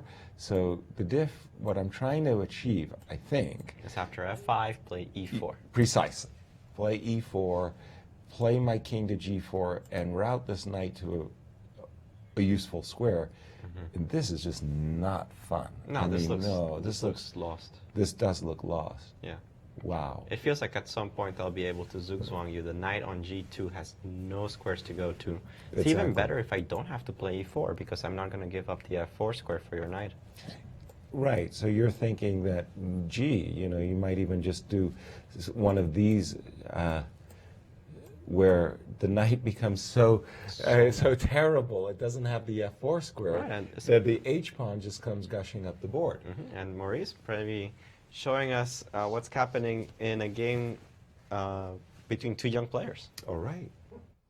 Yes, it looks like young Caden Trofe is bouncing back from the beating he took yesterday at the hands of Ray Robson, but now showing his stuff against Daniel Naroditsky, who had a really bad game yesterday, was disgusted with himself. He's going to be even more disgusted today because this game is just about over.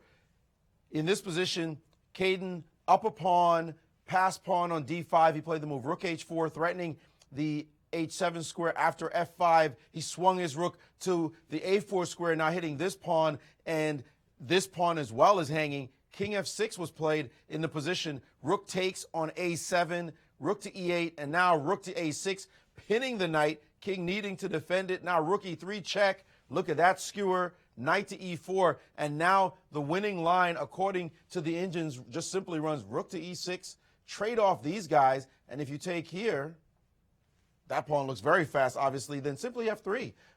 Give me the piece. Game over. This looks like it's truly done, and Caden is just kind of relaxed, looking around, trying to make sure he makes the right move here. And instead of going after the piece, he just took on e4, not finding necessarily the best line. He's still a couple of pawns up. We'll see if he can continue the game. Looks like he's reaching for his rook to trade off in this moment. And he has done so, and he's going to go up pawns, but not as easy as it could have been for him. Looking quite dapper there, isn't he? I might have to go get that jacket somewhere. Guys? Well, I think that once you find the winning line, or as winning as this variation is, you just stop looking. Two extra pawns, easy winning. You just kind of expect Naroditsky to resign. It's 2 pawns. True enough, exactly. And the old expression is 1 win per game is all you'll need. So if you find a clear, for yourself, a clear win, go for it. And I preferred what Maurice was saying. Don't give up the bishop. Keep that f2, f3 in reserve. But this is good enough. We're splitting hairs. Danya definitely 2 pawns down, losing. I want to go back again to the Sam Shankland game for a moment, because we have seen that variation, by the way. Right. No, he put the knight on e4 instead of c4, and then and f5. then you just went f5. Which looks very logical. It does. I think this is almost resignable. But there's one key difference here, though. After king g2, you don't want to play king g4 because you give me this cheapo. Absolutely. I get to go knight f3 and trade that e5 pawn for the g3 pawn. Well, that's nothing. So you just after king g2, I'm worried about the move knight to d2, absolutely dominating white. Exactly. Now the knight on h4, you can't go f3, and if you do something bad like king here, you mentioned the zugzwang, and I think we're about to see one. Absolutely. Knight f1. Yeah. Soon. Knight g2, and I think that the simplest is probably just going to play e4 Absolutely. and There's no domination. Worries. So, well, guys, big result in. It seems as though Gadakomsky couldn't extricate his rook from the h4 square, and the game has ended in a draw. So Sam Sevian, the youngest player in the competition, playing the veteran of the tournament, and he has managed to hold the game, and got to feel pretty good about that result, especially after his loss yesterday. We know Gada is going to face a big test tomorrow. He should have the white pieces against Hikaru Nakamura, so that will be a critical game for his station in the championships. Guys? Thank you. That was a game, by the way, to play today between Sam Sevian and Gada Kamsky. Oh, absolutely. I think it's a game that both players can feel good about, in the sense that Sam Sevian, he kept the U.S. champion under pressure for about 30 moves. Gada, resilient as always, shows his resourcefulness, comes out with this exchange sacrifice, and a well-played game. Just a good drawing game, and I think both players can be pleased with the result. No, absolutely. It was a fantastically played game. I love Kamsky's boldness in time pressure, severe time pressure. Go for this exchange sacrifice, not being afraid of the complications, knowing his pair of bishops would be at least enough to hold equality. Yeah. And, well, Sevian finding his way out of a little bit of a pickle, I think, just being able to hold on to the draw. And wonderful. It seems that even though Wesley So maybe had an easier win in his position, still like his position as probably just winning. Yes. Let's take a quick look at the Conrad Holt game, which we haven't Right, looked that at was in the a while. extra exchange ahead. Right. Let's see if there's been any progress. When we left it, Alejandro, we were back around these parts, and you had mentioned quite clearly that black has a little problem with his king. And it seems like Conrad, with this move, king e8, was looking to try to tuck his king away somewhere, trying to find that right vicinity of the board to place his king. It's broken now with g5, and we have this position. It does feel like black made at least a little bit of progress. I like that white's king feels even more exposed with ideas of f4. Okay. I especially like the fact that his king's a little bit more tucked away, and I especially like the fact that Timur Gurayev has 3 minutes and 40 seconds to play the rest of his game, of course with the 30-second increment. Exactly. Not a lot of time. No, it doesn't make it easier one bit when you're behind on the clock. So definitely things going Conrad's way in this game, and let me just, how the heck did Daniel manage to get his king to f3? Still winning, but I am not terribly impressed with the technique. Wait a minute. How on the earth did that happen? So 2 clean extra pawns. Daniel has no chances, and we're here, and then we're going to skip to black's king suddenly becoming very active. Well, I would not have allowed this. Maybe it's winning still, but this is not the technique that you want. Okay, Maurice is saying it's still winning, but this is not the winning technique no, I would have expected. Of course it's winning. There's no doubt in my mind it's winning. It's not so much about it, it's that, well, make it easy on yourself. Yeah, exactly. What are you excited about? A black king sitting on g2? I mean, it looks like it's hiding as far as possible from when the white pawn queens, so that the mate is as long as it will take for you to win. This is over. He's just going to bring his rook back and then push his pawns. It's not like he's getting some dramatic counterplay against those G and H pawns.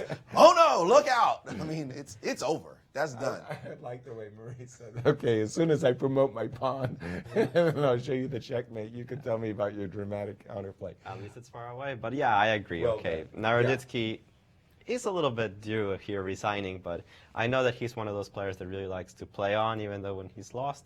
So we'll see probably a few more moves. Okay, and finally we'll take our last look at the Wesley So game. The players have reached move 60, although that's not the case anymore. That's not a time control anymore. The secondary time control is 30 minutes for all your moves for the rest of the game, including a 30-second bonus increment for each move you make.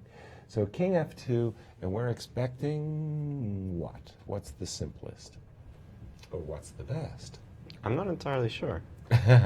Wait, because no, you cannot go king g4 because of knight g6. Okay, let's see that. King g4, knight g6. What is wrong or bad or good about this? Obviously, this pawn on e5 is hanging. That's not a good thing. I'm just thinking knight f3. No, I agree. I don't want to allow your knight to escape its prison. Can we fall back on our old... But now the knight on d2, I would prefer the knight to get to the d3 square. Okay, let's try this one. Let's try check, king here. I'm not saying this is the only move. knight back. And what's the difference? The difference that I want to show is that in this type of position, I dominate the knight with knight d3 check, followed by king g4. I think that that's the winning idea. So let's go back a little bit. You want to play knight c5? Yes. Okay, hold on. I agree with this. Okay. But after knight e4 check... Hold on. Sorry. When you play knight e4... hold on. We're here. Right, because I really want to bring my knight to f3 to be able to keep your king at bay. Right. After knight e4 check, can I maybe go to g2? Okay, hold on. Knight e4 check, go to not f3, as previously recommended, king g2. Fair enough. Okay. Now I'll do my little maneuvering. Knight c5. Knight 3 is a check.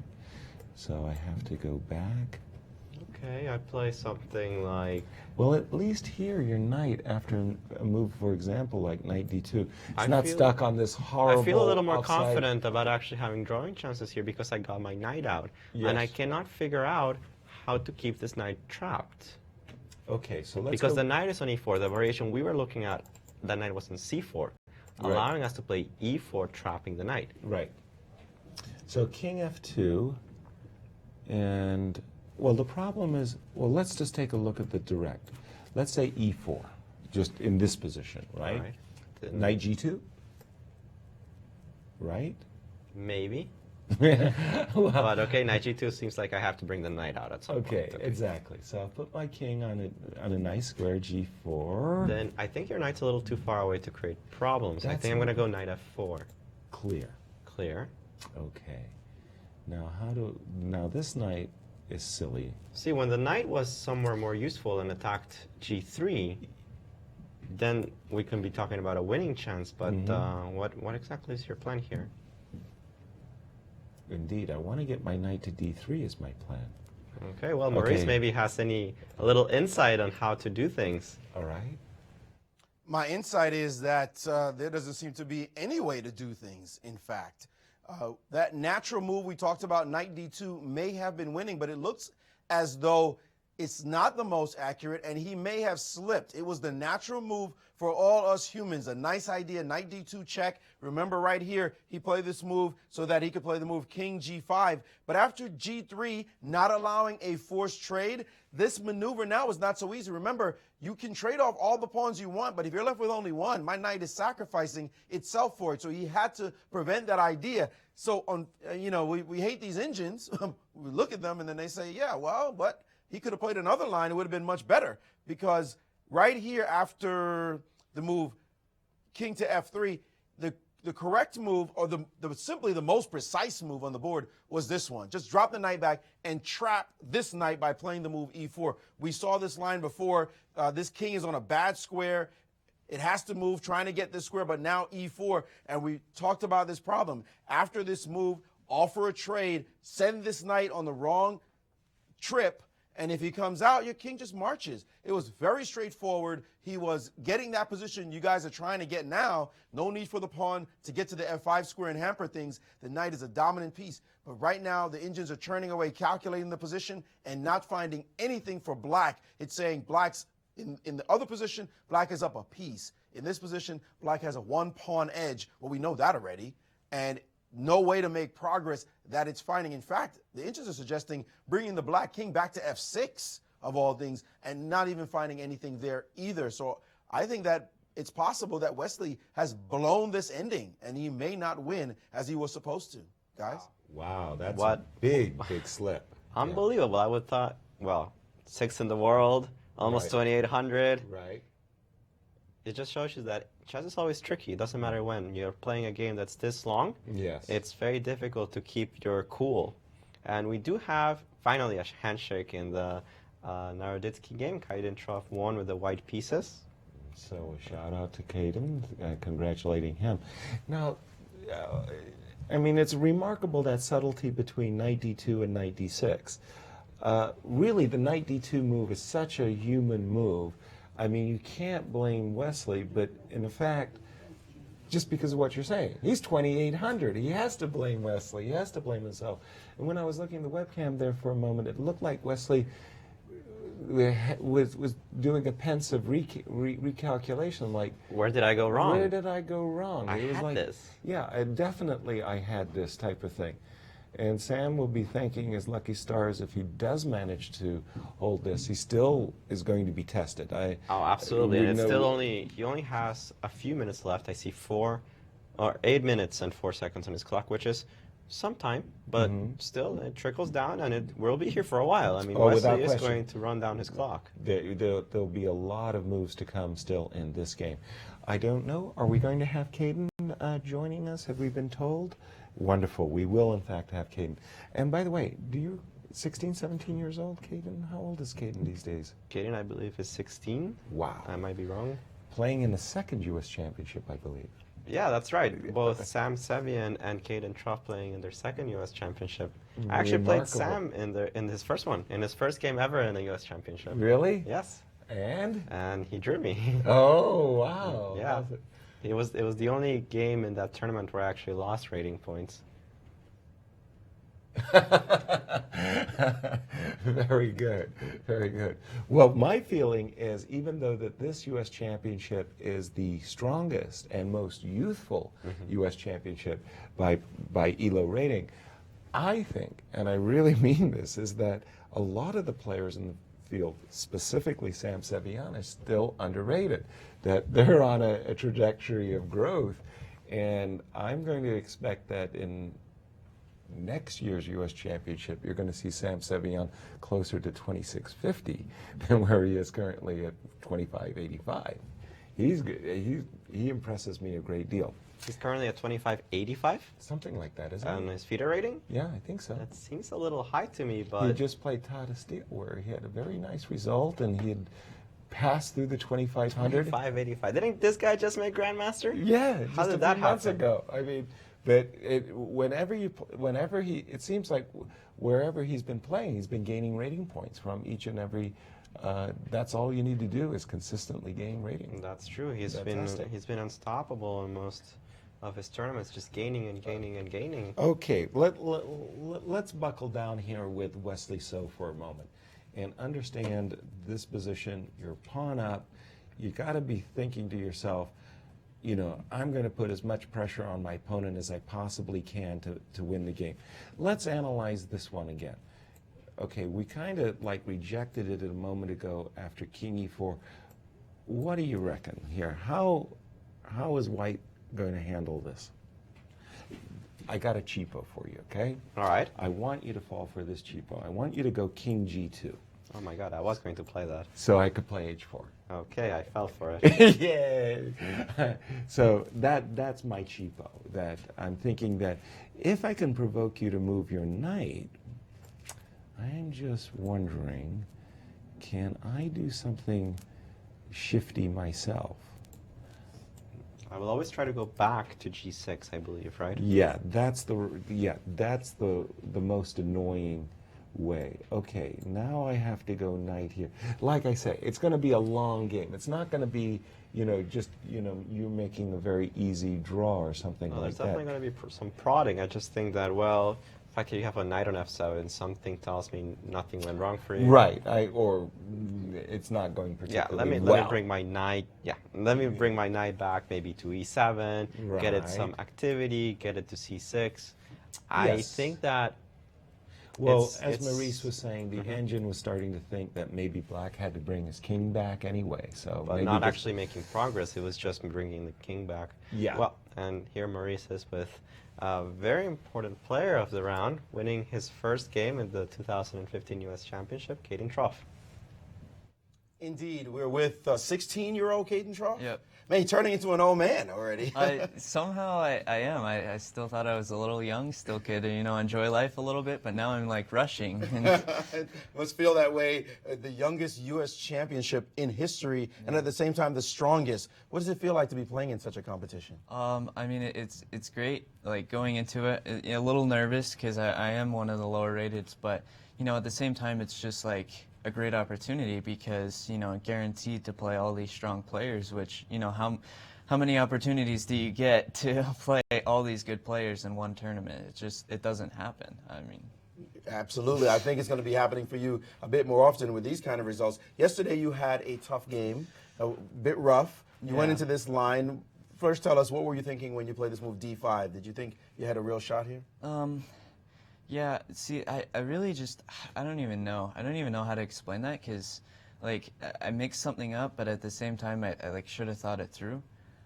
Because I thought the line went rook G1, rook C8, king B1, and then D5, which I was right, but even after king B1, I should still play rook C8, because D5, I thought, okay, he's played king B1, D5 of course works, and just like he took, and I'm like, wait a second, what was I thinking? And so yeah, I mean, it's pretty much just one of those like really disappointing things. Overall, you know, coming into this game, I didn't feel too bad because it was really dumb. I mean, it was, but at the same time, it wasn't like I just played terribly. One mistake. Yeah, it was just one that mistake one move. cost you. And so I'm like, you know, I'm white tomorrow, and you know, just have to go in and keep fighting because 10 more rounds. Really, that first round. You got to get it out your system. You start bleeding, and the sharks smell blood. Right. Well, you were playing against Daniel Naroditsky, another youthful player in this competition. He started off terribly as well. Did that feature into your thinking going into the game? Like, well, we both lost, so he's not necessarily in high spirits either. Yeah, a little bit, I guess so. I mean, you always have to consider those things, but it's also, I know it's hard to say because I didn't feel like he really played bad in his first game either. I mean, he kind of did, but I think it was more like, you know, I'm playing Wesley So, oh my goodness, Wesley So played like some weird opening, and I think in a little bit he kind of panicked, and you know, once he settled down, he actually managed to fight back and almost draw the game. I mean, he's a really strong player, so he still fought back against Wesley So, but yeah, kind of going into this game, I think the biggest influence, like both of us losing really had, is that, you know, when it comes down to it, I need to make sure I just don't lose. And, you know, I'm sure he's kind of feeling the same way, like a draw will just be good, kind of, you know, head into recover from that loss. And so I was kind of seeing, like, you know, maybe I just want to play solid, but I mean, there was actually a point where we repeated, and I'm like, okay, I have to go for it. So yeah, I think it plays a little bit into, but not really. I mean, I'm just well, you also in focused on time playing. pressure this. You were in a big time pressure this game. What was that like? I mean, it was harrowing. You were down to maybe 7 minutes for 17 moves or so. That can't be good for the heartbeat. Yeah. In all honesty, I guess which is one of the reasons I like really wanted to trade queens, because I'm like, okay, I'm probably slightly better, but he always has like knight takes d4 ideas, and you know, different sacrifices, and you know, my time's ticking down. I'm like, I just have to get the queens off the board, and you know, it was tricky, and you know, especially when I get into this endgame and I'm better. It's really scary playing in that time pressure. Like, am I going to mess it up? Am I going to just completely miss something? And thankfully, like coming out of it, I just was up a pawn, had a solid position. I'm like, okay, we're good. Indeed, and at the end, you were up 2 pawns, and he was still playing on, but clearly you were winning easily. One final question: what are your thoughts now that you talk about a great opportunity to play these players? Do you look at guys like Hikaru Nakamura, Wesley So, Gadakomsky, and think, I'm here? Like, wow. Yeah, a little bit. I mean, it was a little more manageable before Naka and So decided to play. But you know, at the same time, while it is like a great opportunity, it's almost terrifying. I really, you know, I hope to be here, and I guess because I hope to be here, you know, now and in the future, that really, like, do I really, you know, am I really here? It's just like, yeah, okay. I mean, if I want to be here, if I want to, you know, be here in the future, I have to accept it, play good chess, and see what happens. Well, showing that you belong, winning today's game, we wish you luck in the rest of your games. Thanks. Grandmaster Caden Trofe. He will be a perennial representative here in these tournaments in the future, for sure, winning his game. Guys, back to you. What a wonderfully articulate, mature 16-year-old. My God, I'm looking at Kate and I'm thinking to myself, I wasn't even close to that level of maturity at 16. Wow, very, very impressive. And you can see it in his moves. You know, they're all very meticulous or very calculated. No, he's shown a great deal of maturity, not only in his interviews, but over the board. Without question, without question. So as we get ready to kind of wrap up the show, we're still in this night ending. That's a key remaining game. What would you say, closer a draw than a win, or? I think it'll be a draw. You think it's going to be a draw? Unfortunately, it appears that way to myself as well. Again, we'll leave it right here. We've had these last few moves. Knight c4, knight e7, you mentioned this move, and this knight on h4, as long as that knight on h4 was corralled, if I can use that expression, I really like black's chances. Now with this knight on d5, I just think that there's going to be too many resources for white to be able to sacrifice his knight and get some pawns. Maurice, final thoughts on this night ending? Well, it looks as though it is going to be a draw. It just seems hard to make progress, but I'm sure Wesley So is going to make a push. But overall, we're still seeing exciting games here at the championships.